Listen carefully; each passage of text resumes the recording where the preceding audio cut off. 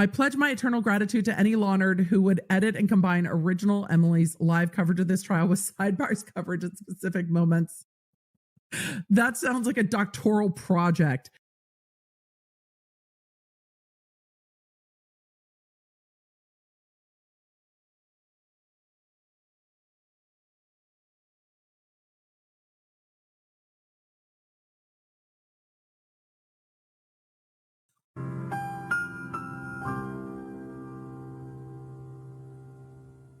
Alrighty, welcome everybody. Today is day 24 of the trial. We are approaching the end here. We just have these last few rebuttal witnesses and then we are on to closing arguments. So I just wanted to go ahead and say this, I'm reading these transcripts and compiling these videos together. This is December of 2023. So in case somebody is watching these videos not in December of 2023, or I guess any year but not in December, and they're like wondering what's going on with all these holiday songs. So you know, over time as I was reading these sidebars, I started like singing sidebar in like various ways, and then I had the idea towards the beginning of December to do like holiday themed, and so that's what I've been doing for these sidebars. So I'm just continuing on with that here, and luckily we are kind of approaching the end of the trial because I have been running low on the holiday songs, so I appreciate all of you who have submitted your holiday song suggestions. I appreciate it. I've written them down, and I'm sure there's probably some more filtering in as we speak. But we finished on the last video, we were on a Nutcracker theme there. So anyway, that's just a heads up in case anyone's wondering. These were made in December. So yeah, there you go. All right, so day 24, let's get started here. Proceedings, the bailiff, all rise. Please be seated and come to order. The court, good morning. Ms. Bredehoft, good morning, Your Honor. The court, all right, do we have any preliminary matters at this time? You know they always do. Mr. Rottenborn, very brief. The court, sure, want to come forward? Matters at this time? Okay, sure. You want to come forward? So they're approaching on a brief matter. Here a sidebar comes, pa-rum-bum-bum-bum. Little drummer boy, sidebar style. Mr. Rottenborn, good morning. The court, good morning, sir. Mr. Rottenborn, this is just very briefly about Dr. Gilbert. We're not trying to get him excluded, but I think it's early, but I do want to be clear based on Your Honor's rulings yesterday. So this is, he issued a fairly, this was in rebuttal, so fair game, you know, fairly wholesome opinion. But they say he is going to testify about the finger injury. I don't know what a wholesome opinion is, but okay. Sustained, as well as Dr. Jordan and Dr. Moore's opinions relating to it. So this is in rebuttal, and they didn't call him in case in chief. Dr. Jordan's out. She never testified. The court, I agree with you. Mr. Rottenborn, Dr. Moore, here's the issue. So Dr. Moore, in case y'all are wanting a refresher here, because there's been a lot of doctors in this trial, Dr. Moore testified for Amber Heard's team about the finger injury and the nature of how it was sustained. And, you know, he was kind of in hot water during his testimony for kind of demonstrating, you know, demonstrating how the hand was positioned, and he had demonstrated it flat without the fingers curved over, and then he kind of tried to walk that back later on when he got called out. Okay, so Dr. Moore, here's the issue. In his deposition, Dr. Gilbert seems to believe that Amber had said the phone took the finger off, smashing the phone against the wall, which Amber never said. She said, I don't know how it happened. The court, that sounds like it's for cross-examination. Mr. Rottenborn, no, I know, but I just want to, this is part of the rebuttal issue that we talked about yesterday. So Dr. Moore in his testimony never mentioned the phone. He never said, basically what Dr. Gilbert wants to do is say, given the competing potential causes that I've heard, there's a phone and there's a bottle and there's, you know, whatever Dr. Moore testified to. Shouldn't you know what he testified to? Just saying. It's fair for him to rebut what Dr. Moore testified to, but if he's testifying about saying, well, it didn't happen with the phone, that's, first of all, that's not what Amber testified to. But what would be rebutting lay, but that would be rebutting lay witness testimony, which isn't appropriate. So this reminds me of a sidebar, or actually, I think there were multiple sidebars on this issue from the previous day in trial time, which was day 23. In that case, there was a lot of discussion about the nature of rebuttal testimony among expert witnesses. And if y'all remember, or if you don't remember, the issue there was Johnny Depp's team was wanting to have a rebuttal witness, rebuttal expert witness, rebut not a specific expert, but instead rebut evidence. Essentially, I believe they were using photos, like documents, right? So, because this was for Mr. Neumeister. This was in regards to him. So he wasn't going to rebut another expert because Amber Heard's team had not called at that time. They had not called an expert witness dealing with, I almost said AI, goodness, not AI, metadata and whatnot, right? They called him first before Amber Heard had anyone. So, so essentially they were kind of trying to say, well, he can rebut the photographs themselves. And there was a lot of discussion about it, and Judge A wanted case law to help make that ruling. And a lot of that, just part of that discussion was that the photographs were admitted with lay witness testimony. That was part of it. And he was allowed to testify, so he did testify. So it's interesting that the same issue is coming up again now. So it'll be interesting to see what happens here, because again, it's a very similar issue. Okay, but that would be rebutting lay witness testimony, which isn't appropriate. I want to make sure we're on the same page that he can't testify about a phone as a possible cause or not. The court, but that's his opinion, right, Ms. Vasquez? Yeah.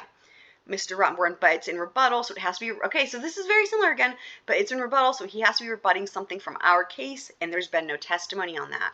The court, but when he's rebutting, he can have an opinion, a different opinion, right, Mr. Rottenborn? Correct. The court, okay.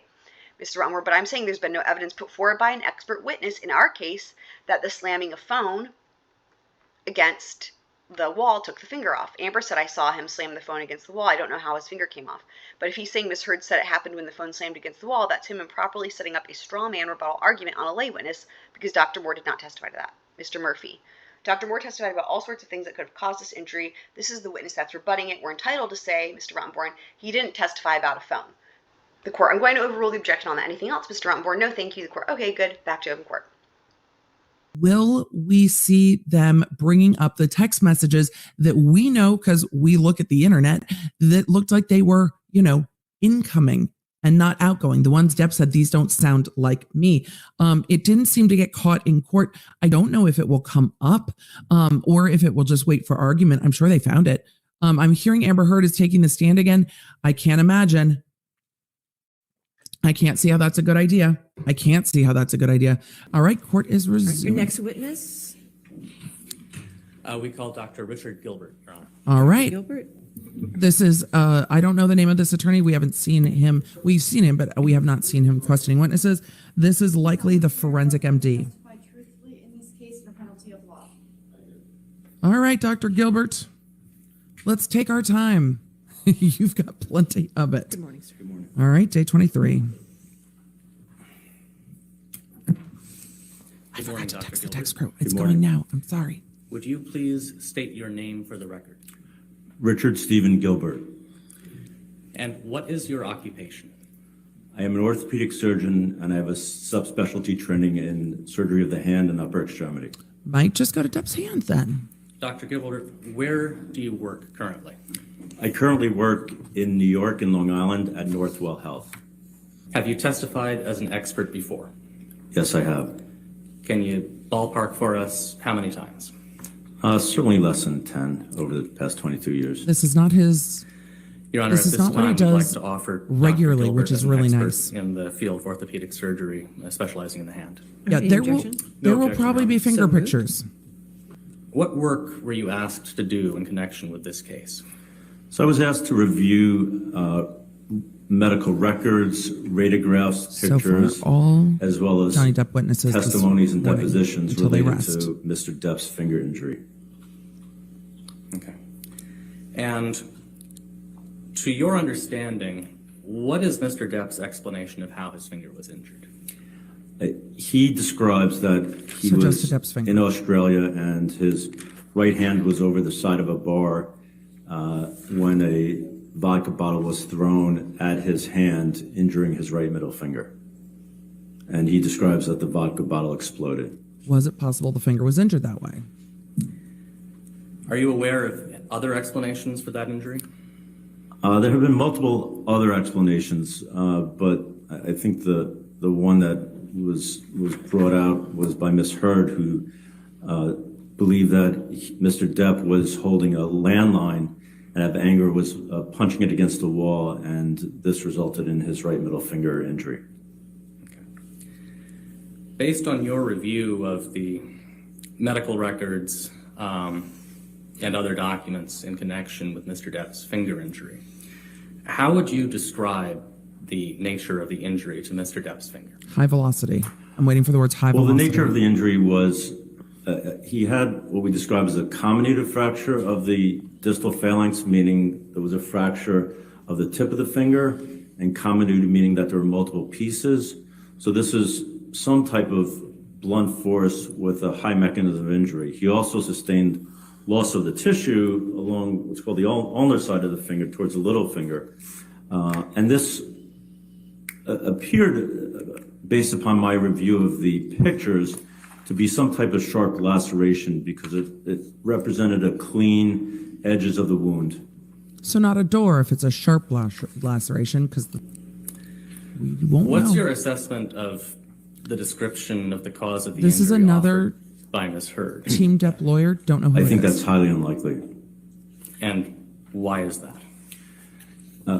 Because in general, when an injury is caused by punching against a wall or a hard object, it is extremely rare to see an injury to the tips of the fingers, which is seen with Mr. Depp's injury.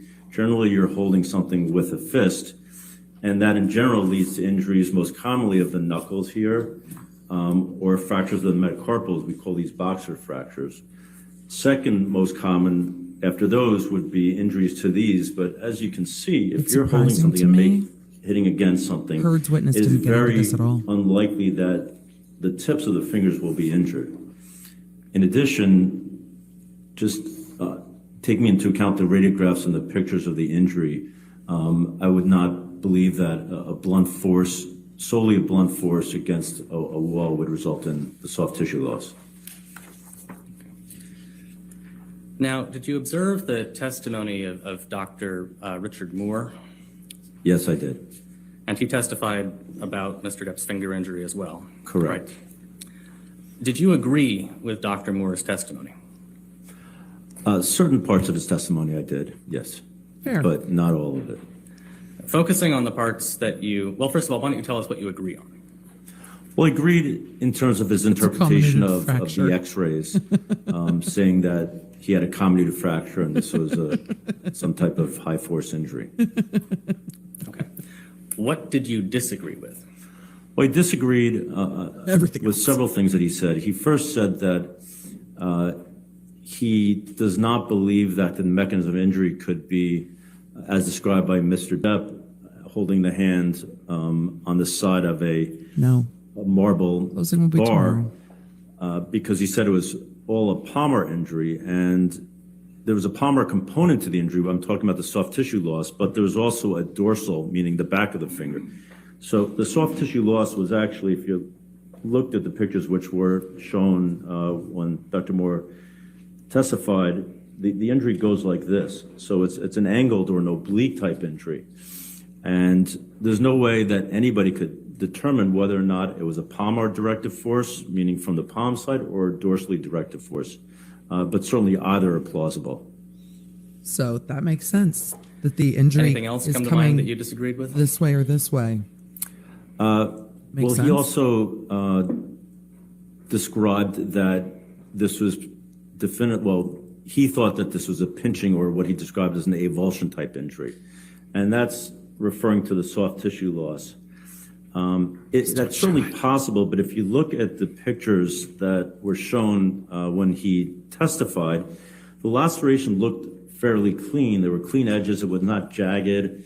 And generally, when you have an avulsion or a pinch type injury, you see a very irregular border to the skin. It's pinched off, you can imagine, as opposed to something that's cleaner that would be lacerated by let's just say a piece of glass or a knife or whatever. And that's more consistent with the pictures of Mr. Depp's injury. Dr. Moore also commented on the absence of fragments of broken glass in Mr. Depp's injury. Do you remember that? Yes, I do. And how does the absence of glass fragments factor into your analysis? It really doesn't. I've seen hundreds, if not probably at least 500 or more glass injuries, and I would say probably the majority you don't see glass in these injuries. It is much more common to see glass embedded in the wounds when you're talking about very fine glass. So if just say a wine glass would explode or something of that nature, where you get little tiny shards. But in general, when you have thick glass, such as you see in a bottle or a pane of glass, you generally don't see, because they break into bigger pieces, and you generally don't see the glass. But you certainly can, but it's not surprising that you don't. Interesting. Can you definitively state how this injury occurred? No, nobody can definitively state. I have no further questions, Your Honor. All right, cross-examination. And that's what the doctor said. If he was Thank you, Your doing Honor. damage the way described, Good morning, Dr. Gilbert. Good morning. he would have had other Now, injuries. You're being paid $1,000 an hour for your work on this case. How much are you being paid, Correct. Rottenborn? Are you here for your 15 minutes you of fame? agree, just to sum up how Mr. Moniz finished, you agree that the finger injury could have been caused by any number of things, right? Yes, And you're not offering an expert opinion on what you believe caused the finger injury, correct? correct.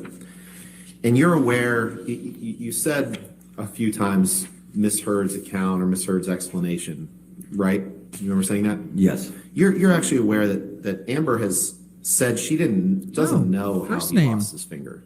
You're aware of that, right? yes. What? So when you were just talking about Miss Heard's account or Miss Heard's explanation, you're aware she's never actually given an explanation for how she thinks he lost his finger, Wait, what? correct? No, Wait, what? You're aware that Miss Heard testified, and this was from your deposition. You're aware that she testified she doesn't know how he got his fingertip chopped off. Wait, what? You're aware of that, right? Asked and answered, Your Honor. Overruled. no, I'm not. I reviewed the records, and in one of the testimonies depositions that I reviewed, it was described that potentially it was lost when he was punching against the wall with a phone. That's what she said in And court. on that, the last point there, I think we agree. Miss Heard's testified in this trial and previously that she saw him smash a phone to smithereens, a wall phone. You'd agree with that, correct? Correct.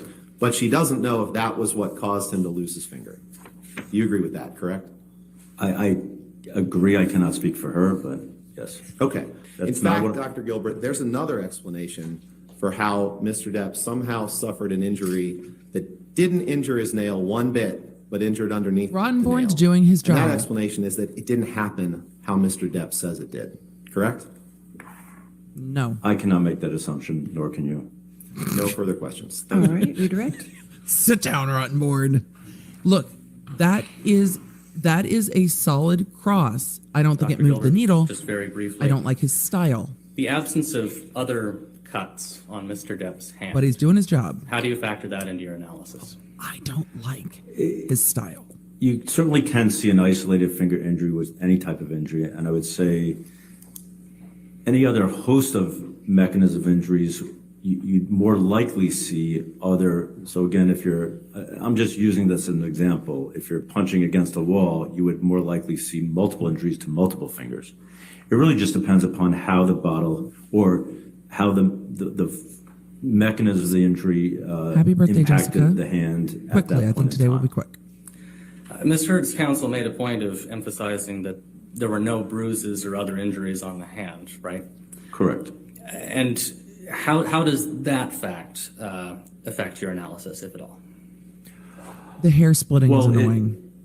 It's part of It doesn't being a lawyer. discount anything, but it certainly makes other potential causes of injury more unlikely, meaning punching against a wall or getting the hand slammed in a door or something like that. I think it's very likely Depp's team doesn't use all 7 hours. And your discussion of Ms. Heard's explanation of the alternative cause of the injury, was that based on anything other than Ms. Heard's statements?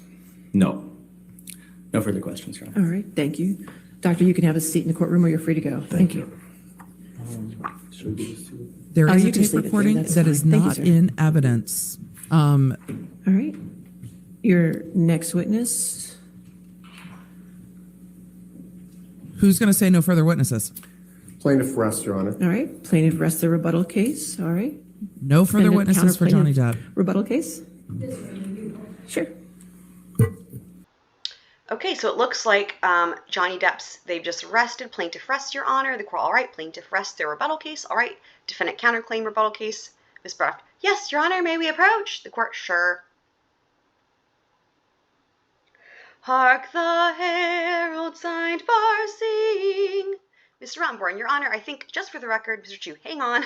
Mr. Rottenborn, sorry, so sorry. Just for the record, I think we would need to renew our motion to strike at this time. I'm happy to just do it right here. We don't have to let the jury. Mr. Chu, we'll do the same when the court, that's fine.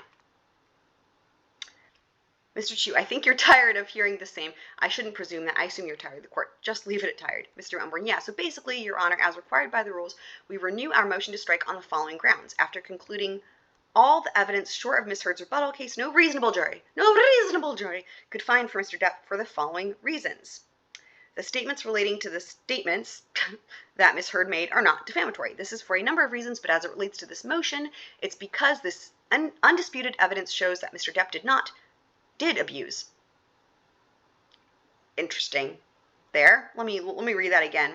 This is for a number of reasons, but as it relates to this motion, it's because the undisputed evidence shows that Mr. Depp did abuse Ms. Heard. At a minimum, emotionally, verbally, psychologically, and otherwise. That's undisputed. It is disputed whether he abused her physically, though we understand that that's a question for the jury. But even if he was abusive a single time in any way, then Ms. Heard prevails. Second ground is that the headline was not defamatory. She didn't write it or approve it. Merely linking to an article does not establish the element of defamation, and the words in her tweet did not affirmatively reiterate the statement or add context or direct the statement to a new audience in a way required for republication. The third ground, Your Honor, is that no jury could find, based on the evidence as described in our motion, and has come out in Ms. Heard's case, that Ms. Heard acted with actual malice. And that includes the testimony of both Terrence Doherty, Ms. Heard herself, Eric George, and others. For those reasons, we believe the court should enter summary judgment on Mr. Depp's claim in favor of Ms. Heard. The court, all right. Mr. Chu. Mr. Depp respectfully opposes the motion to strike for the grounds stated in our written motion and oral argument. There are a myriad of issues in dispute, including the legal issue as to whether verbal abuse occurred or would even be germane here, because the clear implication of the defamatory statements is physical abuse. But in any event, for the combination of reasons and raven. But in any event, for the reasons previously stated, and I almost went on a scroll tangent, I'll save that for later, just side scroll tangent. But in any event, for the reasons previously, I said ravens again. Oh God, oh no.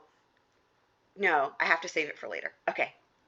But in any event, for the reasons previously stated and incorporated by reference, Plaintiff Depp believes the motion to strike should again be denied. The court, all right. Mr. Chu, thank you, Your Honor. The court, anything further? Mr. Rottenborn, no, I'll just rest on my argument. I almost thought I was going to say rest on my laurels. I don't know why. The court, motion to strike is denied for the reasons previously given by the court. I previously didn't strike. Okay, Mr. Rottenborn, thank you, Your Honor. The court, while you are still up here, just a couple housekeeping matters. The sketch artist yesterday was sketching the jury, so I have that now. I'm not going to do anything with it. I took it. She knows. She's been notified. She thought she could do it. She knows now she can't.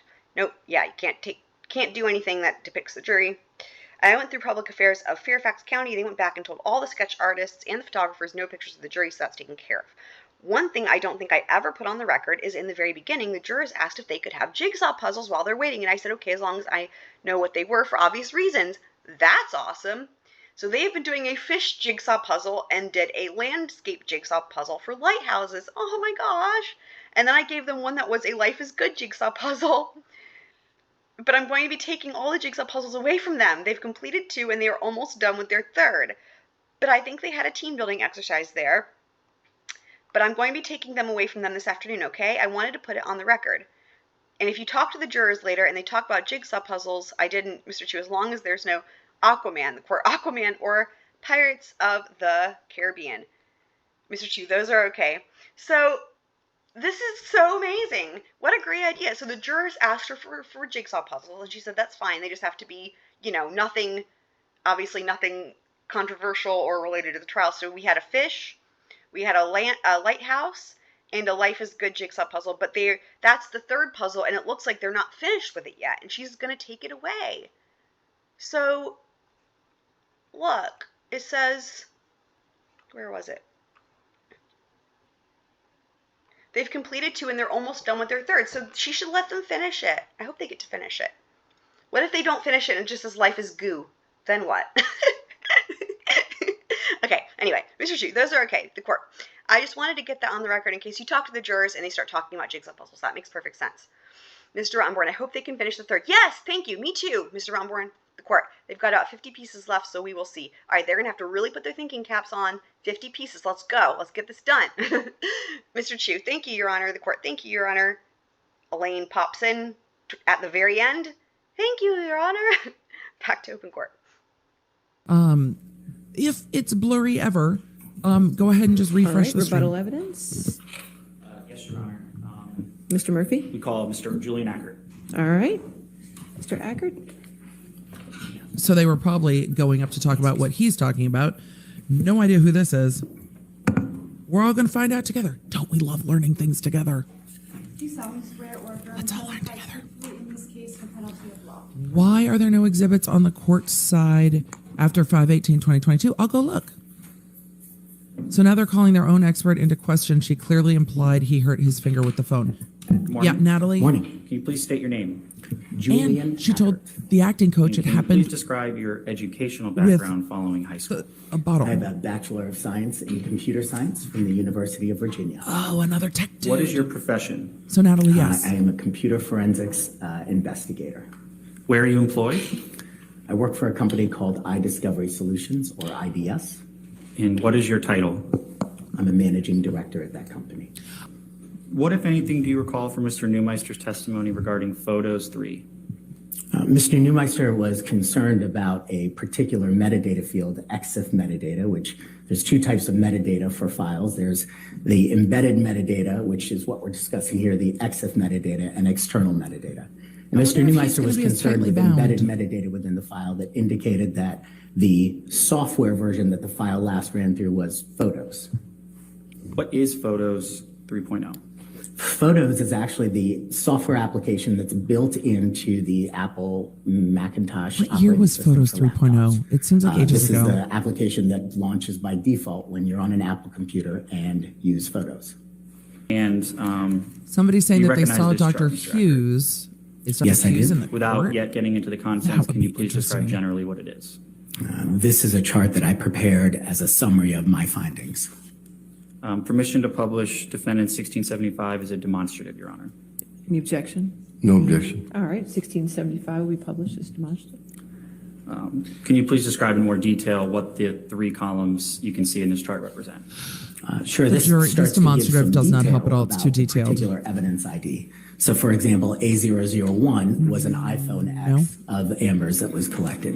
A002 was an iPad of Amber's collected. How did you get it? A11, 12, and 13, slightly down, are 3 different laptops that were collected for Amber. And were they given to anyone? Do you see the IDS evidence number I have column? so many questions. Yes, I do. Do you see the source stat column Yes, I do. and the source details column? Yes, I do. So if you look at the first one, for example, the picture Neumeister referenced on page 24, or I guess that's the second one, there are equivalent versions or original versions of those that do not show the software EXIF metadata field of Photos. Rather, it shows the original iOS version on A001, which was Amber Heard's iPhone X, A002, which is Amber Heard's iPad Pro. Scrolling on down through there, you see it on A0011, which is Amber Heard's laptop. Same with A0012 and 13. You can see this again with the next row that's visible at the very top. Neumeister identified a photograph on page 30 taken on December 16th, 2015. He was concerned about the They should have had the same data. metadata of that showing But I have questions. software version of photos. The original versions of those were found again on A001, that's her iPhone X, A002, her iPad. And it's not surprising to me that I found all these on all the devices because that's how the Apple ecosystem works. It replicates your pictures or synchronizes your pictures across your devices when you take them. Hi. Mr. Was Ackert, you can iCloud take- doing auto-sync in Do you recall Mr. 2017 Neumeister's across testimony devices? regarding what he claims of EXIF metadata I modification? feel like that came later, but I Yes, could be do. wrong. This is I'm a open to being completely wrong. hypothetical scenario. Mr. Neumeister. Oh, never that is. specified That's Dr. any Hughes right there. pictures Oh, with fucking specificity hell. That had EXIF metadata modification, and it's a hypothetical in my opinion. Mr. Ackert, did you form any overall conclusions in this case? Yes, I did. And what were those? The images that were created in this case were included log files that allowed me to validate and verify the evidence collected. I validated and verified the log files of the evidence for which I found Mr. Neumeister's original photos that he had concerns about, specifically the ones that had iOS in the software metadata field. I validated that those came from devices that had log files that were validated by me. In other words, they came from original How? evidence files, and in most instances, they came from more than one file. Mr. Ackert, the opinions you have testified to today made to a reasonable degree of forensic certainty. I'm more excited Yes, about they Cross. No further questions, Your Honor. He didn't ask about anything other than Cross-examination, do sir. they have original log files, really? And then Thank you, Dr. Your Hughes Honor. is probably Good next. morning, sir. Yikes. Good morning. As you sit here today, you cannot testify that all of the photographs produced by Ms. Heard are authentic originals, correct? Now, I can testify to the ones that Mr. Neumeister identified with specificity. That Right, are but there were thousands of photographs originals? provided that Mr. Neumeier didn't testify about, right? I have no opinions on any photographs that the opposing expert has no opinions on. My question to you, though, is as you sit here today, fair. can you testify that all the photographs produced by Ms. Heard are authentic originals? As I sit here today, I cannot opine to photographs that have not been presented to me that are not authentic originals. All right. You'll What? agree with me that in some instances, Ms. Heard produced multiple versions of the same photograph, right? Yes, Yeah, you just talked about it, right? yes, That was funny. I agree. And you'll agree with me that the XF data of some of the photos produced by Ms. Heard reflect the use of a photo editing application. no. No? What? I'll agree that they show the use of the Photos application, which is a sorting and editing application. Okay, so what you Also were fair. quibbling with is that it will both sort and edit. That is correct. Okay. Quibbling. Are you prepared to swear under oath that each and every photograph provided by Ms. Heard and entered into evidence in this court is an authentic original? Based on the metadata that I have reviewed of the specific photographs I have reviewed, I can confirm that those are authentic original photographs. For the ones that Mr. Neumeister identified, I identified photos that were authentic originals. No, So I'm he- asking you a broader question than that. So he found underlying authentic There were originals where? Multiple. And are those the ones in photographs that court? Ms. Heard And how do you provided know if that those are the were ones in entered court? Into evidence in this court. Yes. Are you testifying that those are each authentic originals? I have no testimony or opinion on those because nobody's provided me opinion that they're not. Okay.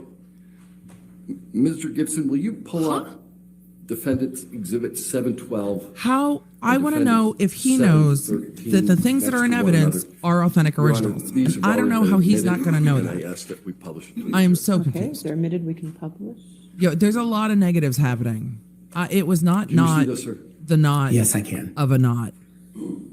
Because not. You'll agree with me that those are different pictures? Visually, they look different to me, yes. All right. We can take Yes. that down. The coloring, correct, sir? The coloring looks different. And the thing with Dennison is he has all the time in the world. No need to rush. Just keep asking questions because Team Heard doesn't have much time to fix it. Mr. Gibson, And we've seen can you Dr. Hughes sitting in pull the up gallery. Plaintiff's Exhibit The clock 1308. is also a player today, a big player today. This has not been admitted, Your Honor, and I propose to use it as a demonstrative. Great. Any objection? Not as a demonstrative, Your Honor. All right.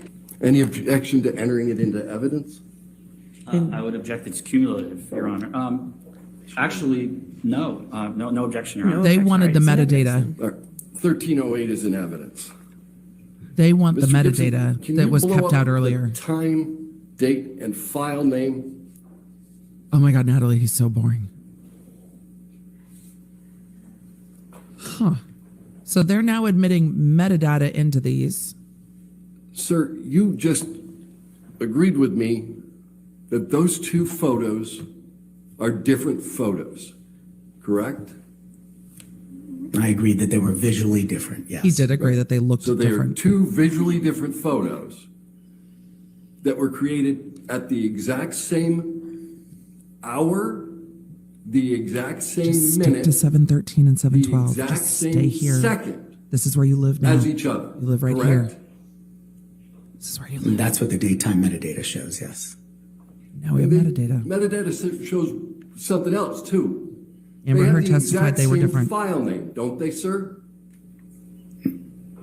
Yes, but that's not embedded metadata. Right. So who would have changed How it? would you have this jury decide which one is real?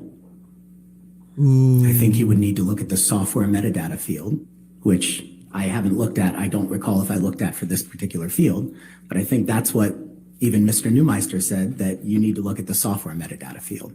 But we have two photographs entered into evidence in this court that have the same identifying information, but in your view, I wonder if this look is why they visually kept that different, metadata correct? out till now. I don't agree that they have the same identifying information. I don't see a software metadata field here. So what's identifying? The identifying information includes the hour, minute, and second they were taken, this picture were taken. I see that. This makes more sense to the jury. Yeah, No Dennison's further actually. questions. Yes, And just for the Dennison. record, since we already have 712 and 713 in evidence as redacted, now this will be 712 and 713A. So 712A and 71213A are now in evidence, just to keep the record clean, okay? And the jury might understand that more Redirect. because that was easier Mr. to Ackert, understand. You just mentioned embedded metadata. What is that? Embedded metadata is metadata inside a file. I talked earlier about the date printed of a Word document. That's embedded into the file, and that traverses with the file wherever it goes. And based on all of the photo metadata you have reviewed, do you have any reason to question the forensic authenticity of any photos Mr. Neumeister testified to for which you were responding to? Not enough. Can you repeat that question, please? Yeah, based on all of the photo metadata you have reviewed, based on the photos Mr. Neumeister testified to, do you have any reason to question the forensic authenticity of Yeah, those it's photos? early in today's. I do not. Following your cross-examination, Mr. Ackert, have any of your opinions in this matter changed? They have not. And is it still your testimony that the opinions you testified to do today are made with a reasonable degree of forensic certainty? Yes. No further questions, Your All Honor. right, thank you. Sir, you can have a seat in Runkle the courtroom. did You're free this. to go. Runkle of the Bailey, who has All right. been on the channel, Did who's you a wanna friend approach who's just in for a court today, moment? right here. Oh, come, all ye sidebars. Since you're short on time, I was going to go ahead and give you actual time between witnesses, if that's okay. Miss Bredehoft, thank you. Mr. Unborn, thank you. The court, 51 minutes. Jesus fucking Christ. All right, just so we're clear. Miss Bredehoft, while we're up here, I'm going to call Dr. Hughes next. Oh boy, we get to hear from Dr. Hughes again. After that, can we take a quick break? The only other witness we're calling is Miss Heard. I mean, this really is crazy, isn't it? We get to hear from Dr. Hughes and Amber again. Anyway, but why? They 51, hold on, back up. 51 minutes.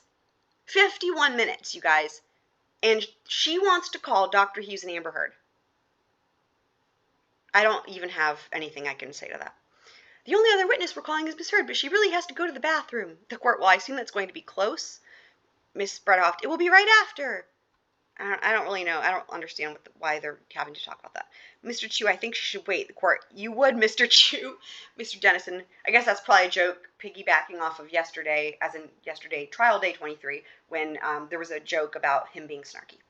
Mr. Dennison, while we're up here and we're going to talk about Dr. Hughes, this is a rebuttal witness. The court, right? Mr. Dennison, there was no direct evidence from any of our experts about IPV issues or risk factors on IPV. The court, okay? Mr. Dennison, so I just want to make sure, the court, the only thing to rebut Ms. Bredehoft, she's going to be rebutting Dr. Curry, and Dr. Curry did testify on IPV, and that she couldn't find IPV in these test results. So what she's going to say specifically, she's going to respond specifically to Dr. Curry and nothing else. The court, just what Dr. Curry said in evidence on rebuttal, Ms. Bredehoft, correct. The court, on IPV, Ms. Bredehoft, correct. The court, just the factors. Mr. Dennison, my big issue is I didn't want another litany of IPV factors. Yeah, that was a disaster last time. The court, right, I don't think they have time to do that. Certainly don't have time. Ms. Bredehoft, we're short on time. That's the understatement of the trial. The court, yeah, back to open court. Oh, they're going to time check. This is the timekeeper in court. I think they're going to a time check at 5:39. All right, your next witness. Your Honor, we would like to call Dr. Don Hughes. Please don't. All right, Dr. Hughes. No. No, why? No. No. Do you have your notes, Dr. Hughes? A Post-it, perhaps? Have you realized that this is actually a memory test? Thank you, doctor. Just a reminder that you're still under oath, okay, ma'am? What, if any, bruising do you have from your last cross-examination? And could you please just remind the jury who you are again? Sure, I'm a clinical and forensic psychologist. I am board certified in forensic psychology. I am the president-elect of the trauma division of the American Psychological Association. And I evaluated Amber Heard over 6 visits for approximately 29 hours. Mm-hmm. And why are you here today? To offer rebuttal testimony to Shannon Curry's testimony of yesterday. Okay. I'm offering a rebuttal to Dr. Curry's rebuttal of my testimony. Methods. Would you agree with that? No, I would not. Why? Please explain. As I testified to you all several weeks ago, I used a standard forensic procedure that is well established in our field. It is a multi-method, multi-hypothesis-driven procedure where you're looking at a variety of different details and tests and external data to arrive at an opinion, and you're looking at the consistency across that data. There are 3 sort of sets of tests that we use as forensic psychologists, and I think that's where it seems that Dr. Curry is she looking confused. Down? We have forensic assessment instruments. Those are instruments that are very neatly tied to a legal criteria. Those are most notably done in a criminal court for competency. If someone has competency to stand trial, we have very clear measures that can This is so different. This is not competency to stand trial. The next level are forensically relevant instruments. And those instruments are not linked to a specific legal criteria, but they do have information that's germane to that finding. And that can be an example of a risk assessment measure and a malingering measure. I'm surprised they're using their time for this. That I utilized was the MFAST, and that was the only malingering measure in this case. The third category are clinical assessment instruments, and those are instruments that are validated and well-researched and used in the clinical realm as we understand people's symptomatology and diagnostic and functional capacities. Those are things like the MMPI, the PAI, the CAPS, the TSI, because they are clinically relevant and they still give us very valuable information to individuals who are involved in a court case. It doesn't make sense. And the reason that we do that and we use these clinical measures is because the majority of the people that we see are in a clinical realm. I think this is a waste of time. So they're well validated and well researched methods.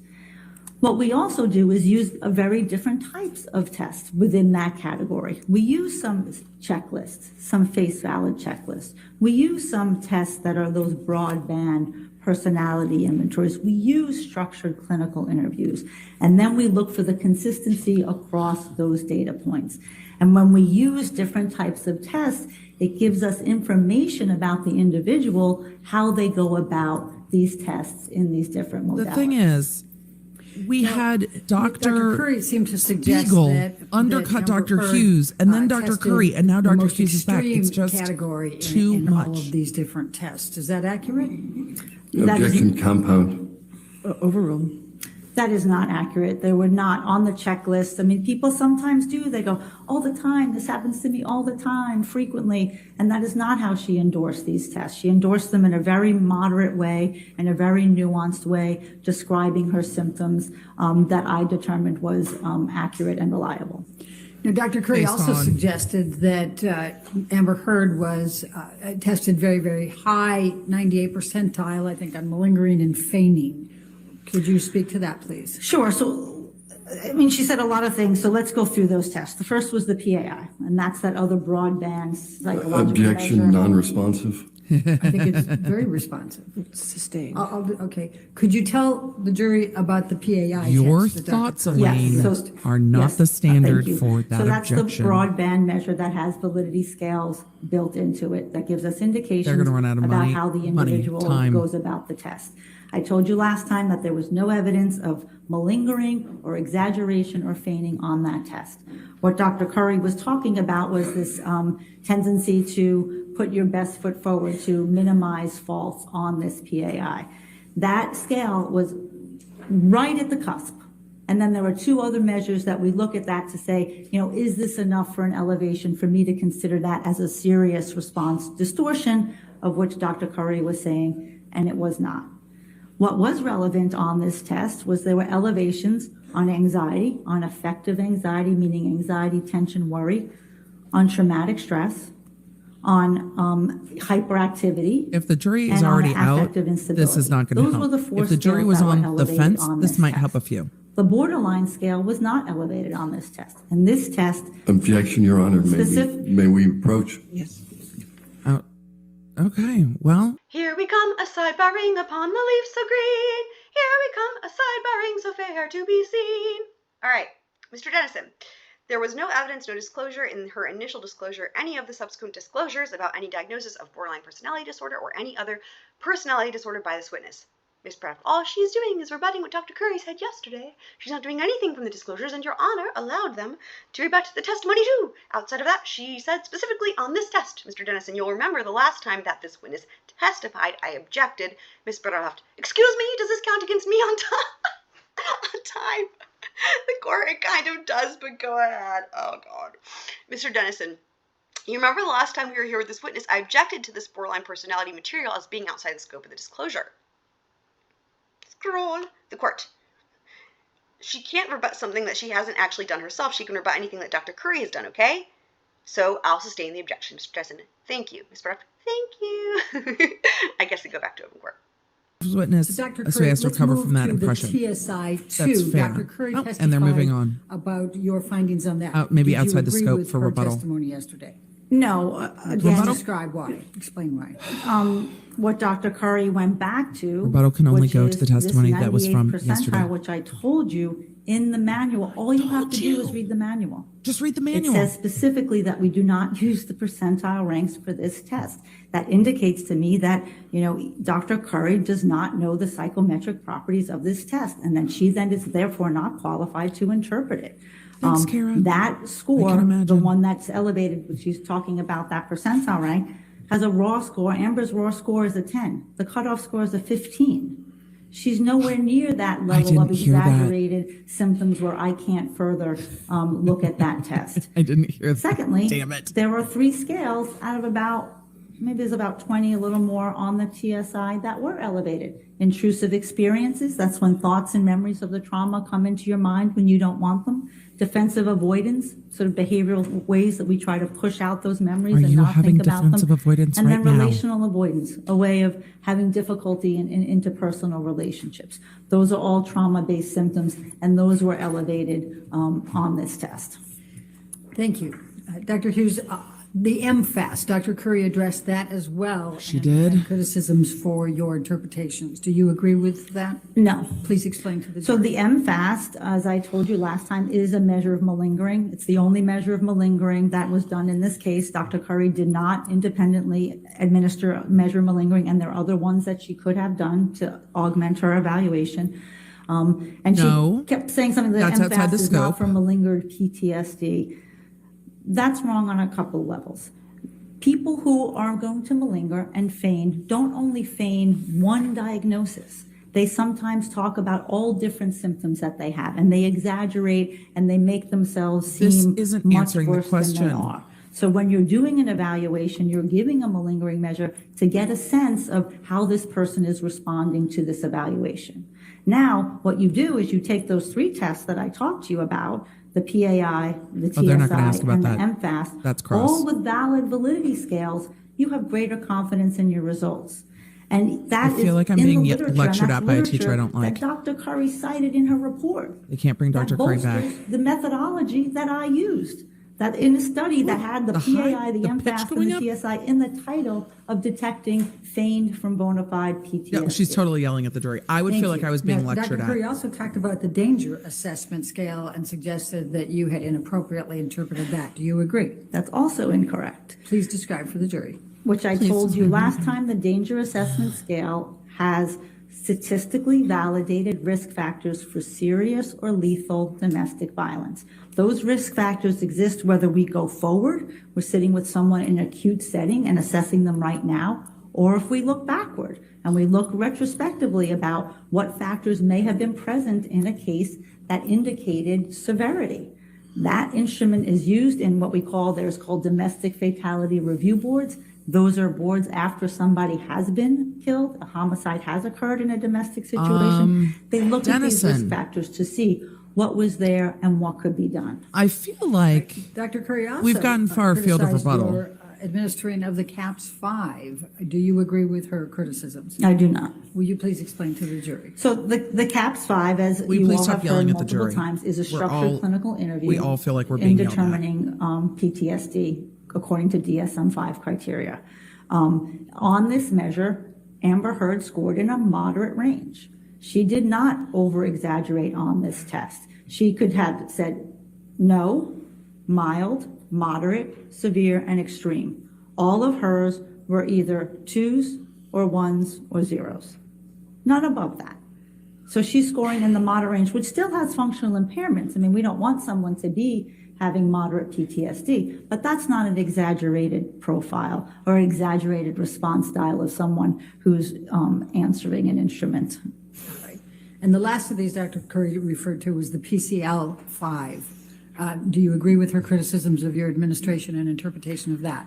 No, so the PCL-5 is a checklist of symptoms of PTSD. It is, as she said, it is a face valid instrument. It means it's very clear about how you can endorse this. But what the person has to do is say, how disturbed am I by these symptoms? And when you have face valid measures with these other measures that have the built-in sort of validity scales, you're sort of controlling for that response bias error. You're controlling for that individual to sort of over-exaggerate. But then what you do with that test, because this is, we're not just administering them like robots, is you go and you do a clinical assessment. the camera is and back. that's what I did. I took what she wrote, what she endorsed on that test in January of 2021, and I did a clinical assessment of those symptoms to see if they meet I don't criteria know if this is for going to move the needle at PTSD. all. That is something we do clinically, and I do in my office all the time. And yes, she did meet PTSD from that in January 2021. Yes, not everything is a Now, nail. Dr. Curry said you misinterpreted her test results. Do you agree with that? Yeah. I agree that I agree that I interpreted them, that she misinterpreted them. No, I That's- feel like I'm being Yeah, lectured. So I don't and like I said it. that before. I find it off-putting. My stance on the MMPI and how she interpreted it is, I believe, wrong, and I think most. Objection, Your Honor. All right. Instead of That's your the issue we belief, just addressed. I don't. If you want to approach. Elaine. Sidebar time, sof, sidebar time, dov. Miss Bredehoft, she explicitly said that Dr. Hughes misinterpreted her test results. The court, right? Mr. Dennison, she did. The court, she answered that question, but then she went further. Mr. Dennison, now she wants to go further and talk about the borderline personality issue. Miss Bredehoft, I'll move on. Mr. Dennison, thank you. Back to open court. YouTube Dr. thinks. Hughes, Dr. Curry also testified I thought we would that have a a victim longer of break. PTSD has to effectively be prone and unable to function at all. Would you agree with that? That's not what she said. Objection misstates the evidence. Thank you, She Dennison. said they couldn't hike, they couldn't No. move, they couldn't No. function in any shape, No, way, this shape, is or form. in- Thank you. proper, No, Elaine. that is not correct. That is often actually a myth and misconception about individuals who are struggling with PTSD or trauma-based disorders. And I'm often called to answer that and speak to that. Not what she said. People who are struggling with trauma and PTSD are very strong, courageous, resilient people, even though that they're struggling. They get up, they have to go to work and drop their kid off at school and go to the market, even though they're struggling with these symptoms. So I often talk about it as this sort of walking around with a 50-pound bag of flour on their backs, just sort of trying to get through the day, where sometimes that button's going to press play and the trauma is going to start activating in their head, and then they're going to be having to think about it and have startle and have physiological reactions until they can find a way to hit that pause and shut it off again. So they still have, impairments in other ways, but they go about their lives. They're not, totally debilitated. If you have someone in that high range, the highest score is an 80 on the CAPS,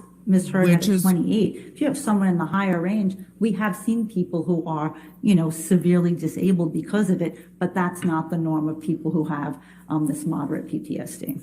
And did you find functional impairment with Amber? Yes, I did. Now, Dr. Curry also said Did she that testify to that the it first is time? not within the scope of a psychologist to evaluate domestic violence. Do you agree with that? That's not what she said. Of course, I don't agree with that. This is what I do for a living, day in, day out, That for is not 25 what she years. said. We are specifically trained to understand the profound impact that trauma has on people's lives. That's what we do in the She trauma said it's division of not the yours American to determine Psychological the Association. We disseminate that facts. knowledge. And domestic violence is one of those profound traumas.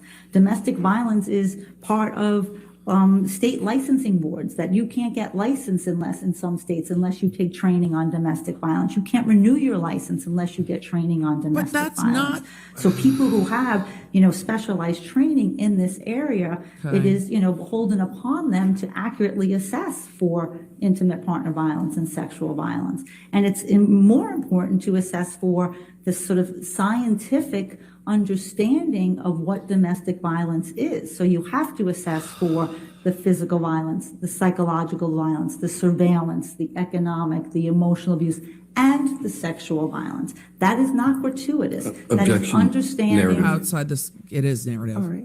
Next question. Thank you. There's the objection, but Now, Dr. This is Curry the battle of the suggested expert. that Curry said this, you made said a this, who's determination right? just based on personal opinion and just on did. checklists and a couple of tests that you misinterpreted. Would you agree with that? I vehemently disagree with that. As I Right. stated to you, over 29 hours and Answered. 12 psychological tests. and Objection reviewing outside the scope. A slew of documents in this case, and most importantly, therapy records and interviews, collateral interviews with therapists. Using all that data, that is what a solid forensic methodological exam looks like. And then I made my conclusions based on my clinical education, knowledge, and training to come up with a professional expert opinion. Okay. And just to remind, to make sure we're reminded here, you were qualified in this court, in this case. Objection as outside an the expert, scope in forensic of rebuttal. psychology, and specifically in domestic violence and in I don't know why he's not objecting. no, I just lost it. And in violence, correct? Intimate, and in trauma, correct? Objection, Your Honor. Objection. Misstates the Misstates. record. Yeah, if you want to ask the question again. Interpersonal. Yeah, I She's like, probably should I do that. can't, Your Honor. You were qualified. I gotta find my note. Is it on a You were qualified as Post-it? an expert in forensic psychology with a specialty in domestic violence and in trauma, correct? Correct. Okay, and that was in this case. That's correct. Okay. Okay. Now, do you still hold the same opinions you did that you gave the jury earlier? Yes, I do. And do outside you the scope still of- hold them within a reasonable degree of psychological probability and certainty? Yes, I do. Thank you. All right, Stop there, Elaine. cross-examination. Yes, Your Honor, but can we approach quickly? Sure. Sidebars, sidebars, sidebars. These sidebars took all day. Mr. Jensen, the witness suggested that her 29 hours was somehow valuable here. I was hopeful that I could ask whether she knew whether Dr. Curry was limited in the total number of hours she was able to meet with Ms. Hurd. I don't want to get into the details, but Dr. Curry had a total of 12 hours, and, she's comparing her 29 hours to her. We're talking apples and oranges. Ms. Bredehoft, they asked for, in fact, it was 14. They asked for 14, and we said yes. We agreed to the full amount they asked for. She wasn't limited. If she had asked for 20, we probably would have agreed to that. If she asked for 29, we probably would have agreed to that. We agreed for what was asked for. The court, I'm not going to allow it. Ms. Bredehoft, thank you. Mr. Dennison, thank you.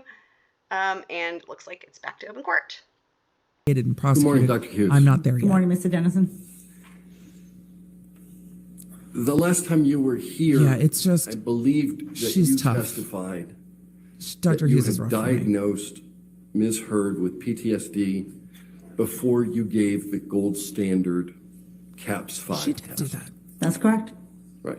Why? And that diagnosis is actually reflected in the first of the disclosures you put forward in this case. I believe the first disclosure was February 2021, and at that point, I had done 11 psychological tests. That's correct. Right. And your disclosure reads, Ms. Heard's responses on the PCL-5 support a DSM-5 diagnosis Oh, I'll answer that when I have a chance to chat. But hi, name traumatic stress disorder with an etiology of intimate partner violence she experienced by a former partner. Emily's in the chat. Remember writing that? That's correct. Okay. You just testified that you need to read the manual, right? Yes. Okay. That's my takeaway from today. Can we You put need to up read the manual. 1311 as a demonstrative? Is it the manual? Please, God, let it be the manual. At least that would be interesting. Yes, Your Honor. All right, if you want to leave. It's the manual. You just approached. Isn't this what you addressed when you approached? I can see a sidebar time when all our dreams come true. Shout out to all my friends in the UK. Miss Bredehoft, I just don't know what it is, the court. I assume something from the manual. Just if I could guess something from the manual, Mr. Dennison, yeah. Miss Bredehoft, which page is that? Mr. Dennison, we're only on the second. My guess is page. Page, yes. Miss Bredehoft, well, what is up? What is up is a chart. Mr. Dennison, I know he had the wrong thing up. The court, now it's up. It's danger assessment. Mr. Dennison, let me get him back to the right one. The court, let's see the right one first. Mr. Dennison, may I approach the witness and give her this? The court, okay, sure. Back to open court. I bet that's the manual. Amber's team have to know better than to put Amber back on the stand. I would think the only way they would, They're getting the right one up. they only would push it. I think Let's you're asking, use Justin, the only way 1312. they would do that is if Amber really wanted to. 1312. I don't think they have the time to protect her as And their that- client if they put her up. I don't. Any objection to that demonstrative? No, Your Honor. Okay, 1312 can be published to the jury. Yeah, Dr. Hughes. Dr. Hughes sounds mad, but that's fair. I Do mean, you recognize her what the opinion got National ripped Center on for yesterday. PTSD is? What it is? Yeah. Yes, I do. And they publish the PTSD checklist for DSM-5, That's correct. that what we've been calling the PCL-5. Correct. All right. We're getting into the And manual. are you familiar with the document that's on your screen? Yes. All right. What is it? It reminds me of It's Wally. the Manuel. instruction manual to how to administer the PCL-5. Okay. I'd like to move for the admission of 1312. Any objection to 1312 coming into evidence? Oh, the All right, jury 1312 gives. in evidence. The jury's going to give zero Can we go to the fucks. second page? Can we just ask the questions? Can we blow up the second paragraph on the right? Judge A has been incredible. Judge A is the type of judge you hope to appear in front of on a trial this long. The PCL-5 should not be used as a standalone diagnostic tool. She's gonna say she didn't use it as a standalone. Diagnosis, the clinician will still need to use clinical interviewing skills and a recommended structured interview, e.g., the CAPS-5, to determine a diagnosis, correct? That's what the manual says. Always possible. Right, and this manual Okay. also says that this is a screening I- instrument, so when you do the clinical interviewing, you absolutely Dennison. can determine diagnosis So the after answer is somebody. yes. Don't just The let her manual says wander. Still the need to use clinical PCL-5 interviewing skills, which I used. Well, let me finish my question. The PCL-5 should not be used as a standalone diagnostic tool, and they recommend using the CAPS-5. Dennison didn't to come in determine the hot. diagnosis, So if she correct? starts getting hot with him, it's going to It get. does say that, yes. Yes, and you made your diagnosis before you did the CAPS-5. I made my diagnosis doing clinical Dennison interviewing needs to and hold 11 other her psychological to tests the yes, no that supported answers diagnosis and of make them PTSD and fix it symptomatology and consistent with redirect. PTSD. He needs to make them fix it and redirect. He needs You to said hold that her we should tighter read the manual. Would you because they also don't have agree with time. me that we need to read the directions on these tests? Sure. Okay. Yes, sir. Thank you. Did you hear that? Yes, sir. You may approach. So it looks like they're bringing up another Any demonstrative. objection of 1309 as a demonstrative? May we approach? Okay. Judge A, did you know that these sidebars would take most of the trial? Miss Bredehoft, can you tell me where that is? Where this is at and what this is? Mr. Dennison, I can tell you, I'm almost positive she'll tell you that's the top of her CTS2, the one she administered to Amber Heard. Miss Bredehoft, at the top of the first page. Mr. Dennison, no, it's the instructions. Miss Bredehoft, okay. The court, no objection. Miss Bredehoft, no objection, Your Honor. Back to open court. He was giving the Doctor, example of do you emailing, but that's not what came up. Recognize the demonstrative that's in front of you? Yes, but I didn't put the red lines on that. No, I did. That's Yes, I fair. know. Okay. That's fair for her to say that's not So mine. this, what do you recognize this as? User I error. recognize that we previously discussed this, and I told you that I oriented Ms. That's Heard to a not different time frame because she was already out of the relationship. Non-responsive. Okay. Oriented to a Maybe we different should time back it frame. up a little. Non-responsive. This is the CTS2 that you administered as part of this battery of tests that you indicate you did in relationship to your diagnosis. Right, this is the conflict tactic scale too. All right. And you'll agree with me that this test specifically asks, in front of every single question, Oh yeah, he's going to walk right into being combative. This happened in the past year. Correct, and I Right. oriented And the you know- individual to not Just- limit herself to the correct. last year to get an accurate assessment of the violence and abuse. Dennison, that she cut her experienced in the off. relationship. Objection, Your Honor, move to strike. Yep. All right. Cut Move her strike the off. last part of the answer. Strike the last part of the answer. Thank you. Cut her off, Next Dennison. question. Yeah. And you know that at the time that you gave this test to Ms. Heard, she had been away from Mr. Depp for far longer than a year, correct? Which is why I oriented her to a different Yes or no, time ma'am? frame in answering the questions. Doctor, yes or no? So, of course, Okay, you knew she was gone for more than a year. of course. All right. Let's look at another one of these. That is powerful testimony, but I think it's going to be lost in the circling. We talked about That scale is not meant to be used to you talked orient about to the a different danger time. assessment test. That's It's correct. within the last year. He needs to rein this witness in and make them fix it all on redirect. They don't have time, Dennison. You've got 7 hours. Do not.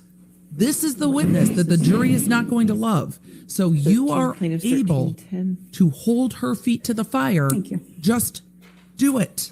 Any objection to 1310 as a demonstrative? Okay. Reminding the jury that You published the this jury. test was oriented to a different time is weird. Dr. Hughes, Blurry AF. this is a blank form, but this is the danger assessment test that you also gave to Ms. Heard, Let's correct? just walk through it. I didn't give it to her. I filled it out based on the data that was provided to me. Oh, so you asked her the questions and then you filled it in. It was somewhat collaborative. Okay. What do you mean collaborative? Blow up. What do you mean? The second Whoa, whoa, full whoa, whoa. paragraph. What do you mean by collaborative? Y'all did it together? It says, using the calendar, please mark the approximate dates during the past year when you were abused by your partner or She gave these in ex-partner. like 2019. You didn't use any calendar, did you? I did not use a calendar because she was already out of the relationship. As I said, these are static risk factors, so they don't change. So I But these oriented to the exams- time of the relationship. Ma'am, it's fair to say that this examination that you gave specifically indicates that you were supposed to look over the past year. And that's not the language? No, that's one administration. People use this instrument for if you're in an acute situation in a relationship, trying to get a better assessment of the current behaviors. We can use it retrospectively, like I just stated, and in homicides and looking back about what are the serious risk factors that were in this relationship. I didn't ask you about anything other than, don't the instructions limit this test to the previous year? You can give this test not only on the previous Nope, asking year, you about the instructions. but I'm telling you how the test is administered in clinical practice and in forensic practice. And opposing counsel can come up and ask questions about it. I'm asking you about the instructions. And the instructions say, look over the past year. Yeah, on this, yes, that it says that. And you had actual knowledge when you gave the test Little visitors. that Mr. Depp was gone way the more first than a day of year summer. before this test. That is correct. Right. All right. Let's look at more instructions. Can we look at 1247, which is already in evidence? This is going back to Dr. Curry saying she didn't follow the instructions. She did not understand the assignment. And he is pointing out, this was the assignment. What did you do? This was the assignment. What did you do? She filled Dr. it out for Hughes, Amber. And that's you recognize this what one too, Dr. right? Curry Yes. said. All right. This is what everybody calls the CAPS 5. Correct. All right. Can we go to the first page? I want to hear him say that's not my question. My question's Let's more blow up the specific. instructions. Answer my question. Yeah, he lets the witnesses go a bit. Standard administration and scoring of the CAPS 5 are essential for producing reliable and valid scores and diagnostic decisions. Correct? Correct. And you have to do this in a standardized way because it is the first instruction, correct? Correct. Well, I'll get to that at the break. Can we go to the next page? One more. These Oh, wait. documents are all blurry for me as That's well. good. This is a page on scoring, and we talked about this last time. Yes. You score these tests by frequency and intensity. Correct. Dennison does the experts. I don't And know you'll why. remember that in every single instance that you were asked to fill in the blank about frequency, Yeah, my little guy you came failed in. to do so, correct? That's not correct. Oh, Oh, it's not? you filled in any blank on this form with respect to frequency? I filled in the frequency on the side of the caps where I am actually scoring the caps. No, I Where asked it's you whether relevant. you filled in a single blank on this form with respect to frequency. Is the answer to that yes or no? I don't know what you mean, a single blank. All right, let's page down. Let's look at it. Let's keep going. All right, we'll stay at this page for a second. This is the very first box you're asked to fill in as to, I think, a fairly fundamental question, right? What happened? We talked about this before, Mr. Dennison. I had 88 pages of notes of what happened. It would have been That wasn't the redundant to question. put it there. You know that you are obligated to produce this test in a way that other people can meaningfully review them. Yes? The people in this case who are meaningfully reviewing them have my 88 pages of notes. Right. But you This chose is- to put absolutely nothing in the box, a standardized box that said what happened. You don't have to put it in the box if you have it somewhere else. It's not Because a, this if is it's not a not a, standardized test? well, if it's not a research instrument that is used for What? research, if you're using it for a clinical diagnostic purpose, no, you don't. So I can use it If you however I have wanna that use it. data elsewhere. Okay. Let's go another So I page. can use it the way I want to use it. That's not what Dr. All right. Curry said. Let's do another one. The text on these screens have been blurry. Yep, absolutely. All right. Let's look at item 4B4. Yeah, the collaborative is a lot for me. And I asked you whether you filled in the blank No. about One attorney, frequency. one witness. And there's a blank in many of these items that asks number of times. You didn't fill a single one of them in, did you? Right, because I filled them on the right side of the instrument where I am scoring it. And that is the way that you believe that you followed the instructions of a standardized test. Yes, correct. No further Yep. questions. She wrote, right, redirect. she failed to follow the instructions of a standardized test. I wonder who, yeah, it's interesting that that's back. What did you mean by that?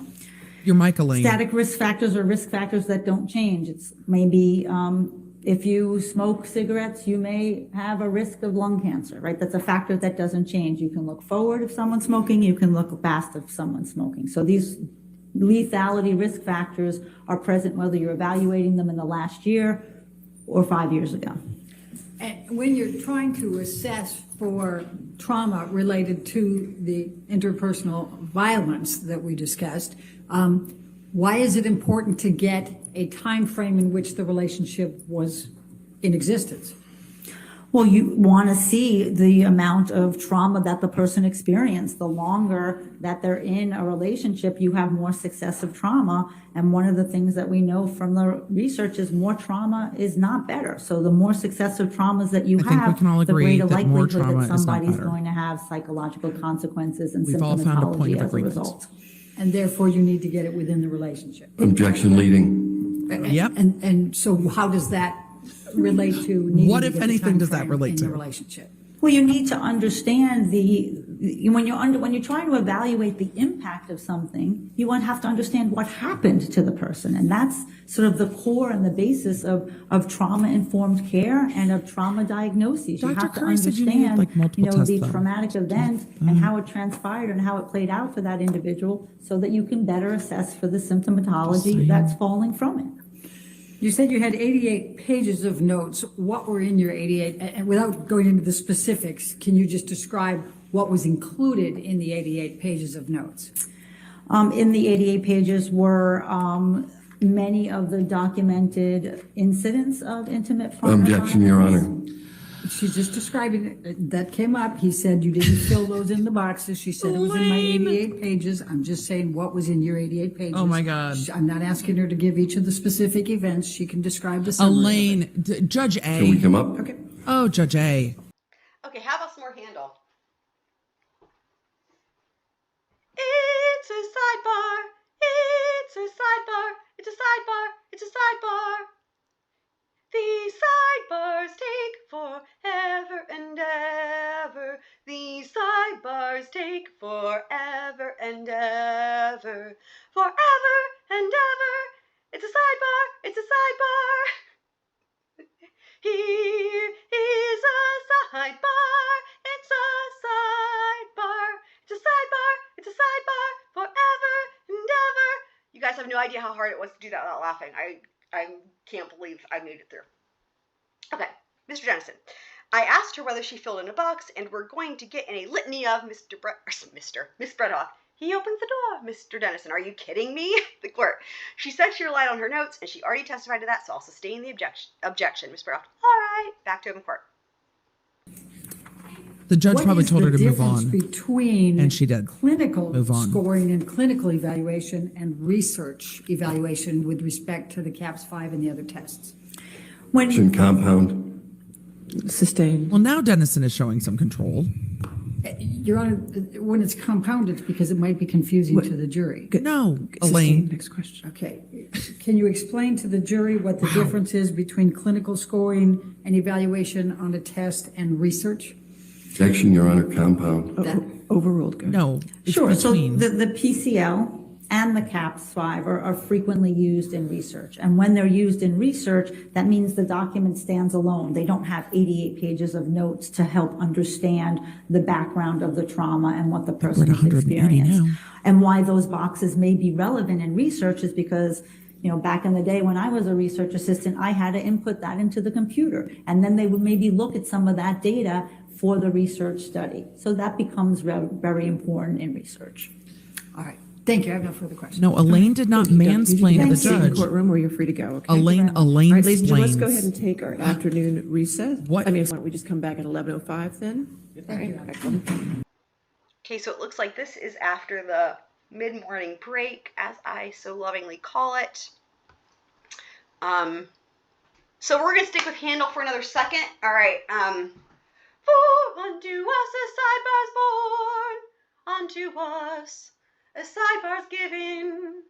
I don't know what's after that lyric-wise. So, all right, we're gonna just stick with that. Mr. Chu, we're just interested in the remaining time. The court, remaining time for both? Miss Bredehoft, yes, please. The law clerk, law clerk, 31 minutes for the defendant, and for the plaintiff, the court, how much time have they used? The law clerk, they've used 54 hours and 49 minutes, the court, so they have about 6 hours. Mr. Chu, going to be a long cross. The court, this is a free sidebar. Ms. Bredehoft, and then we rest. The court, while you're up here, after you rest, I'm going to let the jury go home for the day so they can come back in the morning at 9 o'clock for closing arguments. I'm going to have about an hour of housekeeping with the jury instructions. I assume what I can do is after they leave, I can either take the lunch breaks. I assume your clients don't want to be here for jury instructions. Why wouldn't they want to be there? That's so exciting. I love jury instructions. I'm going to the laptop and going over exhibits. I want everybody to look at the laptop. I want you all to look at the exhibits. I want to make sure you get all the jury instructions done. I will give you your copies of the jury instructions in the order I'm going to say them. So you can all prepare for your closing arguments tonight or this afternoon, sounds like. Ms. Bredehoft, we prefer to do it before lunch. No, seriously. The court, we have to take some sort of break so your clients can leave. Ms. Vasquez, can we take a shorter lunch, Your Honor? The court, 45 minutes. Ms. Vasquez, yeah, 45 minutes. The court, 45 minutes for lunch. Mr. Chu, will they be read to the jury before closings? The court, yes, yes. Okay, so I'll go ahead and just briefly, so the reason that question, different courts, when I say courts, I guess I mean judges, they do it different ways. Jury instructions can be read at different times. So sometimes jury instructions are read before closing arguments, and sometimes they're read after. So that's actually a very valid question, which I'm surprised no one had asked up until now. Will they be read to the jury before closings? The court, yes, yes. What I'm going to do is also adapt some of the initial instructions I gave the first day. I'm going to give them some of those reminders. Since it's been so long since they heard it, just about the note-taking, it's to be used as a reminder. I'm going to add these notes to it. I'm going to tell them that their names are sealed for a year, and then I'll go into the jury instructions that we agreed upon today. Mr. Chu, I'm not saying we will, but may we reference the jury instructions in the juror questionnaire in the closing? Ms. Vasquez, not the juror. Mr. Chu, the verdict form. The court, oh yeah, that's why I'm going to give you copies of before you leave. Today you'll have copies of the form I'm going to give them, and you use however the jury instructions you want to. I'm going to give the jurors each their own copy of jury instructions too, but you can reference any jury instruction. Mr. Rottenborn, can we reference the verdict form? The court, yeah, if you want to reference the verdict form. So that's very common. Also, just another side note, in closing arguments, whether it's criminal or civil cases, trials rather, it's a really smart idea to reference the verdict form, right? Because those are usually really complicated. Well, in some cases, they're more complicated than others. This one, I would imagine, will be very complicated. So it's really important for the, a good strategy for closing arguments is for the attorneys to walk the jury through that verdict form and kind of point out how they want them to answer. And they'll usually say that, like, you want, because you think this person's, guilty, or because they didn't do it, whatever it is that they're arguing, right? Because it's closing arguments. They will reference them how they should go through that verdict form and fill it out if they agree with their theory of the case, and kind of walk them through it like a roadmap. Some trials, the jury instructions are like insane, like dozens of pages, really complicated. But yes, referencing the verdict form is a very good strategy. So the court, yeah, if you want to reference the verdict form, Mr. Rottenborn, he said questionnaire, so I wasn't sure. The court, you can reference the verdict form because it's rather lengthy. There we go. See, as far as that goes, I usually explain it to them too, but this is rather lengthy. So if you want to talk about it, then I won't, but it's up to you. Mr. Rottenborn, my only request is if I assume Mr. Chu is going to make a motion to strike after we rest, could we, Mr. Chu, it's going to be very quick. Mr. Rottenborn, I respect Mr. Chu's exploratory skills, but can we do it here? The court, he said he'll do the exact same thing you did right here, so after I excuse the jury, we'll approach at that time, and then we'll do it, okay? Ms. Vasquez, thank you. Back to him, court. All right, thank you, ladies and gentlemen. You may be seated. They have not Your wrapped next yet. witness. Next witness.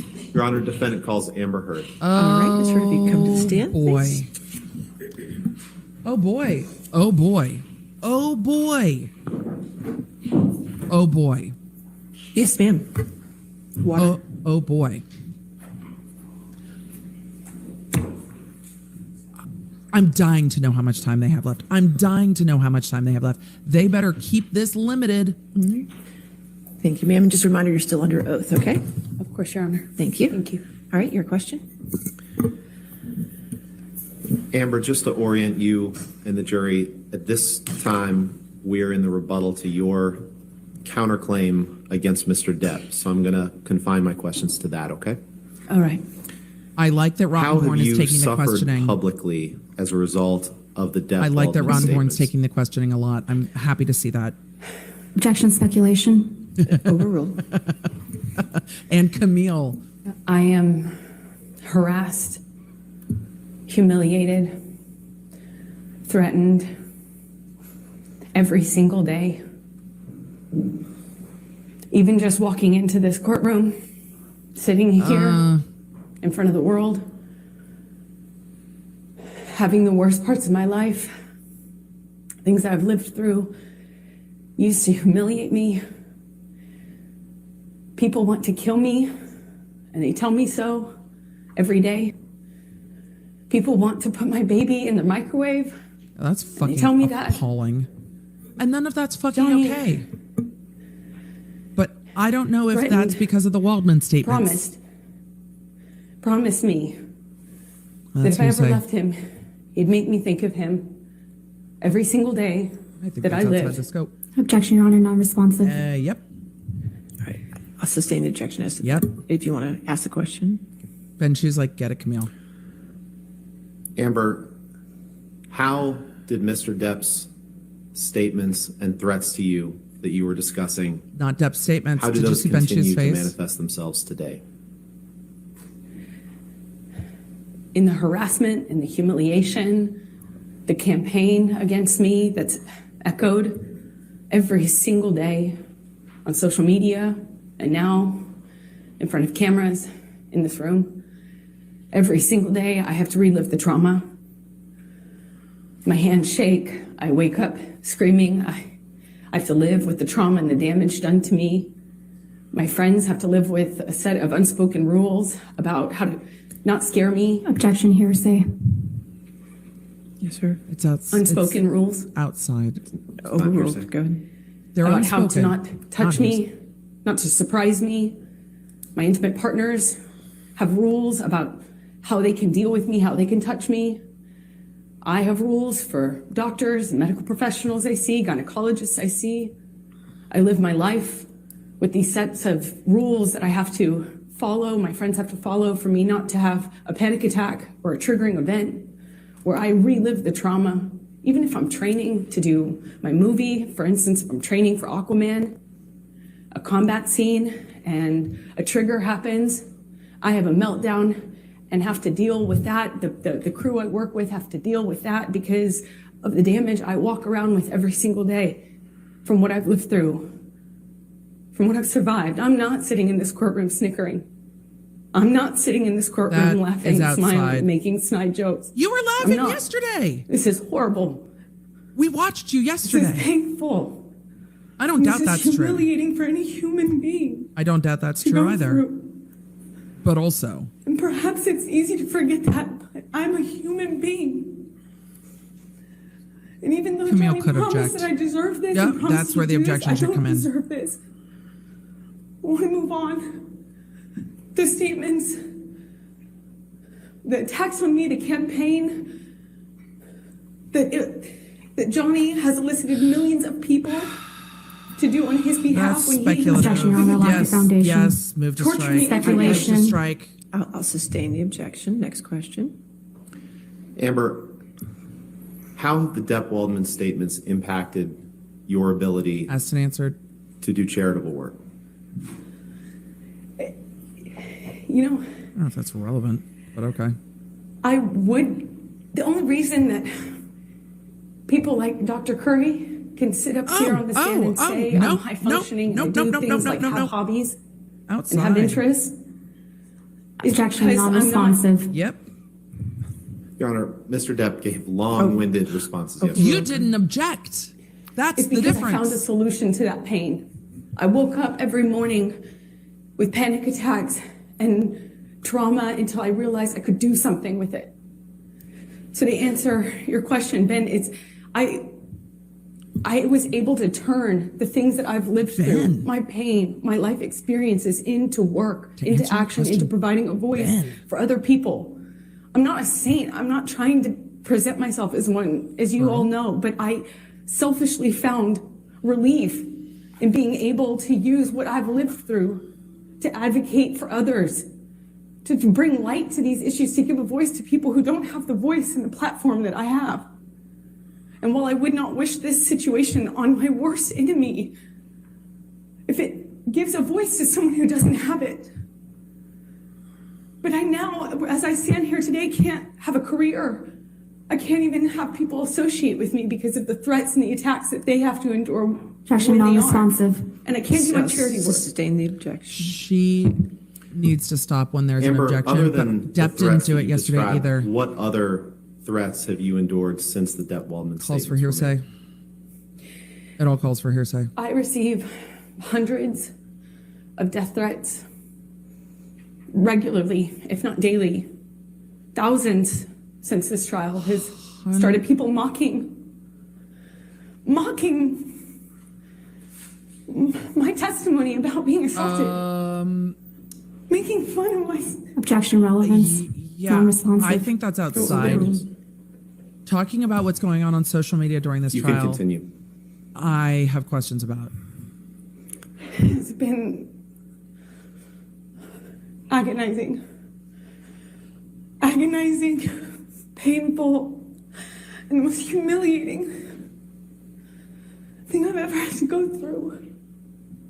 I hope no one ever has to go through something like this.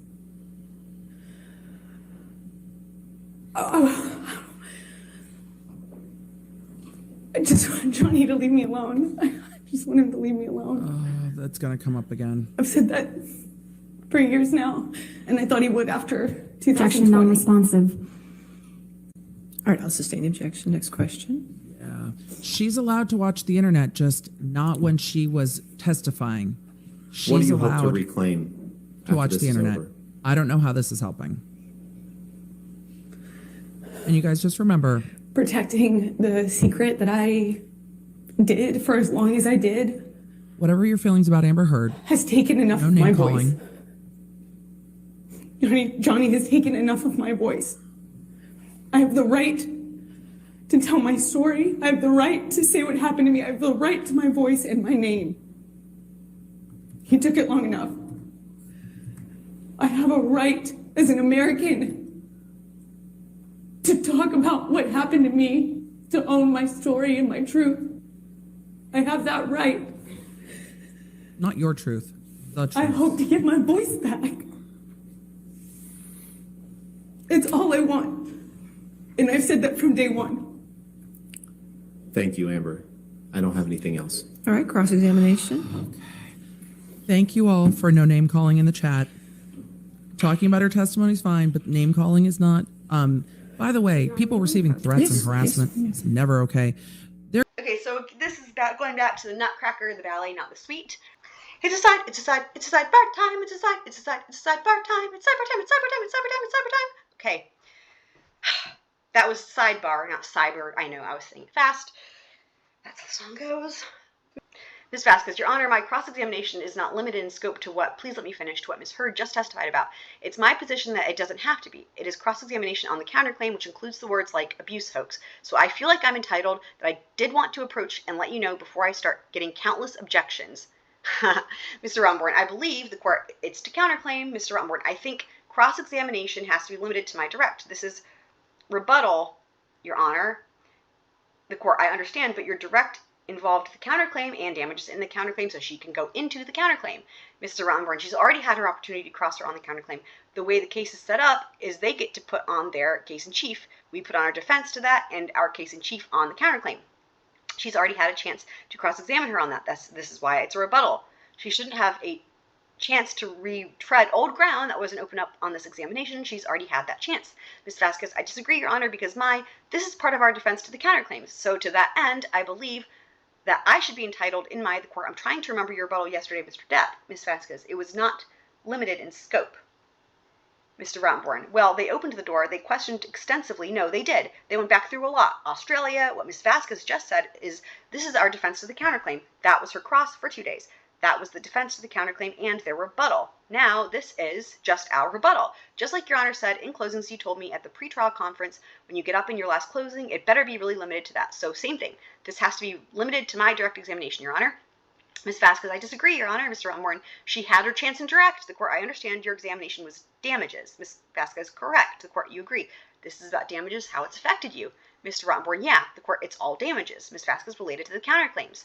The court, if there's a relation to the talking about we don't have those damages because you can, what? If there's a relation to the talking about we don't have those damages because you can get into that. I don't know if that's supposed to be can't. Mr. Rottenborn, she can't get into Ms. Vasquez, including abuse hoax. Mr. Rottenborn can't get into evidence of whether this is a hoax or not. She had 2 days, whatever, a day and a half of cross-examination. Your Honor sustained throughout this whole trial scope objections during cross-examination. So scope is limited to Ms. Vasquez. No.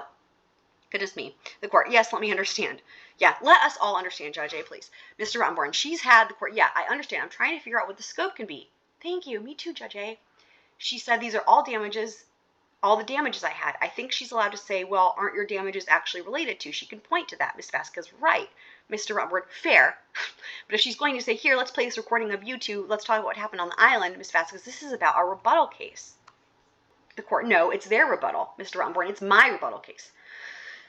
Ms. Vasquez, I'm just saying my examination, the court, you have to tie the rebuttal into the damages. You're saying this is part of your damages. Well, isn't it true about this? Ms. Vasquez, right. The court, this is actually the reason there were damages and some of the other evidence that came in. Ms. Vasquez, right. Mr. Rottenborn, what she wants to do, if she does, is to say you couldn't have suffered damages because she didn't commit a hoax. And if she gets into the facts, that's not appropriate. Ms. Vasquez, I disagree. Mr. Rottenborn, this is our rebuttal. See, she's confirming that that's what she wants to do. She's had her chance. She's had her chance. So dramatic. Ms. Vasquez, I disagree. The court, we can't. I'm sure that's supposed to say go. We can't go back. The defense is right about that. Ms. Vasquez, how about my rebuttal case that came at, may I please just briefly, Your Honor, so we put on a rebuttal case that included new testimony to rebut Ms. Heard's case in chief. I believe I can ask her if certain testimony and evidence that came in rebuttal relates to her counterclaims, which include the words, quote, abuse hoax, end quote, includes the words, quote, fake sexual violence, end quote. This is her case. They're interrelated. The court, now we're just in rebuttal evidence, Ms. Vasquez, but it's related to the counterclaims, Your Honor. I believe I can cross-examine her on the counterclaim statements. The court, I understand that, but this is based on rebuttal. It's only rebuttal to her defense and damages right now. That's all. They're rebutting. In their case, they are rebutting your case as far as damages. It's hard, but it's their defense. So you put on evidence that she was damaged by whatever else issues. Ms. Vasquez, right, court. And other occurrences, so she can get into the other issues or other things that happened that affected her damages and not these statements. Mr. Rottenborn, they cannot. The court, they can't. Mr. Rottenborn, but what Camille is saying is she wants to get into things like testimony from yesterday, Beverly, Leonard, or TMZ. I mean, she's not said that, but let's see. Ms. Vasquez, yes. Okay. Yeah. Yes, because that relates to the damages. Mr. Rottenborn, it doesn't. Ms. Vasquez, yes, it does. I know you are, but what am I? Yes, it does. There are stories out there. Mr. Rottenborn, I let you finish. I'm sorry, I shouldn't have addressed her. This is rebuttal. They finished their case yesterday. My view is going into those things that they ended their case with that don't relate to the counterclaims. Those just relate to smearing Ms. Heard. That's not appropriate for neither side at this point. Certainly not appropriate for her to go into. If they want to go into, you weren't damaged. The court, she did testify that these statements are the reason that she was damaged. Ms. Vasquez, right. Mr. Rottenborn, the counterclaim statements. The court, the counterclaim statements. So if they want to say that these weren't true, Ms. Vasquez, isn't it true that, right? Or isn't it true that what damaged you wasn't the counterclaim statements? It was Beverly Leonard's testimony. It was, the other things that happened being publicized. The court, in the rebuttal, opening the damages, and she did, in the rebuttal, maybe it's opening and damages, I don't know. In the rebuttal, opening the damages, and she did testify that I just want Johnny to leave me alone. I mean, she did testify to more than just damages, which were objected to. I didn't stop it, but she did testify to more than that. She was saying that these statements, Ms. Vasquez, and she said her testimony in this trial, Your Honor, she opened it up.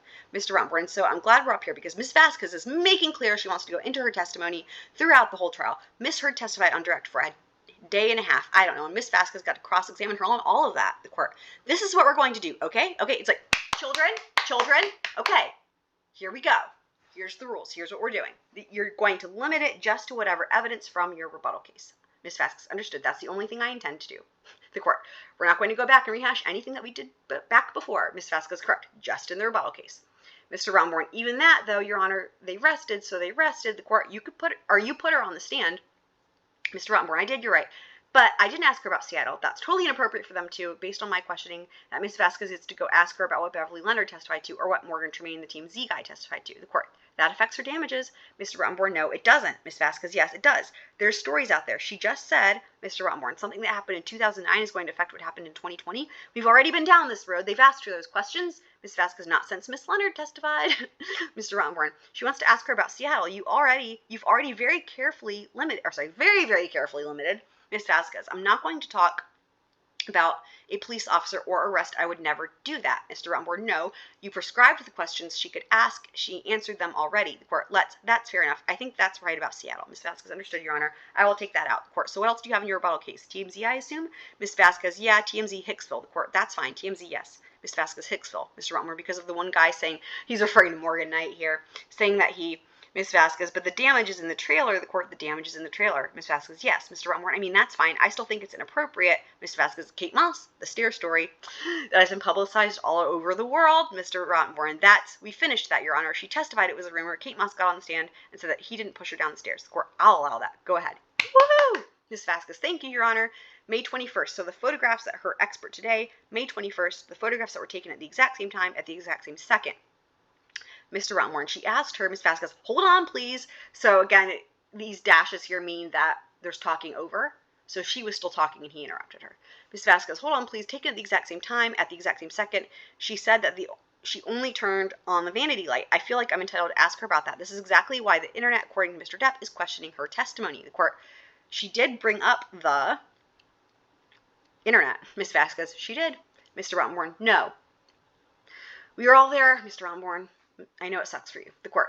She did bring up the internet. She talked about the testimony in this case. She did. She talked about the damages from being in this case. Ms. Vasquez, Your Honor, I think it's fair game. Mr. Rottenborn. So the question, May 21st, Your Honor. May 21st is too far attenuated from what my limited dude. And she's had, I added the dude. And she's had that chance to cross her. She put the two pictures in front of Ms. Heard already. Ms. Vasquez, not with the metadata and not after her expert testified that they were different pictures. The court. I'm not going to allow the pictures. I think you're right about that, Mr. Rottenborn. You're not going to. The court, I'm not going to allow the pictures. Ms. Vasquez, so no pictures that Mr. Neumeister, the court, no. Ms. Vasquez, there's a discrepancy, Your Honor. Okay, if I try to predict where this is going, you can't allow the pictures, but you can allow questions about it. Maybe that's where it's going. There's a discrepancy, Your Honor. She testified the same photograph relates to two different incidents. Mr. Rottenborn, she did not. She absolutely did, dude. Ms. Vasquez, yes, she did. There's a picture of a wine bottle inside one of the penthouses. Actually, she previously testified it actually related to the May 21st incident. When she's on the stand, she tells us Bredehoft and redirect that it's the same photo from a different incident. She totally did. She did. Mr. Rottenborn, she did not. Ugh. Ms. Vasquez, she did. And I'll show it to Ms. Heard, Your Honor. Mr. Rottenborn, she didn't. Ms. Vasquez, there are reasons that the internet, if you want to call them sleuths, bots, I don't care what you call them, people on the internet and social media that she claims have damaged her career at the direction of, I'm sure that's supposed to say Mr. Depp, not Miss Depp. There's a reason. It's because there's inconsistencies with her stories. The court. She did bring up the social media. She totally did. Mr. Rottenborn. She what? Ms. Vasquez. She did bring up the social media. Mr. Rottenborn. What are the boundaries, though? Then Ms. Vasquez gets to show stuff that's all going to be hearsay. She didn't bring it up in hearsay. She just referenced the threats she got. That's very different than Ms. Vasquez having all these people who are paid. Oh, for fuck's sake. Ms. Vasquez harassment threats, calling her a liar. Mr. Rottenborn. So what does Ms. Vasquez propose to do? Show her these internet sleuths? Ms. Vasquez, no, of course not. Just the discrepancies in her stories, Your Honor, that I submit, Your Honor, that I submit is actually what caused the damage to her career. You get it, Camille. It's not, and her PTSD. It's not the Waldman statements, the court.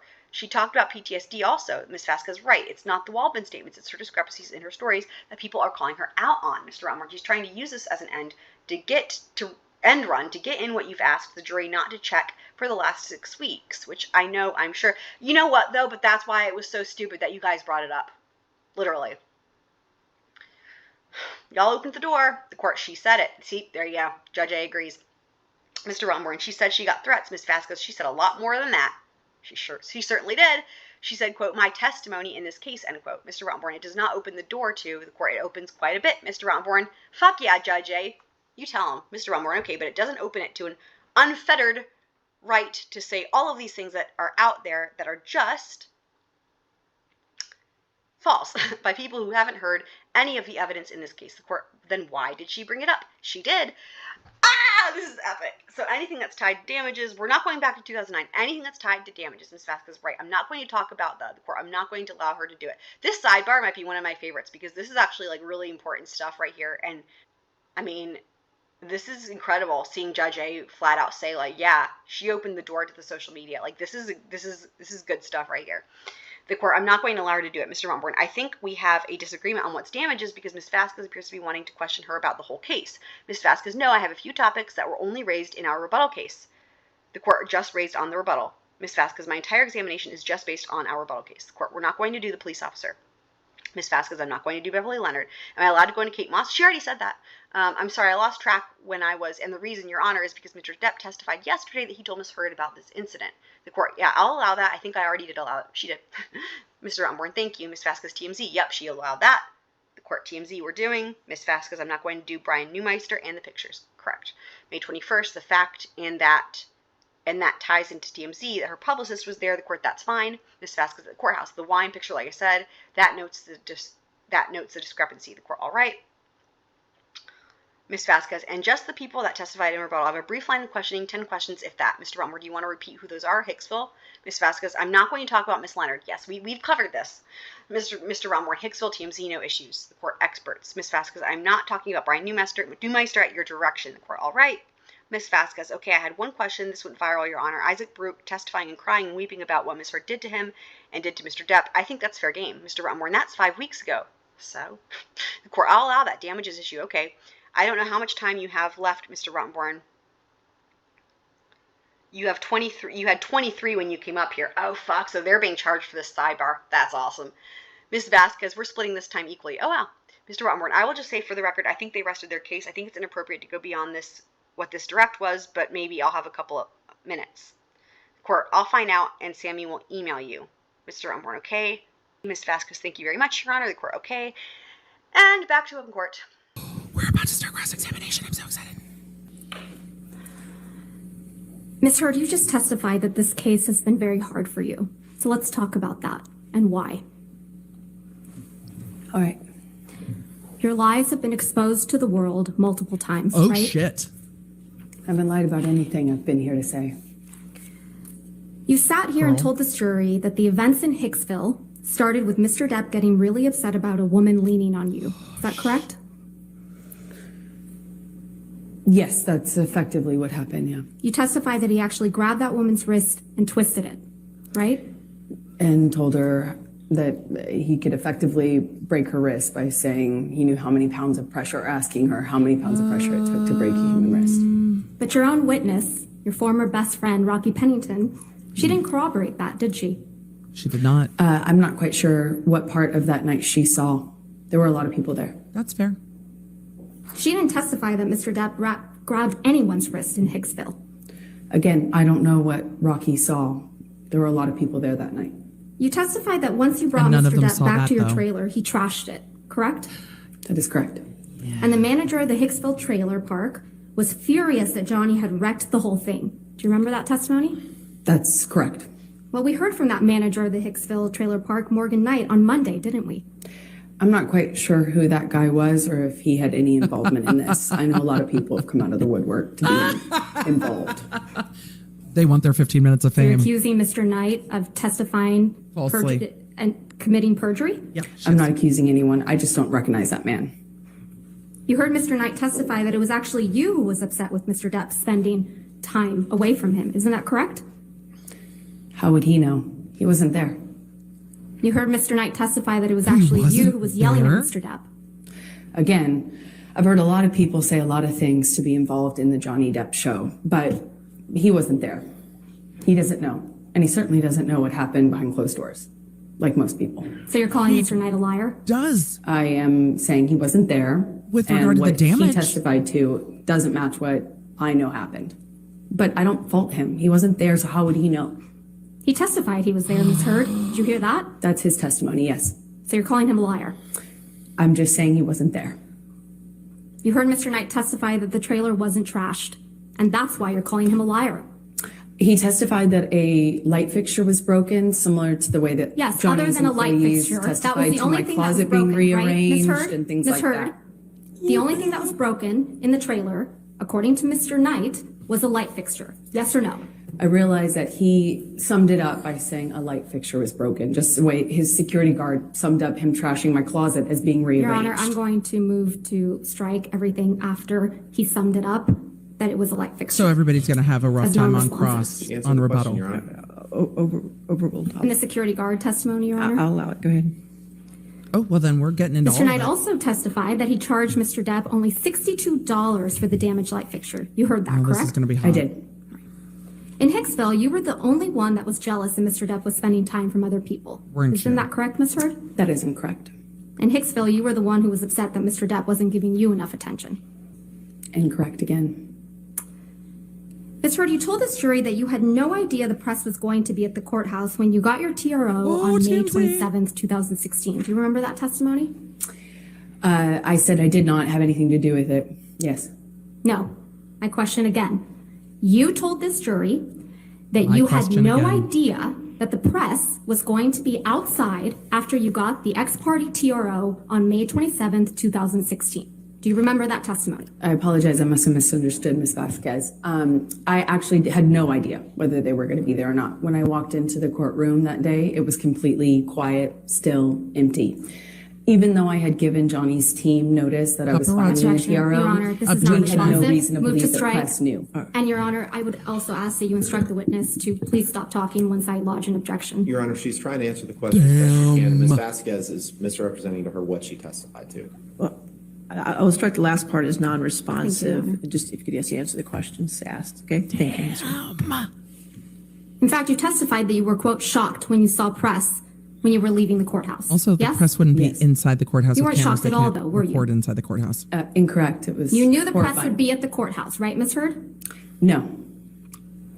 Well, I'm you did looking bring at your the jury's publicist to the disconcerting. courthouse with you on May 27th, 2016, didn't you? I sure did. I'm a public figure. I brought my publicist in case it blew up.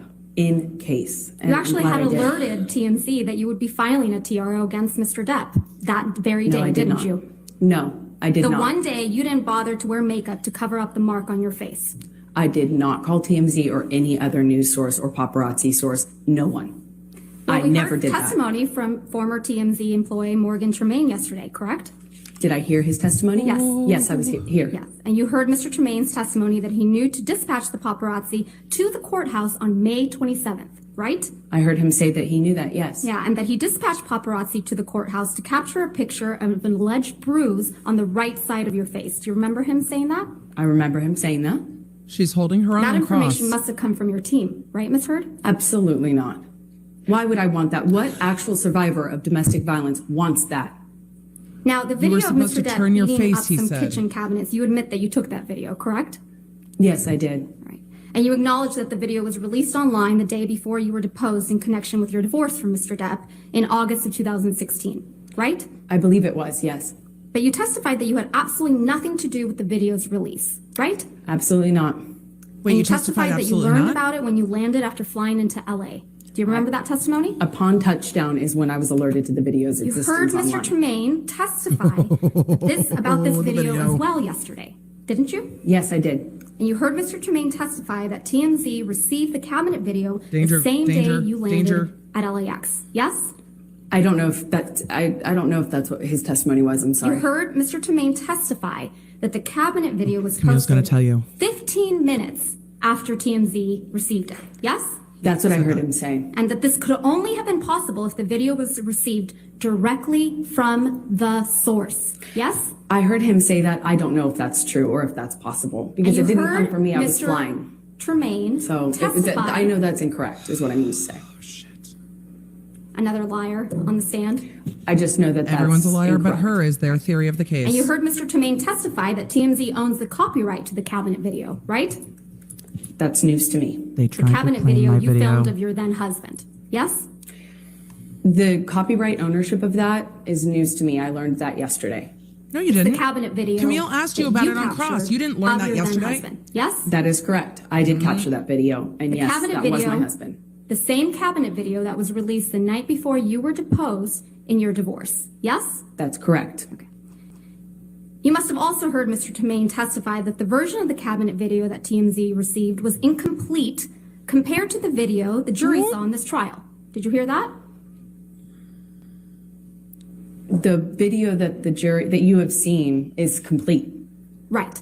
But the one That's not the TMZ question. got the day before your deposition in the divorce was incomplete. I don't know. I haven't seen it. He testified that at the beginning portion of the video where you set up the camera, that wasn't included in the video that TMC received. I don't know what video TMZ I'm talking received. about Mr. Tremaine's testimony, Ms. Heard. Let's just You're focus on asking me Mr. to Tremaine. repeat his testimony? No, I'm asking you if you recall hearing him say those words to this jury. Yes, Under I oath. heard his testimony. We all did. And he testified that the end of the video where you can be seen smirking. I know you testified earlier that you haven't been smirking in this trial, but you sure were caught on camera smirking in that video. I disagree with that. Was also not included in the TMZ video. Everyone can watch that video and you can determine whether you think it's funny to me or not. That's because the video came from you, right, Ms. Heard? She didn't say funny. She said No, it did not. smirking. You That edited video out did the not portions. come to me. I mean, come from me. Ms. Heard, You've you been edited admonished out by the judge once, portions Ms. that Heard. made you look bad before sending it to TMZ. You're very wrong about that. So if that I only wanted to Mr. leak Depp information, I looked could have bad. done it in a more effective way, a lot sooner and a lot more. Because you I knew was exactly living how with to a do that, mountain right? of this evidence. If I wanted to leak it, I could have done a Mountains? lot more with it. Mountains? So you testified earlier in this trial that you didn't know how to leak things. I Remember don't. that? Don't try to out clever. You edited that video before you gave it to TMZ so that only Mr. Depp would look bad. Yes? That's absurd. Right in the middle of your divorce proceedings. Again, you're very wrong. Look at Camille, not the jury. I'd like to show you a picture from that's already admitted into evidence. It's Defendant's Exhibit 799. We'd love to see it. Oh boy. This is the problem that Team Heard has right now. They are very limited on time. This is you at the courthouse on May 27, Camille has 2016 all when the you got time your in the domestic world. violence restraining order against Mr. Depp, right? It is.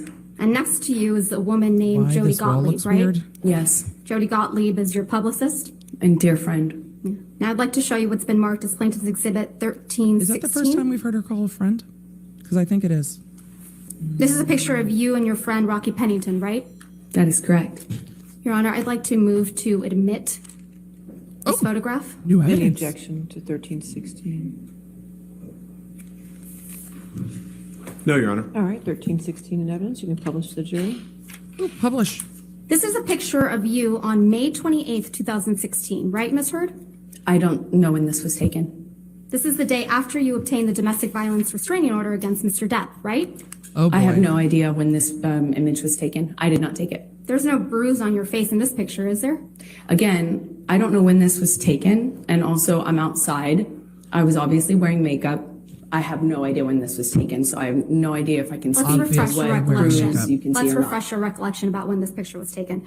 Can we please pull up Plaintiff's Exhibit 1315, just for the witness? Oh boy. This is an article dated May 30th, 2016, right, Ms. Heard? That's what it is, yes. And this article contains the same photograph of you and Miss Pennington we were just looking at. Yes? Yes, I see that. And the article is entitled Amber Heard Smiles as She Puts Arm Around Friend One Day After Getting Restraining Order Against Johnny Depp. Is that what the title says? I know that's what the title says, yes. Your Honor, I'm going to move to admit and publish the article with everything but the headline and date and the photo redacted. Objection, Your Honor. That's inconsistent from the way we treated all of these. I'll sustain the objection. All right, next question.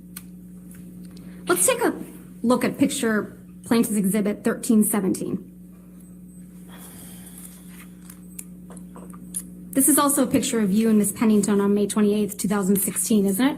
I don't know when this photo was taken, but it looks like the same outing as the picture prior. Your Honor, I'm going to move to admit and publish Plaintiff's Exhibit 1317. Any objection? No, Your All Honor. right, 1317 in evidence. You can publish. There's no bruise on your face in this picture either, right? Publish it.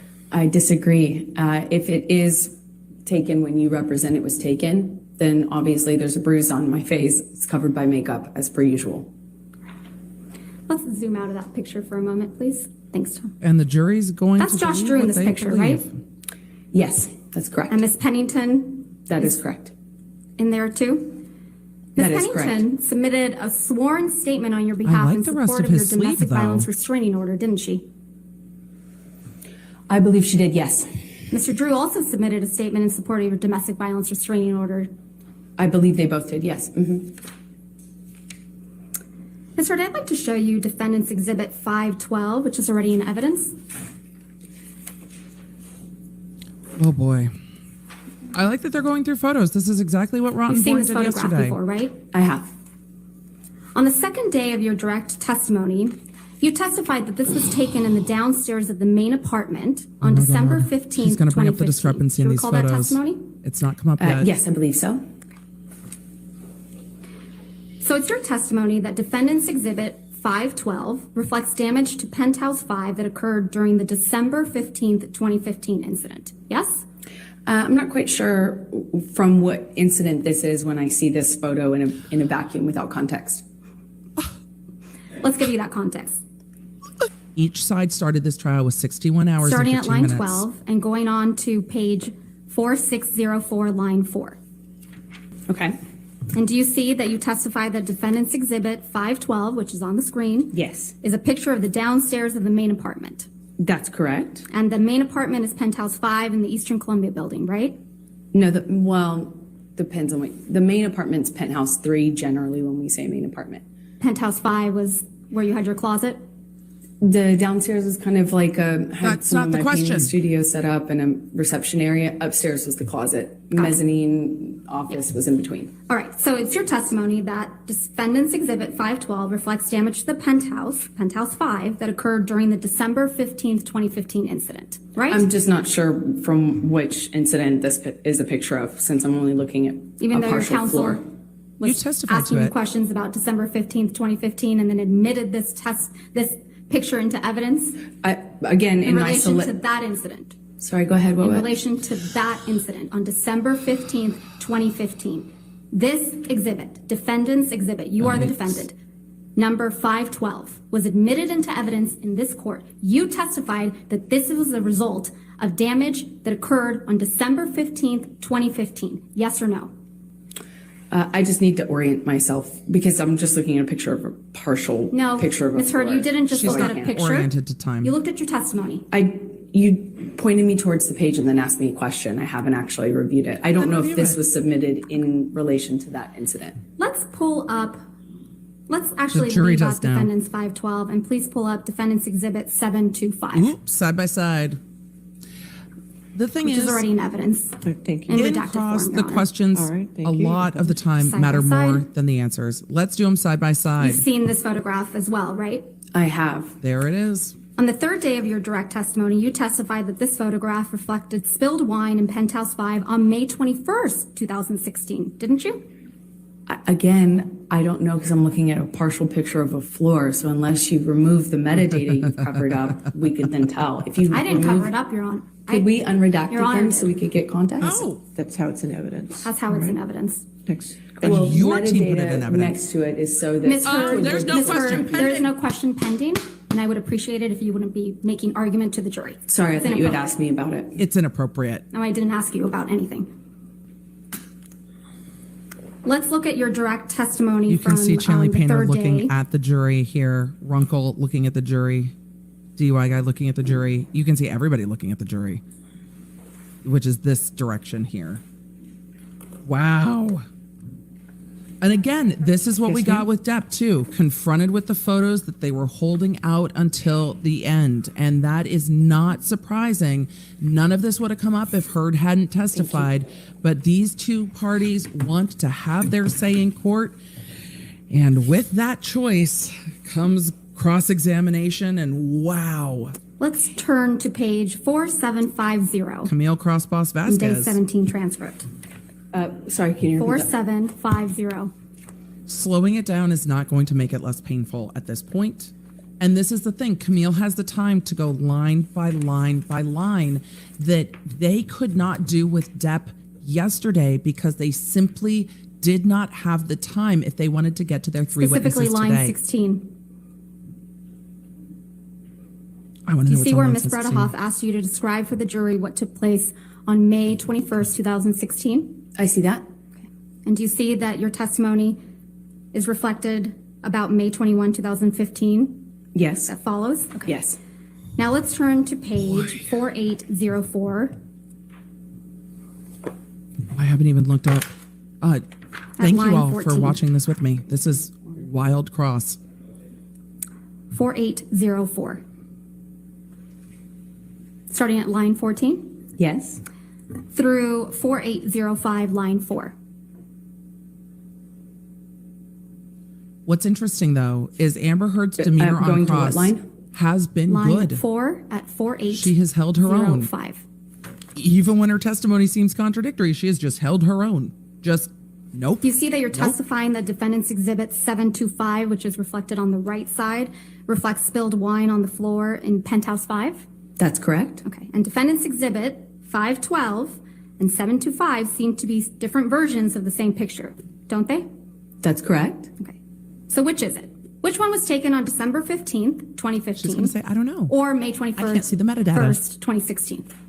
If you remove the redacted metadata, you can find out. It's right there. Or if you're telling the truth, you would know. Oh, shit. Recognize a portion of of spilled wine on a floor, and I'm supposed to know off the top of my head when you've No. lived through 5 years of this stuff? I don't think so. That's not how that works. Oh, the best friend's necklace is back. Thank you, Tom. I think my favorite part of Amber Heard's Ms. Heard, at the cross-examination beginning of last your time. cross-examination Your last Honor, may week, we approach? We wish you a merry sidebar. We wish you a merry sidebar. Mr. Rottenborn, the snickering from the gallery is extremely distracting. Ms. Vasquez, I actually agree with Mr. Rottenborn. That's inappropriate. Mr. Rottenborn, there's someone sitting on the aisle. I believe it's my side. The court, do you know who it is? Mr. Rottenborn, I think it's the blonde lady in the third row. And just generally speaking, it's Ms. Vasquez. I agree with Mr. Rottenborn. The court, I'm going to admonish them. Mr. Rottenborn, we can agree on that. Ms. Vasquez, yeah, look at us getting along. Of course, finally, now that it's the end of the trial. The court, what I'll do is admonish the gallery. Ms. Vasquez, do you want us to get back a sight to be seen? The court, what I'll do is I'll admonish the gallery right now, and I'll tell them if I hear another word, I'll just clear the gallery for the rest of the testimony. Ms. Vasquez, I have only like 5 minutes left, Your Honor. The court, that will take care of it. Back to open court. Ladies and gentlemen in the gallery, I would ask that there be no words or no phrases, no words, no sounds at all coming from you. If I hear one more sound, I will clear the gallery and we will continue this testimony without anybody in the courtroom. Understood? What the fuck Good. did they do All right, in the your next gallery? Because that can Ms. impact Heard, the at the jury. beginning of your cross-examination last week, I shit. showed you an audio where you told Mr. Depp to tell the jury, tell the judge, tell the world that he is a victim of domestic abuse. Do you remember that? Oh, God. That's correct. And you testified you found it hard to believe that Mr. Depp would tell the world that he's a victim of domestic abuse, didn't you? I said I find it hard to believe that he would do that knowing that he himself had beat me up for 5 years. But he has told the world that he's your victim of domestic abuse, hasn't he? Well, he started to say that only recently. He didn't make that claim up until very recently. So when we signed our divorce agreement and we signed a statement saying that neither party had ever said false claims for financial gain, it was relevant and important to me because I was the only one making the accusations. I was the only one making those claims. He wasn't doing that at the time, and he signed his name to it. You didn't expect as many people to show up and testify on his behalf that did you? Incorrect. When you told this jury under oath She that you should have never said I had assaulted... witness list. Camille.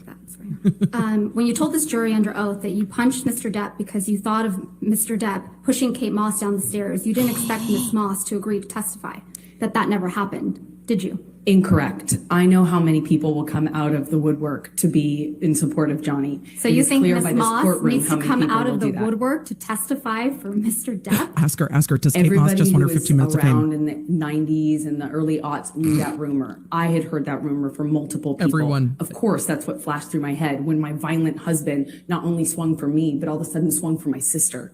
That's not what your sister said. I did not expect her to show up or not expect her to show up. It didn't matter. It doesn't change what I believed at the time when we were on the stairs and I thought he was going to kill my sister by pushing her down the stairs.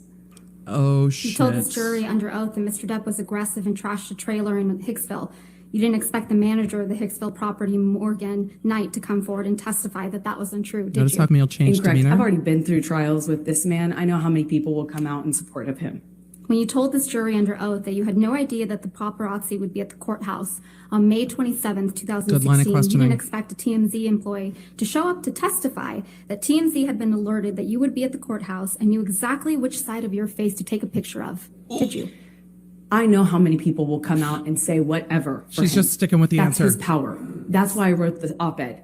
I was speaking to that phenomenon. How many people will come out in support of him and will fall to his power? He is a very powerful man, and people love currying favor with powerful men. Currying and I know favor that and firsthand. I've risking lived jail it. time for committing perjury. Excuse me? I didn't hear your question. I was in the middle of my lines. Ms. Vasquez, if you do mind, Curry- please just repeat the question. I didn't hear you.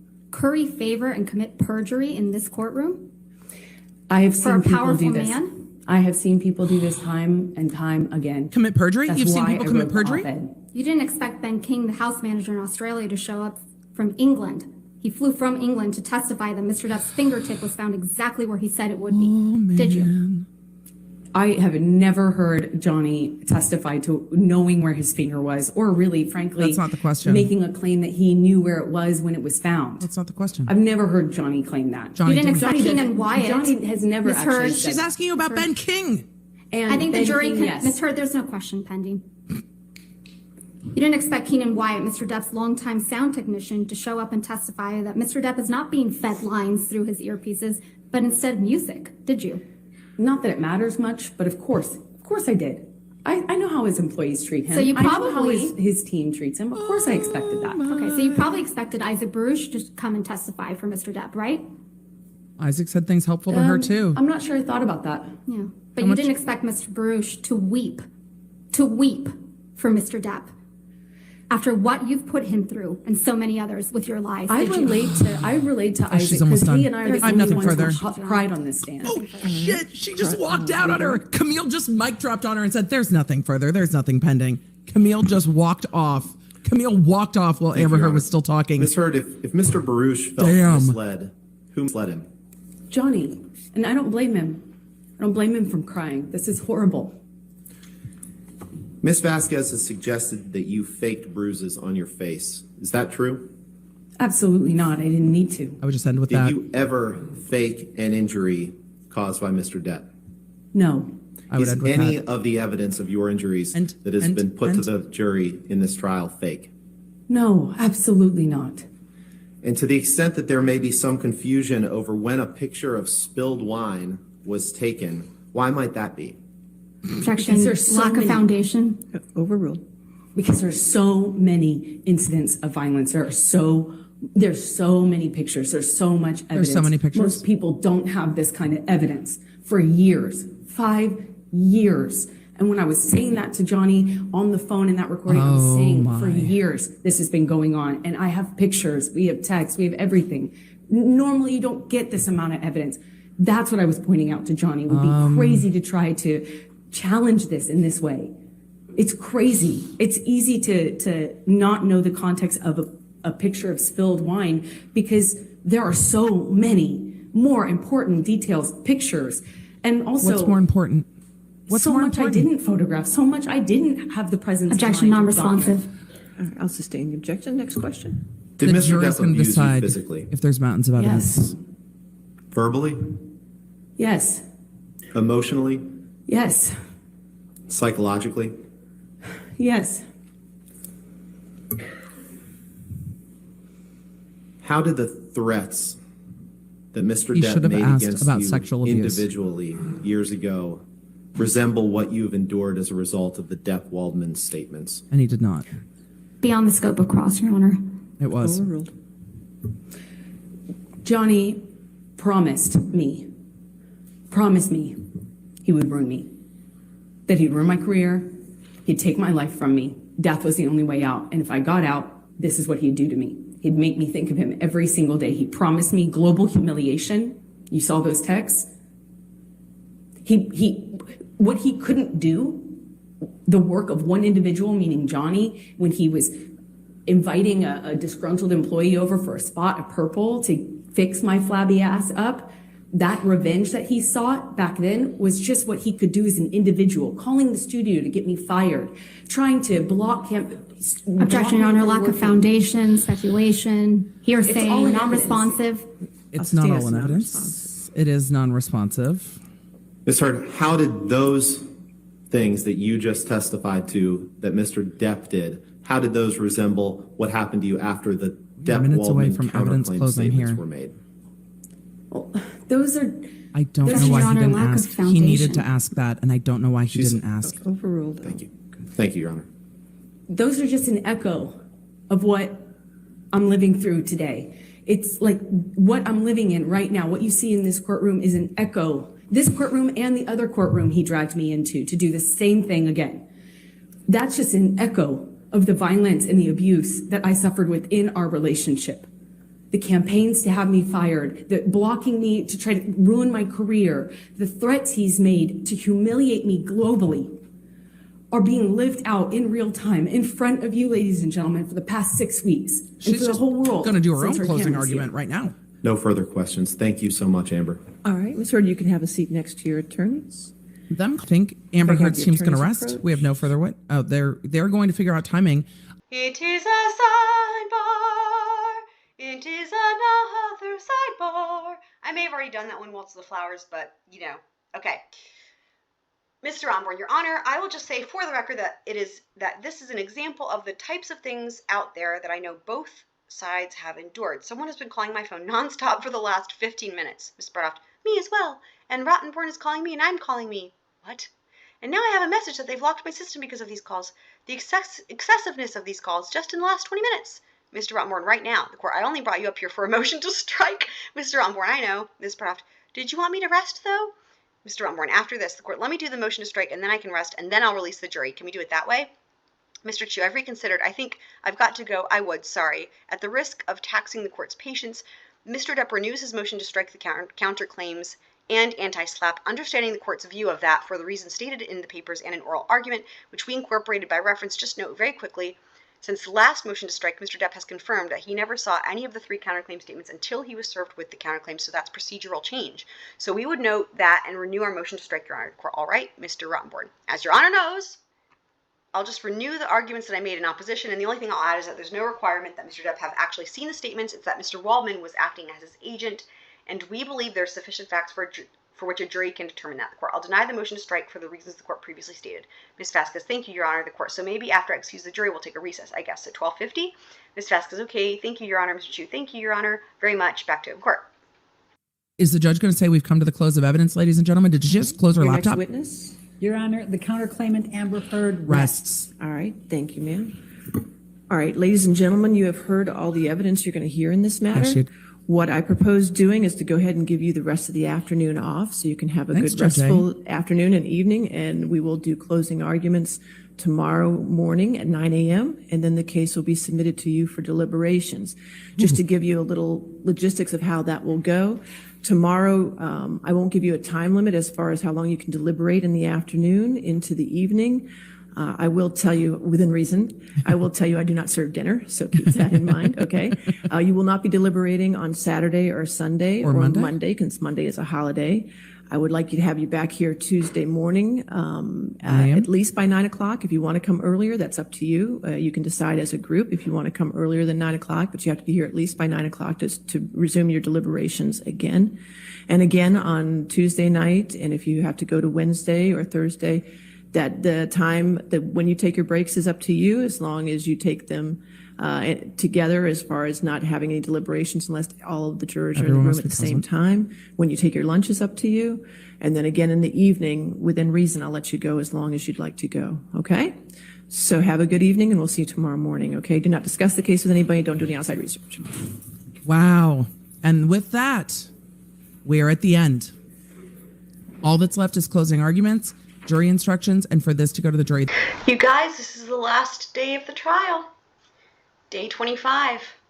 Y'all, we did it.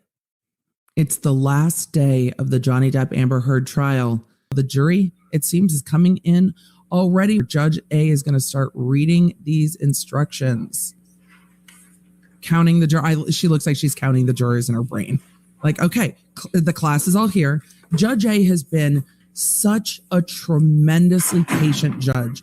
This is going to start with probably 40 minutes. Good morning, ladies and gentlemen. Of reading instructions. All right, ladies and gentlemen of the Back to jury, back. you now have heard all the evidence in the case. Ladies and gentlemen Before of the lawyers jury. make their closing arguments, the court will instruct you on the instructions of law that you are to apply in deciding this case. Jury instructions. Since it's been quite a while since I gave you the preliminary instructions, I want to remind you that in closing arguments, the lawyers will refer to the testimony and the other evidence that you will have heard, but what the lawyers say in their closing arguments is not itself evidence. Their statements are only their recollection of what the evidence in the case was. It is your collective recollection as 7 jurors of what the evidence in the case was, which shall govern your deliberations. In addition, your notes should be used only as an aid to your memory. You should not give your notes precedence over your independent recollection of the evidence. You should rely on your independent recollection of what the evidence in the case was, and you should not be unduly influenced by the notes of other jurors. I also wanted to make you aware that due to the high-profile nature of this case, the court has entered an order to seal the names of the jurors for a year, which is different than what I had instructed you in the beginning of the case. So I wanted to bring that to your attention. That order was requested by Amber Heard. All right. You are the judges of the facts, the credibility of the witnesses, and the weight of the evidence. You may consider the appearance and manner of the witnesses on the stand, their intelligence, their opportunity for knowing the truth and for having observed the things about which they testified, their interest in the outcome of the case, their bias, and if any have been shown, their prior inconsistent statements, or whether they have knowingly testified untruthfully as to any material fact in the case. You may not arbitrarily disregard believable testimony of a witness. However, after you have considered all the evidence in the case, then you may accept or discard all or part of the testimony of a witness as you think proper. You are entitled to use your common sense in judging any testimony. From these things and all the other circumstances of the case, you may determine which witnesses are more believable and weigh their testimony accordingly. That's how they decide. You must not base your verdict in any way upon sympathy, bias, guesswork, or speculation. Your verdict must be based solely upon the evidence and instructions of the court. You shall only return your verdict for Mr. Depp on his claim for defamation about the following statement if he has proved by the greater weight of evidence that, number 1, Ms. Heard made or published the following statement. Then 2 years ago, I became a public figure representing domestic abuse, and I felt the full force of our culture's wrath for women who speak out. And number 2, the statement was about Mr. Depp. And number 3, the statement is false. Number 4, the statement has a defamatory implication about Mr. Depp. And number 5, the defamatory implication was designed and intended by Ms. Heard. And number 6, due to the circumstances surrounding the publication of this statement, it conveyed a defamatory implication to someone who saw it other than Mr. Depp. And if Mr. Depp further proved by clear and convincing evidence, number 7, that Ms. Heard made the statement with actual malice. If Mr. Depp failed to prove any one or more of the 7 elements above, then you shall find your verdict for Ms. Heard with respect to the above statement. You shall only return your verdict for Mr. Depp on his claim for defamation about the following statement if he has proved by the greater weight of the evidence that, number 1, Ms. Heard made or published the following statement. I had the rare vantage point of seeing in real time how institutions protect men accused of abuse. She said it again. And number on the stand 2, yesterday, the statement was Judge. about Mr. Depp. And number 3, the statement is false. And number 4, the statement has a defamatory implication about Mr. Depp. And number 5, the defamatory implication was designed and intended by Ms. Heard. And number 6, due to the circumstances surrounding the publication of the statement, it conveyed a defamatory implication to someone who saw it other than Mr. Depp. And if Mr. Depp further proved by clear and convincing evidence, number 7, that Ms. Heard made the statement with actual malice, if Mr. Depp failed to prove any one or more of the 7 elements above, then you shall find your verdict for Ms. Heard with respect to the above statement. When used in these instructions, the phrase the greater weight of the evidence, also sometimes called the preponderance of the evidence, means the evidence which you find more persuasive when evaluated against all the evidence that has been admitted in the case. The testimony of one witness whom you believe can be the greater weight of the evidence. When a party has the burden of proving any issue by clear and convincing evidence, he or she must produce evidence that creates in your minds a firm belief or conviction that he or she has proved the issue. Everything else is preponderance. A statement that is not directly defamatory may nonetheless suggest a defamatory meaning in an indirect way, that is, by implication. I'll talk about this in determining whether any of the statements have a defamatory implication, you must consider the op-ed as a whole and the circumstances surrounding its publication. You should consider if these circumstances show that the words used are defamatory and relate to Mr. Depp. However, such circumstances cannot extend the meaning of the words used in the op-ed beyond their ordinary and common meaning. The proposed implication must be reasonably drawn from the words actually used. Both parties have the burden of proving actual malice by clear and convincing evidence. Don't judge your hair. To meet this burden, each party must prove by clear and convincing evidence that each statement was made or published, number 1, with knowledge that the statement was false, or number 2, so recklessly as to amount to a willful disregard for the truth, that is, with a high degree of awareness that the statement was probably false. Actual malice is a subjective analysis that looks to the state of the mind of the person who made the statement. If the person who made the statement is believed it was substantially accurate at the time of its publication, then it does not give rise to liability for defamation. This is explaining defamation. The term actual malice should not be confused with the more common meanings of the word malice, There you such as go. ill will or hatred. This is how you Actual decide malice is not established merely because an author was motivated by ill will, prejudice, hostility, hatred, contempt, or even a desire to injure another. Closing arguments. Yes, that's it. No instruction on discovery violations. None that I heard. They are now starting closing arguments. They will start with Team Depp. Try that again. You know, Good morning. I don't love that she uses notes. On May That is 27th, picky for me. 2016, This is a big case. Ms. Heard walked into a courthouse in Los Angeles, California to get a Now we're no-notice gonna get the ex parte story. restraining order against Mr. Depp. And in doing so, I'll talk about this. ruined at the his break. life by falsely telling the world that she was a survivor of domestic abuse at the hands of Mr. Depp. Today, on May 27th, 2022, exactly I like 6 that. years later, we ask you to give Mr. Depp his life back by telling the world that Mr. Depp is not the abuser Tell the world. Ms. Heard said he is, and hold Ms. Heard accountable for her lies. Ladies and gentlemen of the jury, as you probably know by now, my name is Camille Vasquez. On behalf of Mr. Depp and all my colleagues at Brown Rudnick, I want to thank you deeply for your time and your service over these last 7 weeks. We understand that it probably has not been convenient for you to be here every day, and we are so grateful for your time and careful consideration of the evidence as you deliberate. After weeks of sitting in this courtroom, listening to testimony and looking at evidence, now it's time for you, the jury, to come to a decision. You have been entrusted with a serious task. What is at stake in this trial is a man's good name. Even more than that, what is at stake at this trial is a man's life. The life that he lost when he was accused of a heinous crime, and the life he could live when he is finally vindicated. Exactly 6 years ago today, on May 27th, 2016, Ms. Heard walked into court and filed a false report of domestic abuse against her husband of 15 months, Johnny Depp.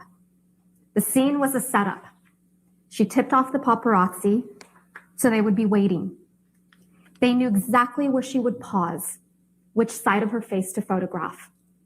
And the photos captured what she wanted them to see, the image of a battered woman. What the paparazzi did not know is that the dark mark on her face mysteriously appeared 6 days after last seeing Mr. Depp. It was a lie. She knew it, Mr. Depp knew it, and the multiple witnesses you heard from who saw her that week of May 21st, 2016 also knew it. But the world only saw what she wanted them to see. I like the pause to let the jury absorb the photos. 2 years later, when promoting the biggest role of her career until this trial, Ms. Heard presented herself to the world as a public figure representing domestic abuse. That's going to The keep headline being of the theme. op-ed featured the term sexual violence, even though she That's had their never strongest before case. accused her ex-husband of such a heinous crime. And the very next day after Ms. Heard walked into court with what appeared to be a bruise on her face to obtain a domestic violence restraining order against Mr. Depp, Ms. Heard was photographed laughing with her best friend, fresh-faced, with no bruise on her face. It was interesting seeing those photos saved for rebuttal, and there they are. I like that she said fresh-faced and not without makeup. It's much harder for them to The argue mountain of about. evidence that Mr. Depp abused Ms. Heard is simply not there. What we have is a mountain of unproven allegations that are wild, over the top, and implausible. And you can't pick and choose which of these wild allegations to believe and which ones to disregard. You either believe all of it or none of it. Either Mr. Depp sexually assaulted Ms. Heard with a bottle in Australia, or Ms. Heard got up on that stand in front of all of you and made up that horrific tale of abuse. Either she's a victim of truly horrific abuse, or she is a woman who is willing to say absolutely anything. Oof. It is disturbing to think that Ms. Heard would make up the horrific tales of abuse that she testified to in this courtroom. What Ms. Heard testified to in this courtroom is the story of far too many women. But the overwhelming evidence and weight of that evidence Shows that it's not her story. that it's not her story. It's not Ms. Heard's story. It was an act of profound cruelty, not just to Mr. Depp, but to true survivors of domestic abuse. For Ms. Heard to hold herself out as a public figure representing domestic abuse. It was false, it was defamatory, and it caused irreparable harm. And to talk more about that, I'm going to turn it over to my colleague Ben Chu. and my friend, Mr. Chu. And Mr. Chu has become all of our friends. Now, they have argued the facts. Ben Chu is going to argue the law, and he's going to tell the jury how to walk through these jury instructions and match the facts. I'm so glad that Camille Vasquez included it feels uncomfortable to believe someone would lie about this. It doesn't feel good. And I think that's one of the things they had to address in this case, because it doesn't. Believing Thank you, Camille. that someone would Logistics are lie. not our strong suit. It's tough. Logistics And have been your thanks to strong all suit, of Ben you, Chu. truly, You've been for taking so much time a over very these good last team. several weeks to listen to Mr. Depp, to his friends, to his family, and to so many others who have come forward. I like that they brought the physically facts in this first. courtroom, some and now the from law. a very long distance, to tell you the truth, and to finally, after so many years, to correct the record. As Ms. Vasquez said, you have now come to know the real Amber Heard. Scary. Whoa. We also told you at the start of this trial that you were going to come to know the real Johnny Depp, not the many characters you've seen him play so wonderfully in the movies, but the man himself. We kept that promise. You've met the real Johnny Depp. Before Amber Heard, ladies and gentlemen, no woman ever before Amber Heard ever claimed that Mr. Depp raised a hand to her in his 58 years. And no other woman since Ms. Heard made that false claim back on May 17th. It was a great way to comment without commenting. 2016, and repeated it in her December 2018 op-ed. Has any woman come forward since? This is Me Too without any Me Too. To the contrary, ladies and gentlemen, you heard Kate Moss 2 days ago testify. This is a woman who has never testified in any proceeding ever. It is a good private argument. person. Testified that Mr. Depp never abused her and that Ms. Heard lied to you. And she lied to you twice when she told you. Objection, Your Honor. That Ms. Sure. That is. The first sidebar of this closing did say, Mr. Rottenborn absolutely misstates the evidence. That's way beyond argument. You didn't let him ask that question of Miss Moss, Mr. Chu. When she said she suggested twice that she the court stairs, but it was involving the stairs, Mr. Chu, correct. That's what I'm going to say. The court. That's what he's going to say. Okay? Back to him, court. I've seen some of you asking if attorneys have to stick to their kind of script in closing. No, they can say whatever they want within the Ladies and ethical gentlemen, bounds. as I was saying, As I was saying. Heard lied to you twice when she suggested to you the that face. Mr. Depp pushed Kate Moss down the stairs. You told her, you heard her say just 2 days ago Ben Chu's not going to be rattled by it, that though. Mr. Depp never did that, and he never hit her, and he never kicked her. That was one of... Objection, Your Honor. That's not what she testified It's to. exactly We what just she discussed that. We can fight Thank this you. out right now. Ben Chu's like, you want to go? Blood. This is what they have to Now, turn there are back into the 7 judge. questions that you will need to please answer with respect to each of those statements. So that's 21 questions, I think, but 7. Each as to statement gets its own form like this. 1, was the statement made or published by Ms. Heard? 2, was the statement about Mr. Depp? 3, was the statement false? 4, did the statement have a defamatory implication about Mr. Depp? 5, was the defamatory implication designed and intended by Ms. Heard? 6, was the defamatory implication conveyed to someone other than Mr. Depp?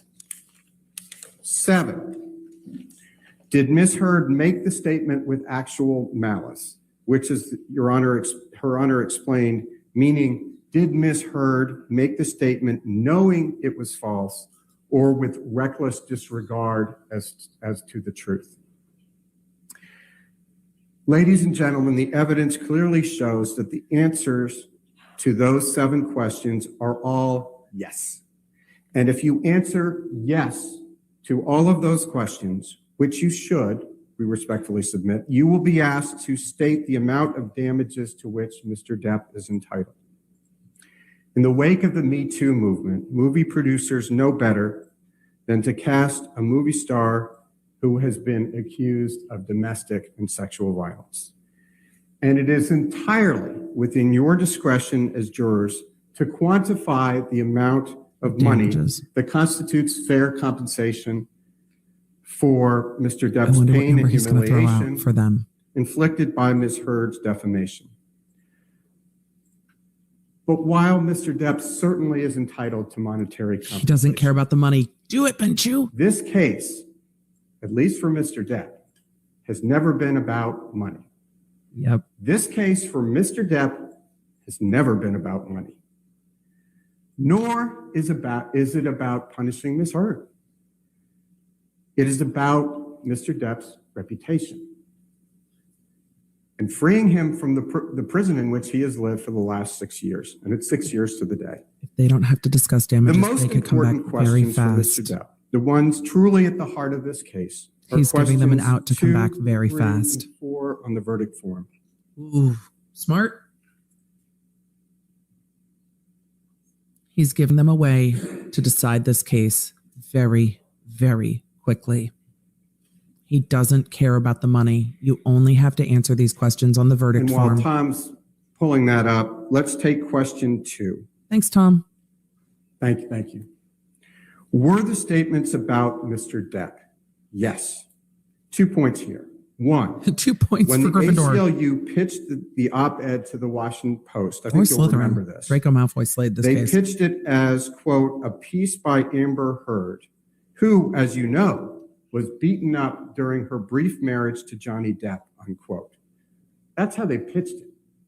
2, after the op-ed was published, news outlets, including USA Today, and you've seen that was an exhibit, characterized the op-ed as referring to Ms. Heard's allegations of abuse against Mr. Depp. So the USA Today interpreted it that way, They sure and did. so did many other publications. They got exactly the implication that Ms. Heard and the ACLU intended them to have. Were each of the Elements statements and the facts false? that match. And did the statements have a defamatory implication on Mr. Depp? Again, the clear answer is yes. The statements, understood in the context of the op-ed itself and in the broader context Yes. of the press coverage of Ms. Kate, I Heard do. walking into the court with a mark on her face to obtain a domestic violence restraining order against Mr. Depp in May 2016, clearly imply that Mr. Depp physically and sexually abused Ms. Heard. The overwhelming evidence that you all have heard, and it's come forward in this case, shows that those allegations are false and despicably false. Mr. Depp did not physically abuse Ms. Heard. He did not sexually abuse Ms. Heard. You've heard audio after audio where Ms. Heard admits that she was physically abusing him. While Mr. Depp's name will be forever tarnished by these horrendous delivery. and false But allegations, also, reasoning minds. this Reasonable case minds is can about differ. telling you his story and the truth about what really happened, which you've now heard. It is about I don't know. restoring his lost reputation. It's about showing Mr. Depp's children Lily Rose and Jack, that the truth is worth fighting for. He must It be is. almost done. And it's about restoring Mr. Depp's name and standing in the community to the fullest extent that you can. And you can do something. And only you, ladies and gentlemen, can do that for him.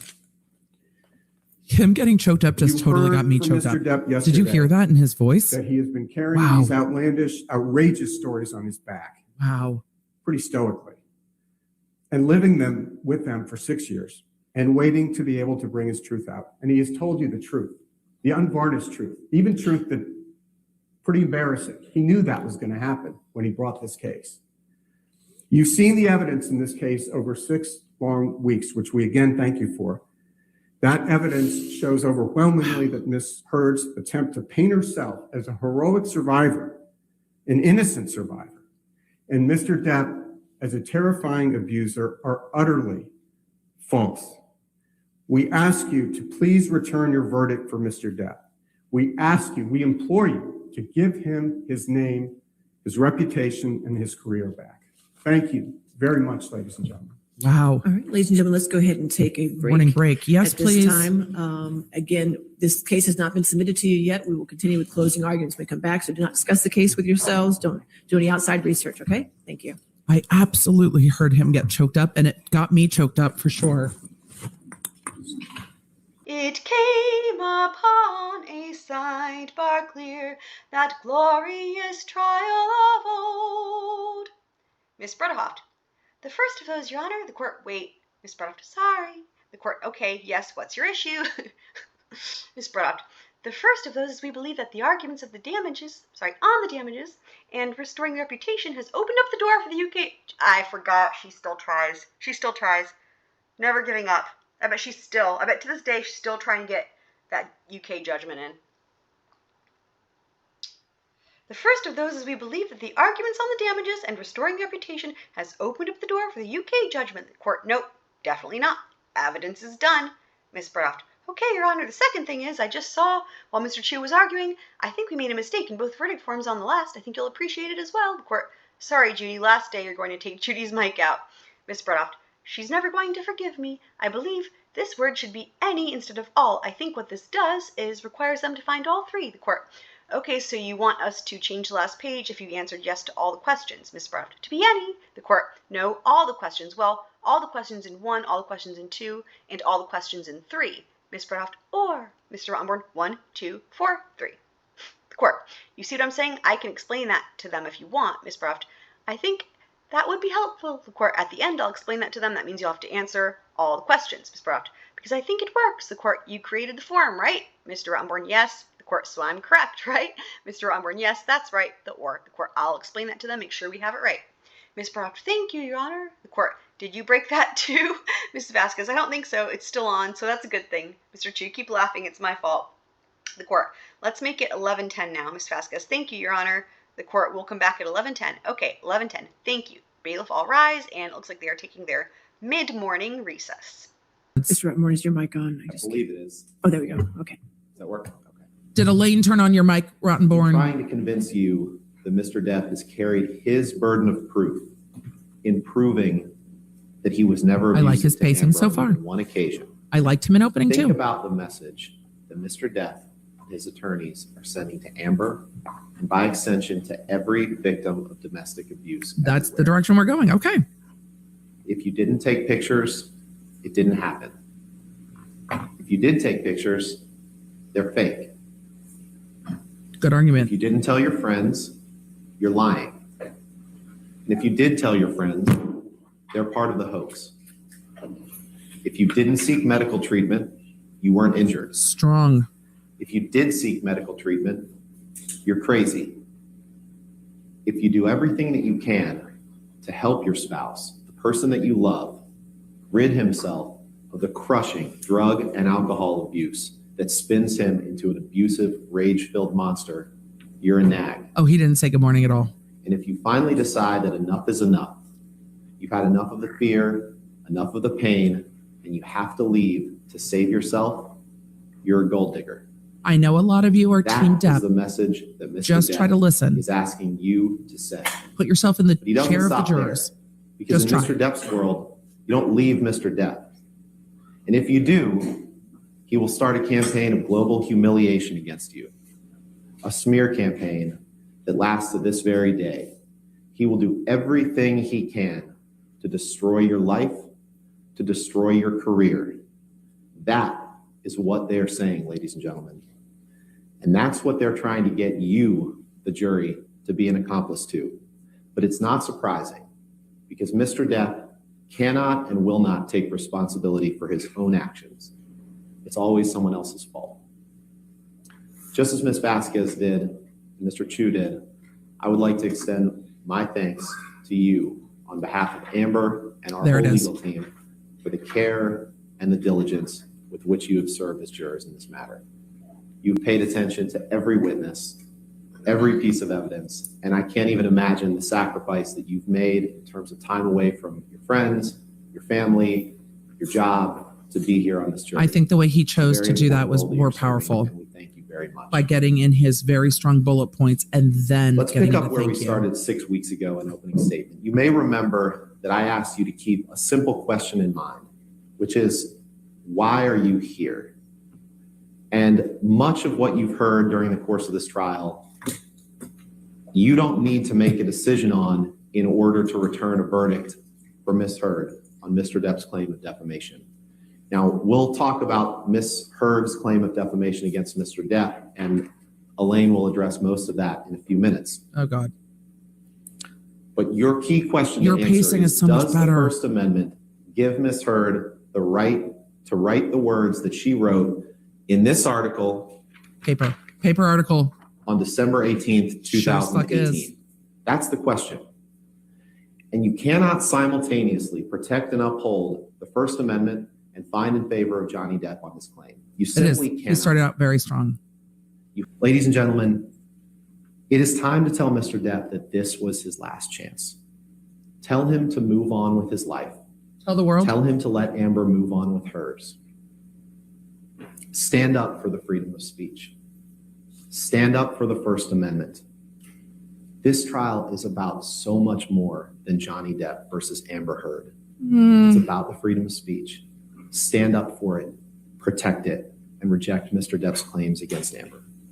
And now you'll hear from Ms. Bredehoft about the counterclaim. Oh, shit. Thank you. How long have they been talking? He didn't address the counterclaim. I feel like he's been talking forever. But when you're leaning into stand up for the First Amendment, stand up for the Constitution, why aren't you saying stand up for my client? Stand up for a victim of horrific abuse. I get to say good afternoon. And I know you've been listening to everybody for a long time here, and I echo Ben's very strong thank you to all of you for this. Like, why not lean in service? We really appreciate to her being a I'm gonna client go of really a fast, victim of horrific abuse? and try to Please don't quick go as I really can fast. So that you can get We don't like it when you do a break that. from us and go make your decision. I know you're probably itching to do it at this point. But this is very important to us, and we appreciate your listening, and we appreciate your being here. It should be important to your I'm going to stay on client. this slide for a moment, and there's something that's very important on this slide that hasn't been brought to your attention by We were Mr. promised the Depp. counterclaim. When you Please see just the go there. actual damages, go down to the last paragraph. I think the reason they're spending time on says, damages is because they're "Mr. worried. Depp I think they are cannot worried they're going to recover lose. damages for And that's why they're any talking about damages. harm that occurred after November 2, 2020. Do you all see that? So what Mr. Depp's team got up here. Why waste and your time told on you through damages? Mr. Chu this morning has nothing to do with this case. He had his chance in the UK. The your lawsuit was mic, filed Elaine. June 2018, 6 months before the op-ed. The trial was July 2020. The process ended, according to Mr. Marks, their expert, on November 2, 2020. And his damages stopped then. He can't get These all look reputational crooked to damages. me. He can't get his legacy back for his children. He can't get anything after that day from you. You can't restore his reputation. You can't give him anything. They didn't tell you that, but the court told you They said that. they don't give a shit And about the that's a money. very, That's why they very didn't tell you that. important thing here. He told his story. He had his opportunities. He had his full opportunities to do all of that. And he came in here and lied to you and said he's here to get his reputation back. It's just one of many lies in this case, but it's a really big one because here we She are. didn't specify where those lies were 6 coming weeks from. of your time, precious time, 6 weeks of this court's time. For what? For nothing. Only to go after Amber. That's psychological abuse. He's going after Amber. This trial is for nothing psychological abuse. because he wants to put her through this again, the third time. The third time. So we're fighting back, and that's the counterclaim. She finally has said enough, enough. And we're asking you to finally hold this man responsible. He has never accepted responsibility for anything in his life. You've heard it this whole time. He hasn't admitted to anything. He's blamed everybody in the world, his agent, his manager, his lawyer, Amber, his friends, everybody. But he's never accepted responsibility for a thing he's done in his life. But we're asking you to accept, to make him accept responsibility, to hold him legally responsible for his actions, and to fully and fairly compensate Amber for what he has done by creating this concept of a hoax. Concept? The defamation that he has She committed, didn't say that you have concept heard of so a much hoax. about, that She said just concept took wildfire of a hoax. and went off into negative Interesting. media and has made Amber's life pure hell up to this day. We're asking you to do that, to compensate her, to be fair and hold him responsible so he stops. We don't want another lawsuit. We don't want anything else. We want to leave Amber alone and let her get on with her life and raise her child. So let's talk about the counterclaim for a moment. These are Adam Waldman statements. You've heard Mr. Depp say, well, why aren't you suing Mr. Waldman? Isn't that typical of Mr. Depp? He doesn't take responsibility for anything. So now he's going to blame his lawyer. But the evidence is very clear on all three statements. I'll show them to you in a minute. You'll never see That my he eyes says again. Adam Waldman, Elaine? Mr. Depp's attorney. Be says these careful, things. girl. Now, Mocking Mr. Depp him is says, not gonna I go didn't even know well." about those until the counterclaim. Well, we know that's not true because Mr. Waldman's She might testimony start was mocking him 2 more. months before those statements were made in February of Little 2020. Mr. Depp argumentative, accompanied Mr. Waldman to the Daily Mail, the same place that all 3 of these statements were published. And he gave him 2 spliced audio tapes to try to make it look like Amber was the person who was committing the abuse. He went with him. He knew that Mr. Waldman was doing this. He knew that Mr. Waldman was launching a campaign against Amber to try to discredit her. And the timing of this, we're talking, the statements now are April and June of 2020. The trial is July of 2020. So they're launching an attack to try to discredit Amber before the trial in the UK. That's what happened here. Does it coincide And with the that is Mr. hashtags though, Waldman, Elaine? but Could it's maybe Mr. you Depp. The judge finally gave tie you the 3 audio different to the instructions. You all hashtags? have them. He's acting as his attorney. He has Please tie the authority. audio to the hashtags, So because Mr. you Depp almost got is there. standing in the shoes of Mr. Waldman. Mr. Waldman is standing in the shoes of Mr. Depp. They're spending a lot of time here. They might not have much Michelle, time can for you rebuttal. please bring up They have to address the first counterclaims. statement. They've kind of thrown it away. But why spend so much time telling the jury how to get to damages if you're not afraid that they might? If Amber you and believe her the jury's friends in not going to rule media against you, you face say, look sexual at the violence damages. allegations as both a sword And you leave shield, depending on their needs. They have to get to the selected counterclaim. Some of her sexual violence hoax facts as the sword, inflicting them on the Congratulations on your public and retirement, Mr. Depp. Barbara. Now, what this statement is meant to imply is that Amber is lying about the sexual assaults Yes, that's what that and using statement them seems to with imply. the media to try to discredit Mr. Depp. That's the clear implications of this. Now, the first part of this is this contradicts Mr. Depp's claims today that the first time you ever heard about the sexual They get 2 hours assault total. They have to happened was in apportion this it. case. It was in the UK case. This is the case that Mr. Depp brought in the UK. Yep. And instead of Elaine Amber Heard trying to put this is your out in least the favorite media, teacher lecturing she you did about why exactly you the suck. opposite. Now, this article It's just- is not it's a in your numbers vibe. evidence book. At least some of you will remember it being shown at one point with the title, that said that Amber was successful. I agree with in being you. able to treat her They should be able to read the jury. sexual violence confidential in that proceeding, and it was treated confidential. They've used She did 1.5 exactly years of the my life opposite. with this She closing. didn't want to tell people this, and you know that. You watched her on the stand. It was heart-rending for her to have to It was do this heart-rending? with the cameras, no less. It was heart-rending. But what else is false about this Heart-rendering. statement? It's that there was no false statements of sexual violence. Ben went through all four of them, and I will not repeat them all. You heard the testimony, and interestingly enough, I'm not going to repeat it. You heard the testimony. any Proceeds to stories repeat that it differed with the from that testimony. Mr. Depp. He didn't get on the stand and say, no, this didn't happen, to at least a couple of them. And he can't in Australia. He can't remember anything, likely. But if you just look at the pictures of the destruction in that house, I mean, imagine painting those canvases and how long that took and how much hatred and rage. Objection, states facts not in for evidence. somebody Heart to do something was not like that. rendered. Writing on the walls, tearing up her nightgown and wrapping pieces of raw steak and putting it all over the house. That's such remember that a she weird also thing to testified that argue. He took her clothes and swiped them through all the paint before she left. That's not what Ben King said. You know these things happened. Do they? With respect to the malice on this one, you know he knows. That You he know did he these knows. things. You know that he knows he was out of it for 3 How? days. And that's all that we need to prove for malice. But there's a couple of more facts here. If he was But out you of can it, how does he find know, whatever Elaine? Mr. Waldman's done, and you can find whatever Mr. Depp has done. And both of those are the same for purposes of evaluating the verdict form. He They knows these stand in things, each but he other's was out of shoes. it. When you have an agent, and that's what the jury instructions say, you can go with both. What did Mr. Waldman do? There was an article about the sexual violence that he had put from the April one that went into the trial. I can't Amber's follow you, testimony, Elaine. She was sitting near him in the trial. Adam Waldman threw that newspaper down in front of her defiantly. That's actual malice. And she was quite No, upset. And you heard that her testimony on misstates stand the about law. that. He was just inflicting it on her. That Remember misstates the Bruce law. Whitkin's testimony. This was I would Johnny have Depp's objected best friend to for misstates 40 the law. years until he testified truthfully 4 years ago about the drugs and alcohol, and he stopped talking to him.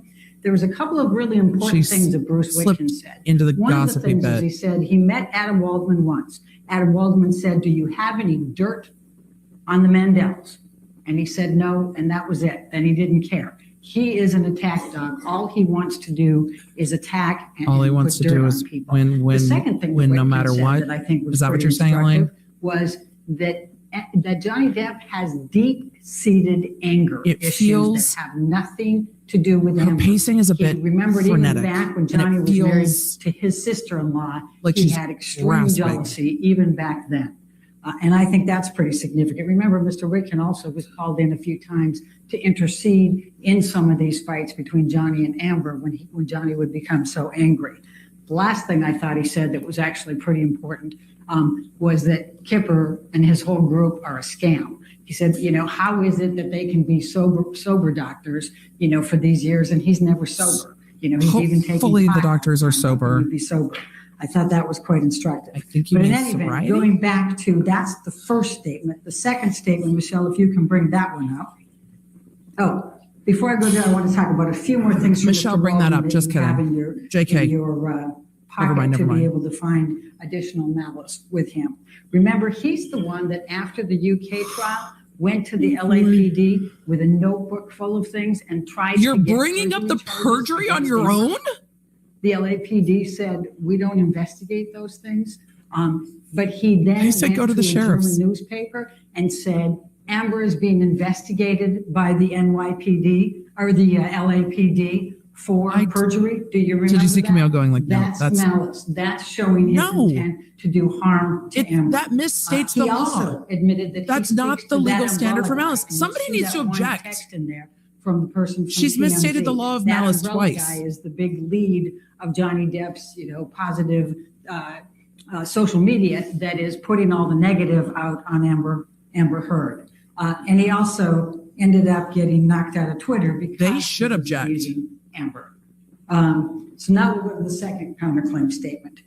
And that is quite simply, And this it was looks an like they were ambush, a talking hoax. about it. They set Mr. Depp up by calling the cops, but the first attempts didn't do the trick.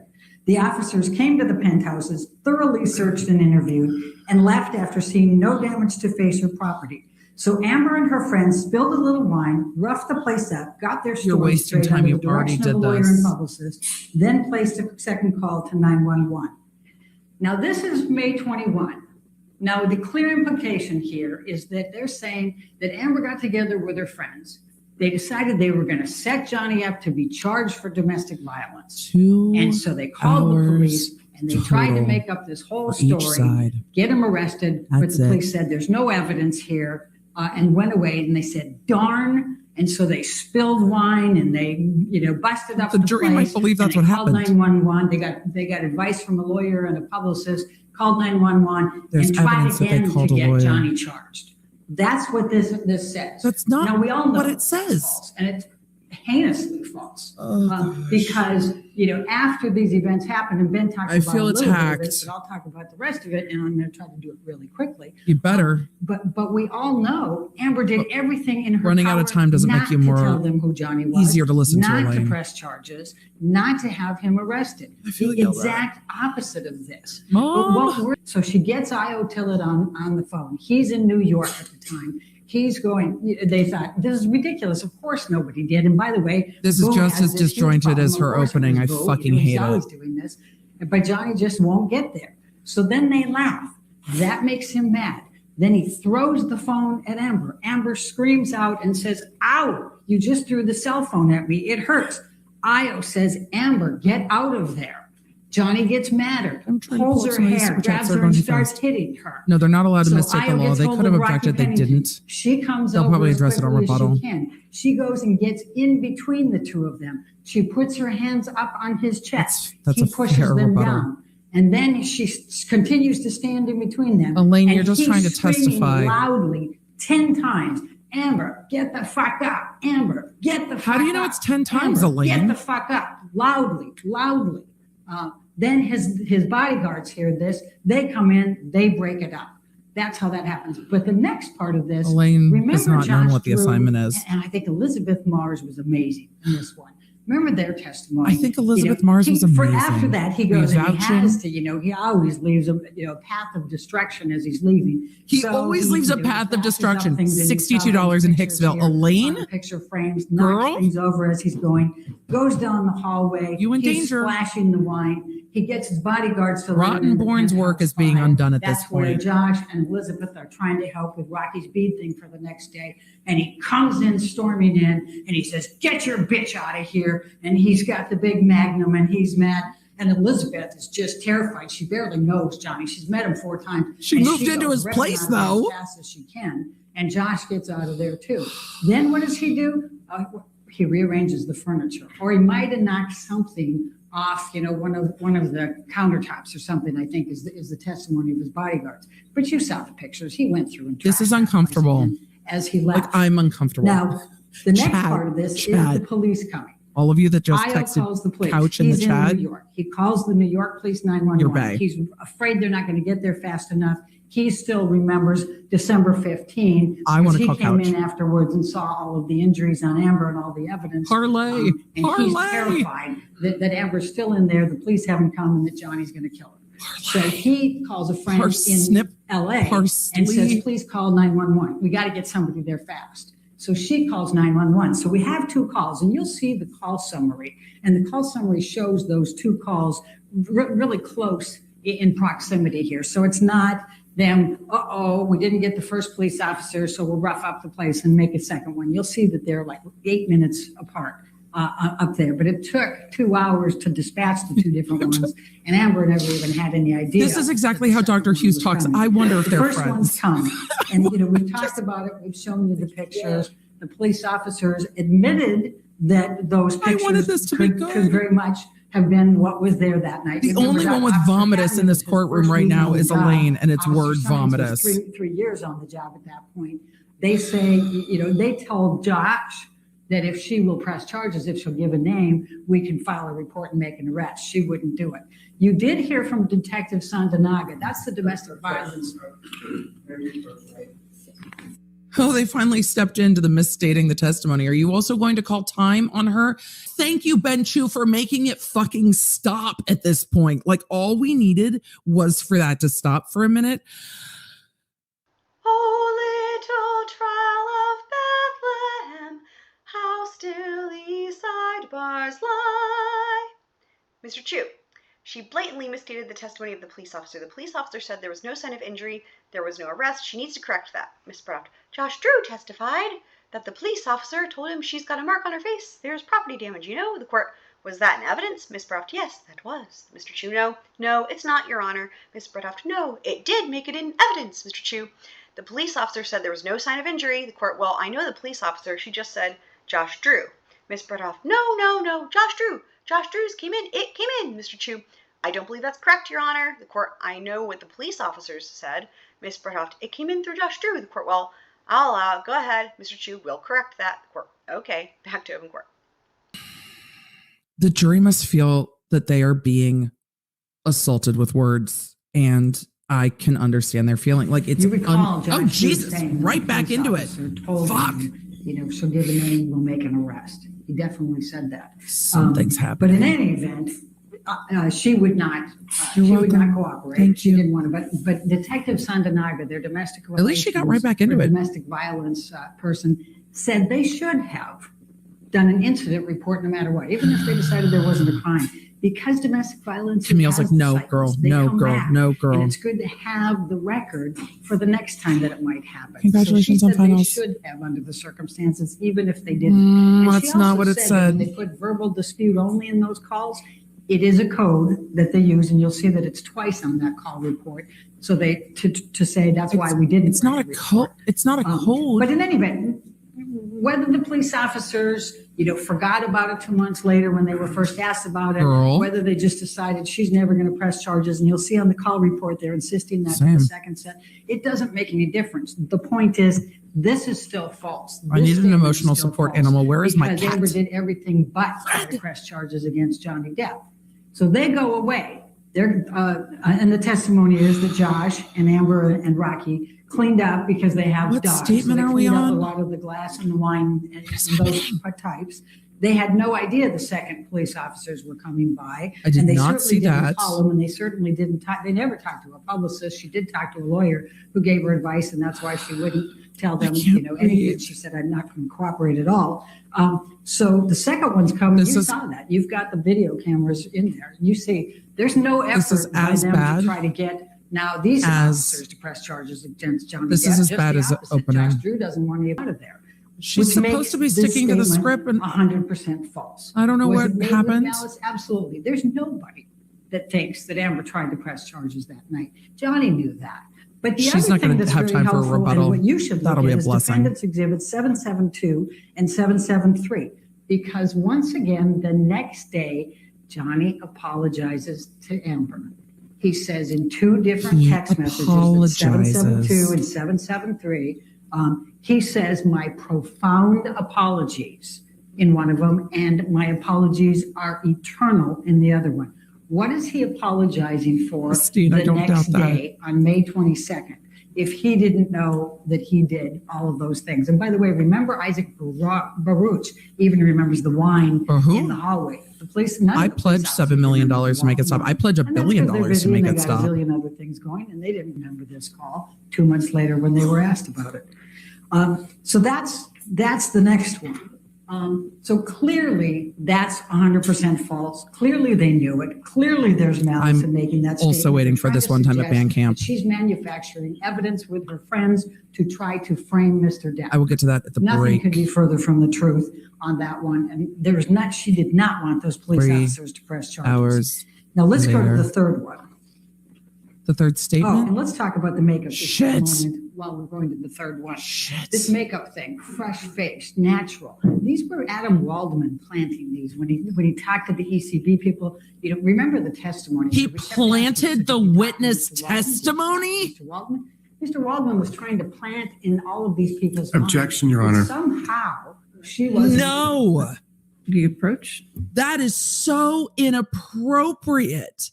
Elaine, there is no evidence that Adam Waldman planted these stories with witnesses who are now testifying in court.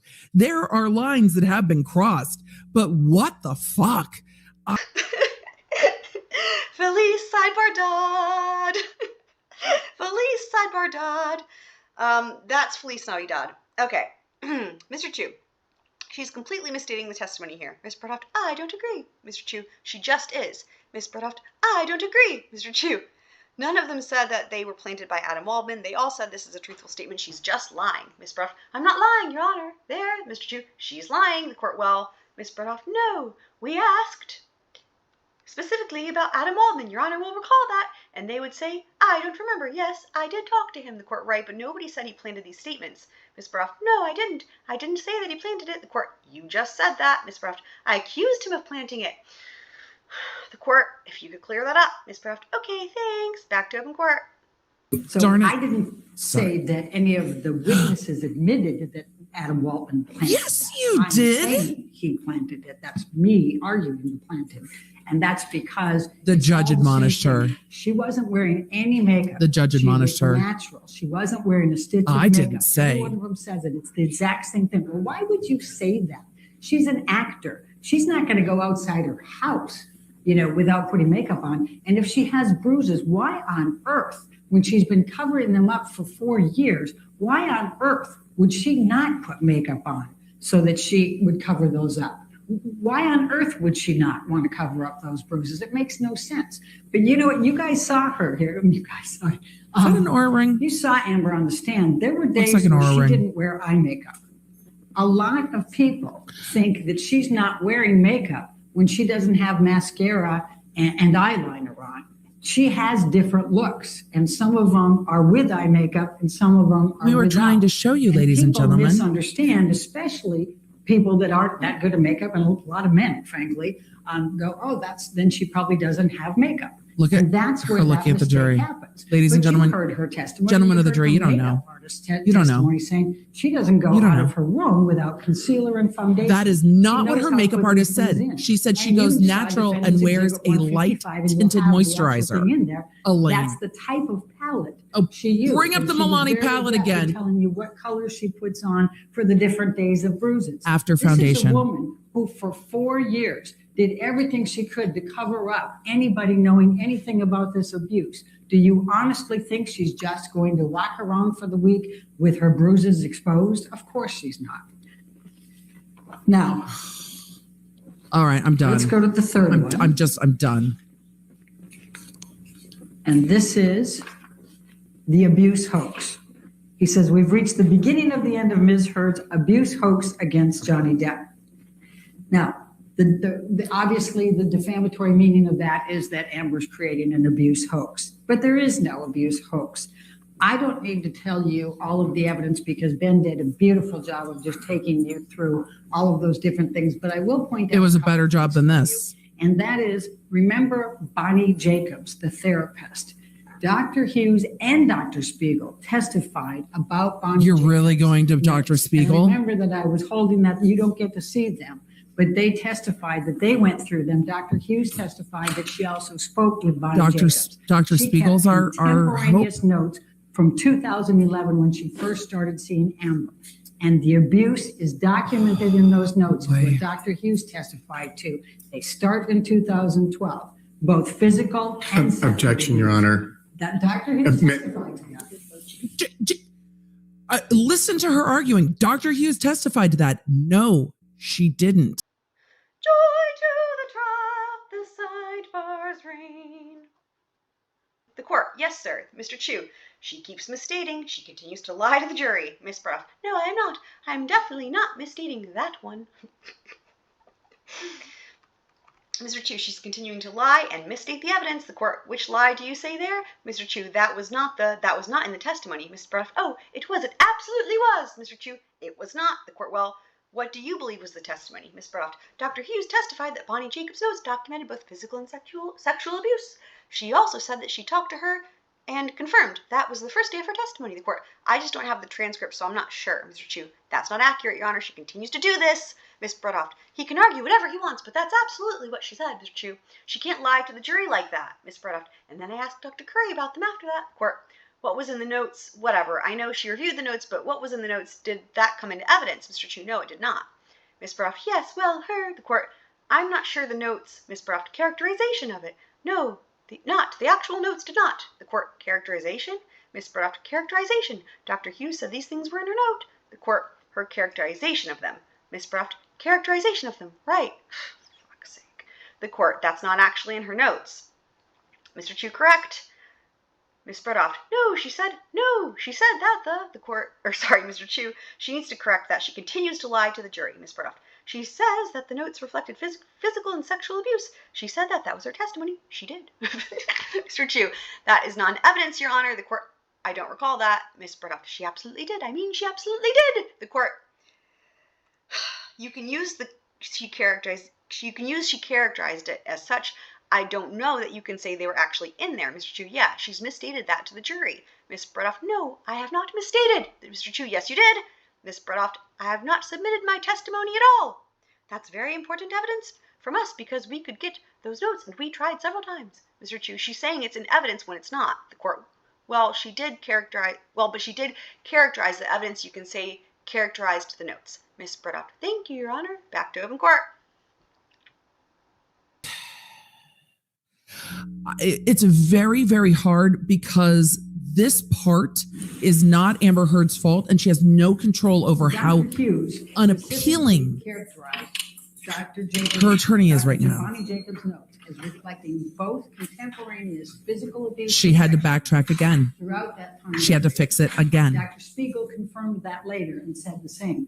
When I asked Dr. Curry if she had reviewed those. Your mic's on, Ben Chu. Yes, Dr. Spiegel was a shit show. We all know. Your Honor, objection. That was in there.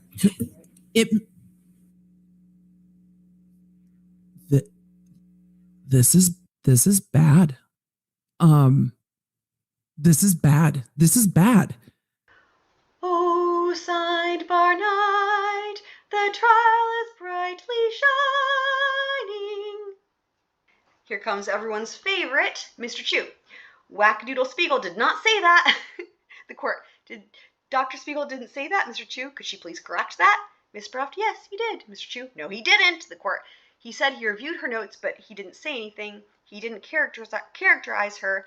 Ms. Bredehoft, I just said he confirmed. The court, but he didn't confirm. He just said, quote, I reviewed her notes, end quote, and said nothing about that. Mr. Chu, would you please ask her to retract that? The court, I will. Back to open court. There shouldn't be this many bench conferences in closing. I think it looks bad to the jury. I don't know if the jury knows how bad it is, but it's bad. I just wish we could see the bench. It is not good. Let's see how she confirmed that he had reviewed Bonnie Jacobs' notes as well. Did the judge just tell her what she could say? Curry, she said she had reviewed them, but she had no comment, but she also didn't deny that those were in there. Amber Heard testified that she went back and because Depp's team is now on their toes watching out for Elaine doing shit that she shouldn't be doing. Earlier than she even realized before. She always had thought that it had started in 2013. I think this looks very bad in front of the jury. When she went back and saw Bonnie I really Jacobs' do. notes, she realized that I think it looks bad. much earlier, and she was very embarrassed by that. Now, significantly, I think those conferences absolutely go against Heard's time. Elaine shouldn't be doing that. It should count against her time. To actually detail all of her events of abuse in February of this year. And she went through and took the notes, took photos, she took everything she had, calendars, everything, put it all together. And you heard about at least 64 pages of detailed accountability of that. And Mr. Depp's team has been able to not refute any of that. Remember, they tried to impeach her and say, well, you didn't say that. She said, yes, I did on page 64. Remember that? It was a very, very difficult process for her because there was an awful lot of it. And she put it in great detail. Now, let's talk for a moment about the motive. She keeps checking her watch. They have said that that doesn't feel confident. This whole hoax, and I think Ben's this done a feels nice like job they are of showing scrambling. That can't possibly have been. But what would Amber Heard's motive be for creating the hoax or creating any of this or making any of this up? That's a big question here. They call her a gold digger, right? But she obviously couldn't have done it for the money because, first of all, remember the testimony of Laura Wasser, the divorce call her attorney. gold digger. She said that California is a no-fault state and community property. So Amber doesn't have to have an abuse. The fact that they're arguing no motive is telling. Irreconcilable differences, for abandonment. If it's for true, adultery, why for are you even anything. addressing motive? She doesn't need an excuse. And she gets 50% of whatever he earns during the time of the marriage, unless they had a prenup or a postnup. The testimony from Michelle Mulrooney. If they felt confident in their position, they don't even address motive. They say there's no motive to telling the truth other than telling the truth, and you move on. Called her up and fired. They're trying to prove it. A postnup or a prenup. So she's entitled to 50% of everything he earns during that time. Now we have Plaintiff's Exhibit 936 in evidence. And look at page 69. It says how much he made in 2015. It was $43 million. Remember Mr. Spindler, Depp's expert, who said that he made $22 million in 2016. So you got $65 million. Amber was entitled to 31.5 at least. That doesn't include all the back ends from, for example, Pirates 5. She was entitled to that money. So she didn't need to say anything. She could have just said, I don't like you anymore. I don't like the color of your hair. I'm going to divorce you. Your Honor, we're going to object again. He really doesn't want to. Objecting during closing is not something anyone wants to have to do. It is not regularly done. It is only when there are misstatements of the law and evidence, truly. And we're seeing that happening here. All right, this one's going to be more obscure. This is a Renaissance favorite. It's a German title, but the English translation is Lo, How a Rose Ere Blooming. So we're going with that one next. Lo, how a sidebar blooming. Mr. Chu. She's making legal conclusions. It's quite clear that Judge White had ruled very early in this case we're not litigating the divorce here. She's telling the jury her legal opinions of California divorce law. Miss Bredehoft, this is what Laura Wasser testified to. Mr. Chu, no, it's not. Miss Bredehoft, listen, we can make this argument, Your Honor. The court, you can make arguments if they're in evidence. Miss Bredehoft, they are. Mr. Chu, no, they're not. Miss Bredehoft, Laura Wasser, yes, they are. Laura Wasser and Michelle Mulrooney. I'm sorry, Your Honor, but is this going against our time? Because we're already in tough time, Mr. Chu. You're already out of time. Miss Bredehoft, I mean, he's already done this 3 times. Okay. The court, we won't count the sidebars. Miss Bredehoft, thank you. Mr. Chu, Your Honor, it's not in evidence. Miss Bredehoft, it is. Mr. Chu, you wouldn't let that into evidence. Miss Bredehoft, oh, I absolutely got that in. That's what she said. Mr. Chu, we did the whole deposition designations. It was ruled very early in this case. We're not relitigating the divorce case. Miss Bredehoft, I'm 100% certain that, Mr. Chu, and she's wrong on the lawsuit too. Miss Bredehoft, it's in Laura Wasser's and it's in Michelle Mulrooney's. Laura Wasser has both the no fault and the community property in there. Michelle Mulrooney has the community property in there. The court, I know I heard about community property, Mr. Chu. She's saying she's entitled to 31.25. I mean, it's ridiculous, Miss Bredehoft. Right. So she's agreeing that's ridiculous. And we put the tax returns in and Spindler testified to the amount, so you do the math. It's 31, the court. So, but yeah, you do the math, Miss Bredehoft. Right, Mr. Chu, she's making, Miss Bredehoft. But we even asked it in a cross-examination question of one of them, the 31.5. I mean, I'm entitled. Mr. Chu, she's telling the jury, Miss Bredehoft, to make these arguments, Mr. Chu, a falsity about the application of California law. Miss Bredehoft, no. Solid argument there. Mr. Chu, that doesn't take into account the, Miss Bredehoft, it was elicited, Mr. Chu, debts that are assumed by Mr. Depp. Sorry. Miss Bredehoft, no, Wasser. Mr. Chu, Judge White said very early on, we're not relitigating the divorce case. Miss Bredehoft, no, you don't take into account debt. The court, we're at the end of talking about the divorce, thank God. Miss Bredehoft, I'm near end, yes. The court, okay, all right, Miss Bredehoft, I'm doing the motivation here. What? The court, all right, Miss Bredehoft, okay, I'm going to move on, but I'm entitled to that.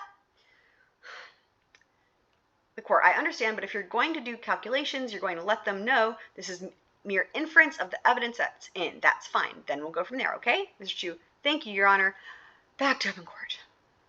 Every time they come back, Elaine has to backtrack and restate something. That's telling me that every time they go up to the bench, the judge is looking at Elaine and saying, no, I think they're going to run out of time for their rebuttal because there's nothing you can do on rebuttal in 5 minutes. And I'm stunned because, again, in opening, this is exactly what we saw. Rottenborn got up there and was like, the law is on our side. And Elaine got up there and went, And then it all became a mess. Let's talk about the makeup. Let's talk about this. It's all over the place. I feel like I'm being yelled at, and I just want it to stop. These objections feel like such a pleasant break. They are trying to plug the hole of every argument. If you do the math. And that doesn't feel Amber's strong. At least 31.5. What does she take? 7 million. What does she do? She had to with the fix it 7 again. million? She gives it to charity. Or she intends to give What? it to charity. Now, they make much ado about the pledge versus donation. Because it's a big fucking deal. Designees for ACLU and for Children's Hospital said donation and pledge are interchangeable. These are pledges. The ACLU corporate designee said you typically do pledges because of the tax benefits. And that's what she said. She pledged it over a period of time never because of the tax implications to it and because she was getting paid over the time. Now, she started to make these donations, and you'll see that the first one was on behalf of Mr. Depp's business manager, Mr. White, actually sent the letters. Don't insult the jury, Elaine. Each of those. That was the initial one. He was trying to take credit for those, and in fact, both the ACLU and Children's Hospital got confused and gave the credit to Mr. Depp, not to Amber, for those. Then she made payments to both, and Elon Musk also made payments to both for $500,000 each, which she didn't count to her pledge, but they helped those organizations. At the end of the day, she's made $1 million in payments to them, but then she got sued here and hasn't been able to. Motion granted. $6 million Withdrawn. in attorney's fees. That is unrefuted. She still intends to pay those pledges, honor those pledges. And she said that throughout. And I elicited from both the ACLU and from Children's Hospital, they haven't expired. She can pay them whenever she wants to, and she fully intends to. But she has to get out from under this first. There were 13 months. Who would blame a woman for giving $1 million in charitable donations? There were 13 months. That sounds like psychological abuse to me. Now, Mr. Mandel testified that Johnny Depp is not a charitable person, and he hasn't written any big checks for him. Mr. Depp got on the stand and says he does it anonymously. Unanimously? But Mr. Mandel would have been the one writing the checks, and he says that didn't happen. Now, let's go to damages, because I promised you I was going to go pretty fast here. You're not keeping that promise to us, Elaine. The L'Oreal is that today. Aquaman was the biggest blockbuster ever for DC Films. It was the biggest. It was over $1 billion. This was her opportunity for her star. Even the experts from Mr. Depp admitted this was her blockbuster. This was her mega. They didn't say that. But what happened instead? As she's going through, as it's coming out, and in that 16 months, they were going, well, nothing happened. Yeah, lots happened. She had 3 different films she was discussing. She got the L'Oreal contract. She got the stand. All of those things were happening because of Aquaman. And then everything shut down. She wasn't allowed to do publicity. Everything shut down in 2020? She wasn't allowed to, she hasn't been allowed to do anything for L'Oreal. She got shut down from her charitable organizations. She ended up not getting the Amazon movie. And then they gave her a hard time about Aquaman 2. And instead of the career trajectory of the other comparators, they were very clear yesterday. Up, and by the way, all the experts admit that career trajectory went well for all the rest of them. She's the only one that didn't have it. And the reason the stenographer earned her check and a mega pint of whiskey today. So you have some very good information to help you on ascertaining those damages. Now, Camille's ready to go. Look at her. She's mic'd up. And I don't know if you remember her, but she was her agent. She said, everybody just stop talking.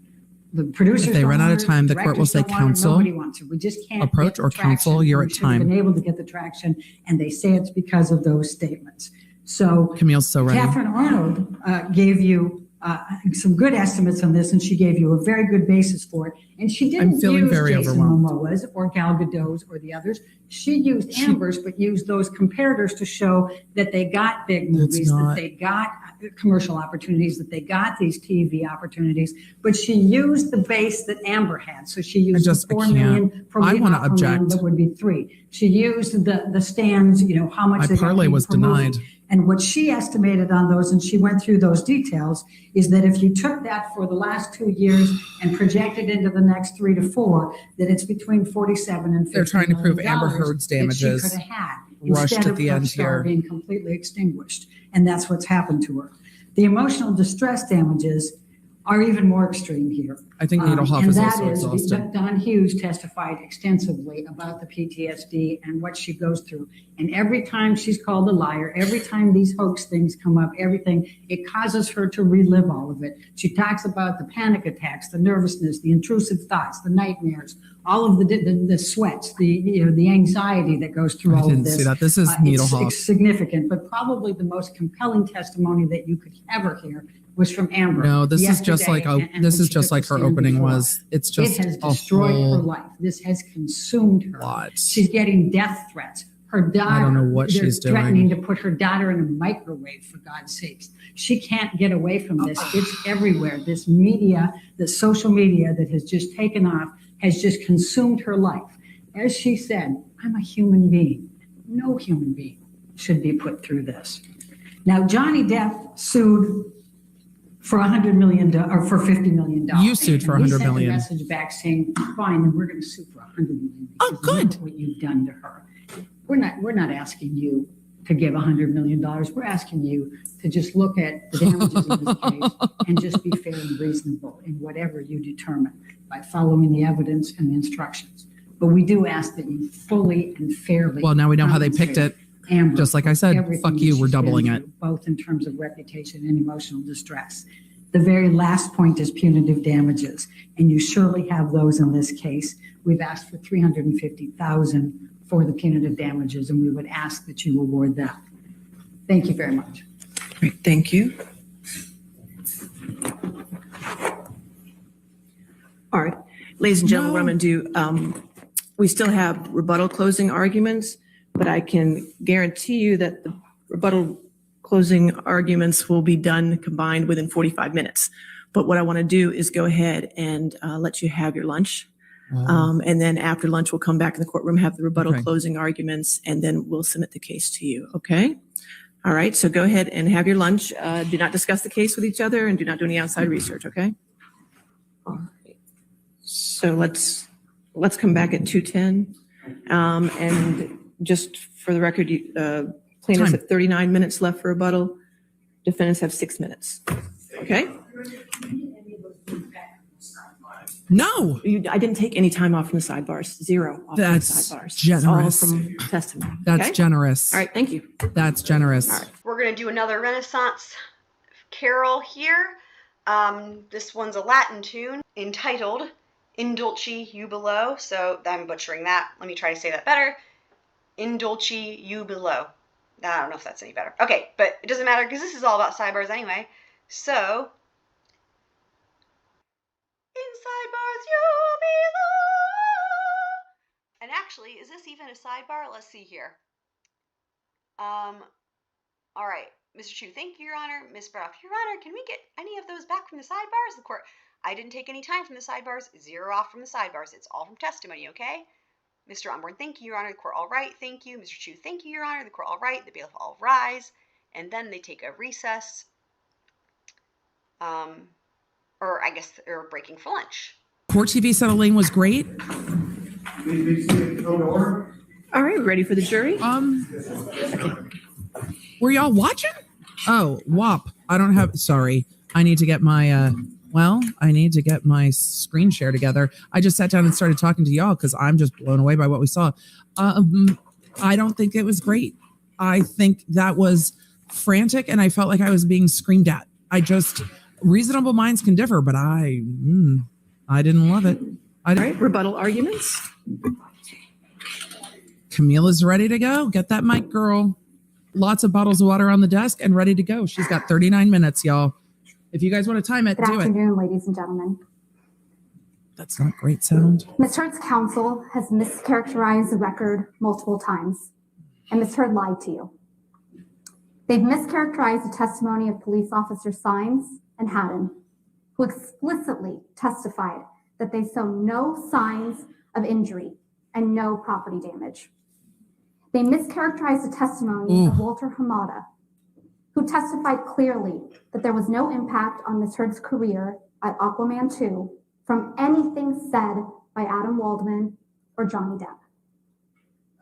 And Ms. Heard's casting was delayed because of creative issues. They've mischaracterized the testimony of Detective Sadaga They mischaracterized the testimony of Ronald Shell. You've been here. You've listened to the testimony. You know the record. Ms. Heard lied, and she lied again, and she kept lying. She lied 6 years ago on May 27th, 2016, when she walked into court in Los Angeles to publicly accuse Mr. Depp of abuse for the first time. She lied again when she told the world over and over again that she donated all of the $7 million divorce settlement to charity. Her attorneys the evidence dialed down on that. About what she donated. And you watched her. You watched her try to save her lie about that broken promise with more lies on this stand in this courtroom. She lied again when she told the world in her op-ed on December 18th, 2018, that she was a public figure representing domestic abuse, painting herself as a representative of abuse survivors everywhere, and painting Mr. Depp as a representative of perpetrators. She's come too far. She can't back down. She's lied too many times to too many people. So when Mr. Depp finally decided to fight to clear his name by filing this lawsuit, Ms. Heard responded by making up more and more stories of more and more extreme abuse.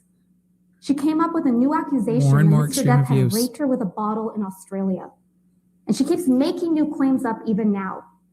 At this trial, for the very first time, she claimed that she had been sexually assaulted the night of her 30th birthday, even though she had testified repeatedly about her birthday prior and never mentioned it.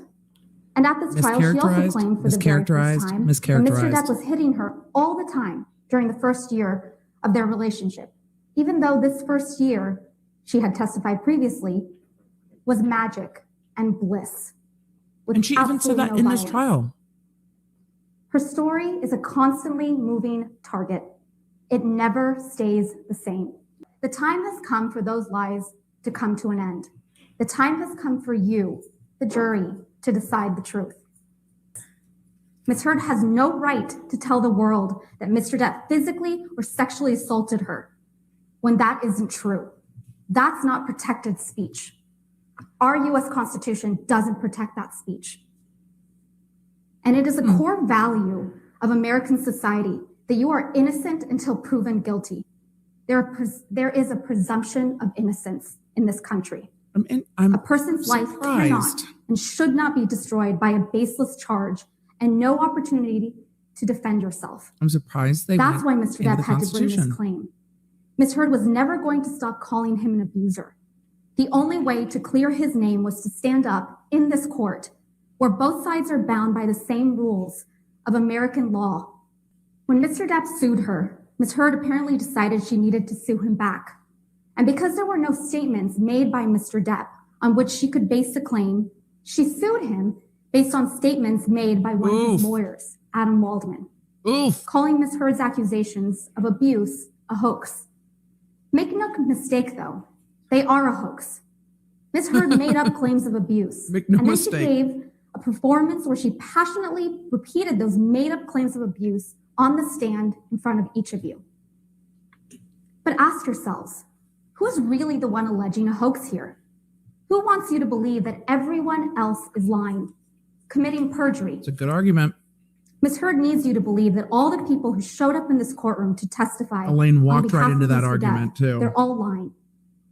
Elaine walked right She into needs that you to believe argument. that the witnesses you heard from, including security professionals, former cops, medical professionals, and police officers, they're all lying, covering up for Mr. Depp.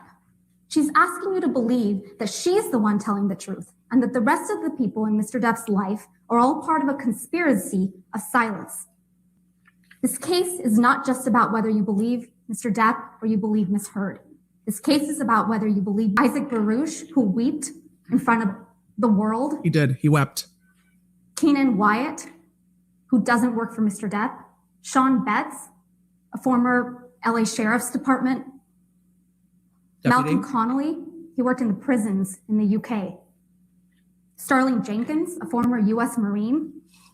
Travis McGivern, also another former police officer. Member of ZZ Ben Top. King, he worked for the Queen of England. He worked for the David fucking Kipper, Queen. Dr. David Kipper. Ms. Heard's doctor. It's my favorite part of this so and far. yes, Mr. Depp's doctor. Debbie Lloyd, a nurse. Aaron Filati, Ms. Heard's personal nurse. Officer Sines, an LA police officer with training in domestic violence. Officer Haddon, her understudy, yes, in his first week, studying to pick up on these signs of domestic abuse. Officer Gatlin, Brandon Patterson, who worked at Eastern Columbia Building, Kate James, Ms. Heard's former personal assistant, Tara Roberts, Alejandro Romero. He took his deposition from his car because he had to go to work, but it didn't stop him from telling the truth. It was very human of him Edward to be White, in his car. Mr. Depp's business manager. Laura Wasser, one of the most famous divorce lawyers in California. Morgan Knight. Perhaps beyond that. Beverly Leonard. Morgan Tremaine. And Kate Moss. And Kate Moss. And all the other witnesses whose stories support Mr. Depp's description of what took place. These And the people audio. have nothing to gain by coming forward. You have to disbelieve your own ears and your They have own everything eyes. to lose. There Ms. are no Heard Me does not Too's. deserve to be known as a representative Just not of survivors of abuse. And Mr. Depp does not deserve to be known as a representative of perpetrators of abuse. That is what this case is about. It's not about money. It's about giving Mr. Depp his life back 6 years ago when she took it away. While you deliberate, ask yourselves why Mr. Depp would put himself through this. He chose to Exposed sue. every embarrassing detail of his life on national television. It's horrific text If he messages. was guilty of anything that Ms. Heard accuses him of. We ask you, we implore you to render a verdict for Mr. Depp. We ask you to set the record straight, that he is not the abuser she described, and that she is not the heroic survivor she portrayed. And we ask you to tell Ms. Heard that what she did was wrong. Thank you very much, ladies and gentlemen. Great, thank you, ma'am. Rebuttal closing?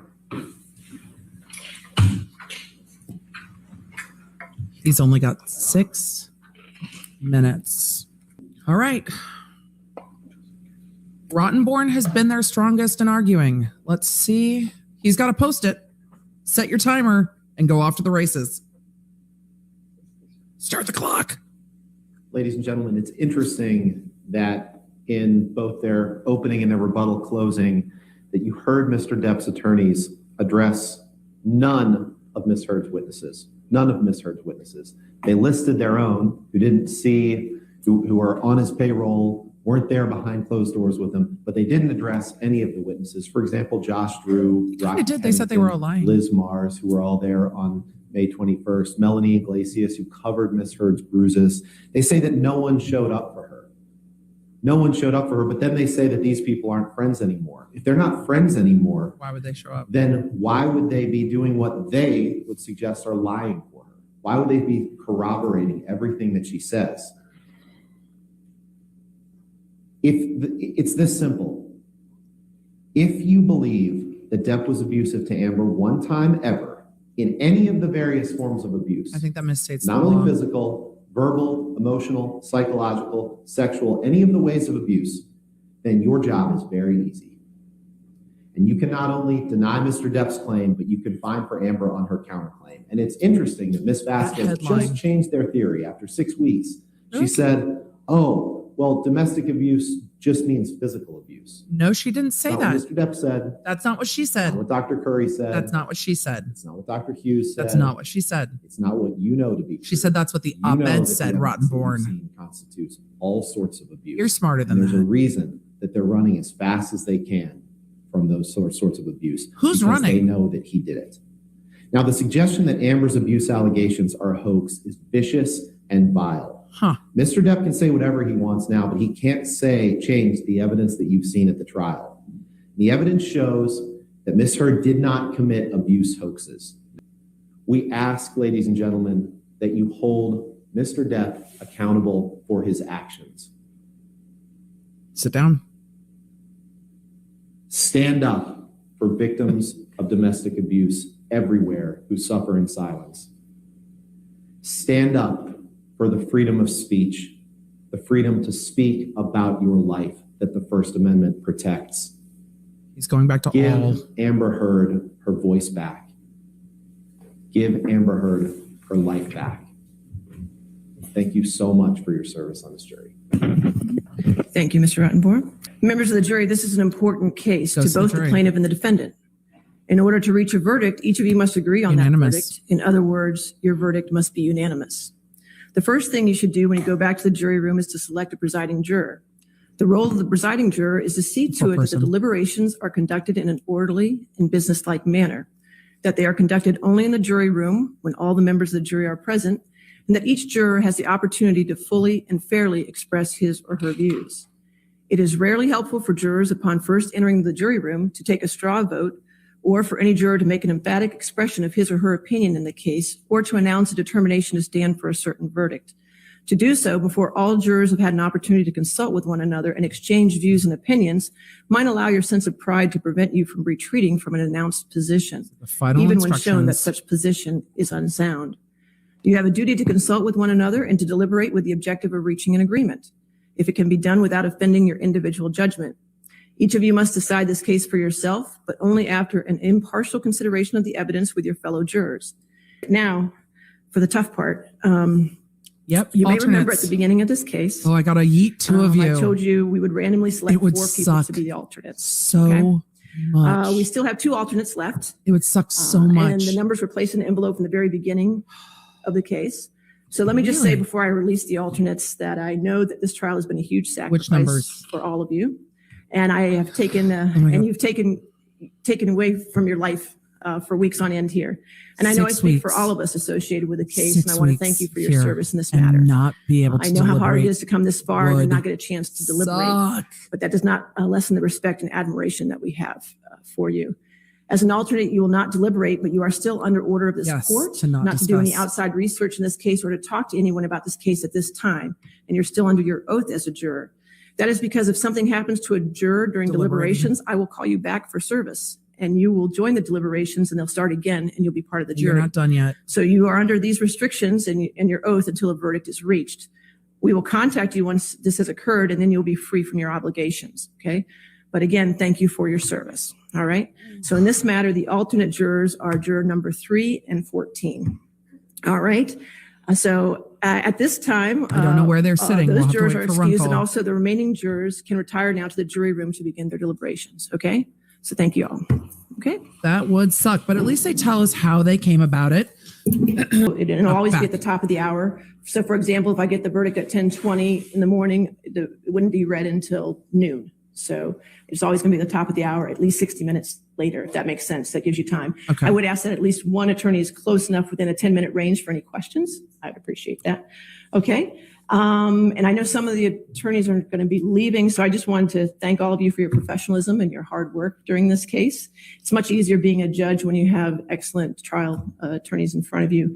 It does make it easier. And I also want to thank the attorneys and litigants for the kindness and the great demeanor you've shown to my staff and to the courthouse staff and to the deputies in the sheriff's department. I really appreciate it. It means a great deal to me. Okay. And I also appreciate Judy because she's a rock star. Okay. Judy is a rock star. The the stenographer. Well, that's the first. Okay. Your staff and the deputies have been absolutely phenomenal. All of it from just outstanding. Your mic, Elaine. Elaine.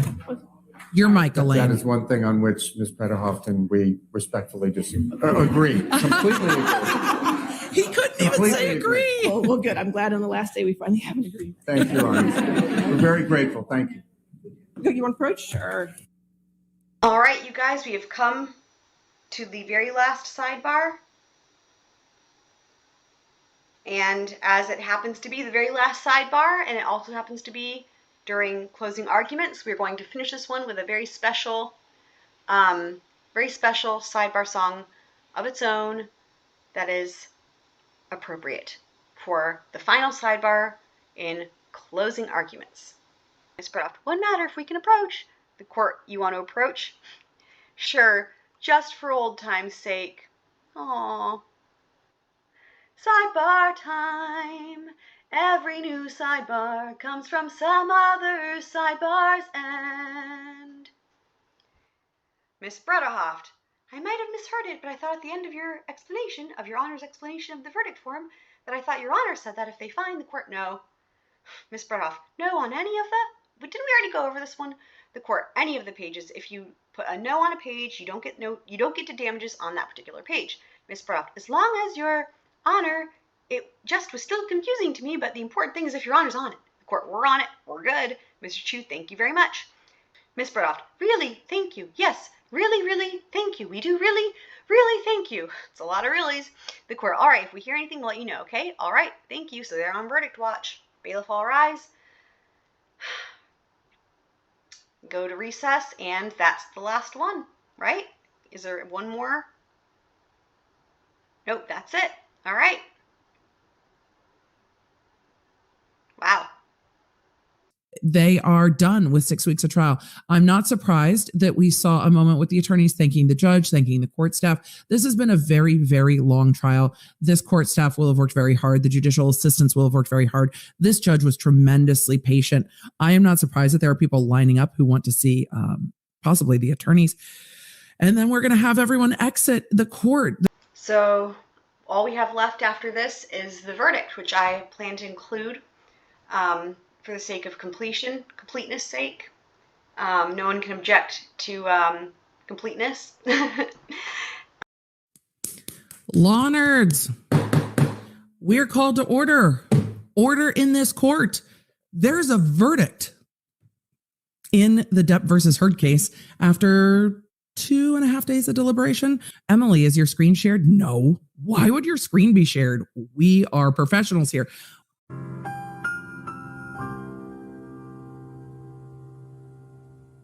It's happening. Right. It's verdict time, y'all. I understand we have a verdict. All right, are we ready for the jury? Yes, Your Honor. Yes, Your Honor. All right. Just for everybody in the gallery, reminder that this is a court of law. Shut the fuck up. Regardless of the verdict, I will not tolerate any outbursts whatsoever. Okay? Good job, Your Honor. All right. The court clerk is going to read the verdicts now. In civil case number CL 2019-2911, Mr. Depp's claim against Ms. Heard. 1. As to the statement appearing in the online op-ed entitled, Amber Heard, I spoke up against sexual violence. The headline. And faced our culture's wrath. That has to change. In the Washington Post online edition. Quote, I spoke up against sexual they're gonna read the whole violence form. Great. and faced our culture's wrath. Good. That has to change. End quote. Do you find that Mr. guys Depp feel has it? proven all the elements of defamation? Answer, yes. There we go. Has Mr. Depp Depp proven wins, count by a one. greater weight of the evidence that question, the Wow. statement was made or published by Ms. Heard? Answer, yes. Question, the statement was about Mr. Depp? Answer, yes. Question, the statement was false? Answer, yes. Question, the statement has a defamatory We need to get implication to actual about malice. Mr. Depp? Answer, yes. We need to get to actual malice. Question, the defamatory implication was designed and intended by Ms. Heard? Answer, yes. Question, due to circumstances surrounding the publication of the statement, it conveyed a defamatory implication to someone who saw it other than Mr. Depp? Answer, yes. Actual Do you malice. find that Mr. Depp has proven by clear and convincing Actual evidence malice. that Ms. Heard acted with actual malice? Answer, yes. Johnny Depp wins, count one. 2, as to the statement appearing in the op-ed entitled A Transformative Moment for Women in the Washington Post print edition and the online op-ed, Amber Heard, I spoke up I against think that was sexual the most violence likely one. and faced our culture's wrath. That has to change. In the Washington Post online edition. Quote, then 2 years ago, I became a public figure representing domestic abuse, and I felt the full force Let's see if they of our come back culture's on this wrath one. for women who speak out, end quote. Do you find that Mr. Depp has proven all Very the interested in elements this one. of defamation? Answer, yes. Wow. Has Mr. Depp proven by a greater weight of the evidence Wow. Question, the statement was made or published by Ms. Heard. Answer, yes. Are they going to sweep all Question, three? the statement was about Mr. Depp. Answer, yes. Whoa. Question, the statement was false. Answer, yes. Question, the statement has a defamatory implication about Mr. Depp. Answer, yes. Question, the defamatory implication was designed and intended by Ms. Heard. Answer, yes. Wow. Question, due to circumstances surrounding the publication of the statement, it conveyed a defamatory implication to someone who saw it other than Mr. Depp. Answer, yes. Actual Do you malice. find that Mr. Depp has proven by clear and convincing evidence that Ms. Heard acted with actual malice? Answer, yes. Wow. Johnny Depp wins count 2. 3, as to the statement appearing in the op-ed entitled A Transformative Moment for Women in the Washington Post print edition. I think this is In the one he's most online likely to op-ed, use. Amber Lose. Heard, I spoke up against sexual violence and faced our culture's wrath. That has to change. In the Washington Post online edition. Quote, I had the rare vantage point of seeing in real time how institutions protect men accused of abuse. End quote. Do you find that Mr. Depp has proven all the elements of defamation? Answer, yes. Wow. Has Mr. Depp proven by They a swept greater it. They don't weight of believe the her at all. evidence that Okay. question, the Let's see if statement there's was actual made malice. or published by Ms. Heard? Wow. Answer, yes. I'm Question, really the surprised. statement was about Mr. Depp. Answer, yes. I mean, those are all going to be yeses. Question, the This statement is why was you don't false. have somebody in court, Answer, because yes. these photos is not what you Question, want if the you're Amber statement Heard. has a defamatory implication about Mr. Depp. All right, let's see if they Answer, find actual yes. malice. Question, the defamatory implication was designed and intended by Ms. Heard. Answer, Let's see if yes. there's malice. Question, due to circumstances surrounding the publication of this statement, it conveyed a defamatory There are still 3 implication more counts. to someone who saw it other than Mr. Depp. Answer, yes. Do you find that Mr. Depp has proven by clear and convincing evidence Actual malice. that Ms. Heard acted with actual malice? Answer, yes. Wow. All 3. Damages next. As against Amber Heard, Wow. we, the jury, award compensatory damages in the amount of $10 million. Whoa!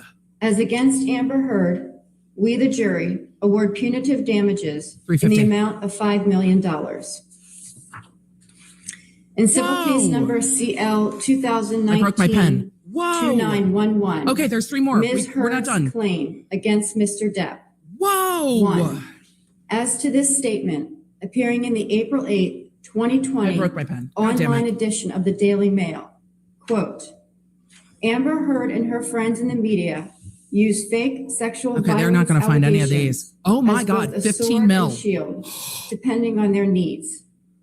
They have selected some of her sexual violence hoax facts as the sword, inflicting them on the public and Mr. Depp. Do you find that Ms. Heard has proven all the elements of defamation? Answer, no. And she's going to lose all 3 of 2. these. As to this statement appearing in the April 27th, 2020 online edition of the Daily Mail, quote, quite simply, this was an ambush, a hoax. They set Mr. Depp up by calling the cops, but the first attempt did not do the trick. The officers came to the penthouses, thoroughly searched and interviewed, Depp and must left be after thrilled. seeing no damage to face or property. So Amber and her friends spilled a little wine and roughed the place up, got their story straight under the direction of a lawyer and publicist, and then placed a second call to 911, end quote. Do you find that Ms. Heard has proven all the elements of defamation? Answer, yes. Oh. Has Ms. Heard proven by a greater weight of the evidence that question, Mr. Waldman, while acting as an agent for Mr. Depp, made or published the statement? Oh. Answer, yes. Oh. Question, the statement was about Ms. Heard. Answer, yes. Question, the statement was seen by someone other than Ms. Heard. Answer, yes. Question, the statement was false. Answer, yes. Do you find that Ms. Heard has proven by clear and convincing evidence that the statement by Mr. Waldman was made with actual malice? Answer, yes. Okay, she wins on count 3. 2. As to this statement appearing in the April 27, About to rough the place up. 2020 online edition of the Daily Mail. Interesting. Quote, we've reached the beginning of the end of Ms. Heard's abuse hoax against Johnny Interesting. Depp. End quote. Do you find that Ms. Heard has proven all the elements of defamation? Answer, no. She wins one count in her counterclaim. As against John C. Depp II, we, the jury, award compensatory damages in the amount of $2 million. As against John C. Depp II, we, the jury, award punitive damages in the amount of $0. No punitive damages. Does either side wish to have the jury polled? Yes, Your Honor. They want to poll the jury. What? What Members a of the strange jury, result. If this is your verdict, please answer yes. If this is not your verdict, please answer no. Juror number 6. Juror number 10. Yes. Juror number 15. Yes. Juror number 16. Yes. Wow. Juror number 22. Yes. Juror number 27. Juror number 29. Yes. I do find that the jury's verdict is unanimous. Ladies and gentlemen, this concludes your service in this case.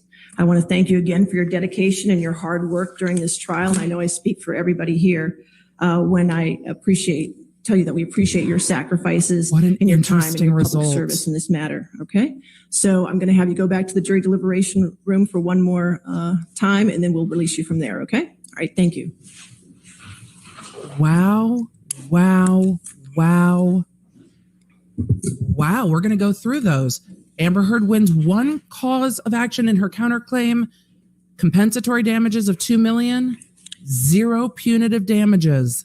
Punitive damages against Amber Heard of $5 million. Send a message that this jury was not pleased. Okay. In accordance with law, I will amend the punitive damages award to the statutory cap of $350,000 on Mr. Depp's award. Okay? Interesting. I will set this down for entry of an order. And can we do it on June 24th at 10 a.m. if that's available? All right. Yes, Mr. Chu, if you could prepare that order and then circulate it to Ms. Bredehoft, and we can have all the objections noted on it. All right. Thank you very much. All right. And if I get it before that date, I'll take it off the docket. Okay. All right. Again, thank you to all the attorneys for your professionalism, and you're welcome to come to my courtroom anytime. Well, give me a few weeks, but then you can come anytime. Okay. All right. Court is adjourned. Thank you, Your Honor. Oh my God. There we are. The verdict is in. The jury has spoken, and the jury has found that Amber Heard's statements against Johnny Depp are defamatory. And they found that one of Adam Waldman's statements against Amber Heard are defamatory. I am not surprised that Amber Heard is trying to get out of that courtroom as quickly as humanly possible, but this is 6 years of litigation culminating, and this is the end. We did it. We did the whole trial. Every sidebar. Let's go ahead and give ourselves a round of applause. Yay, everybody! You did it! Woohoo!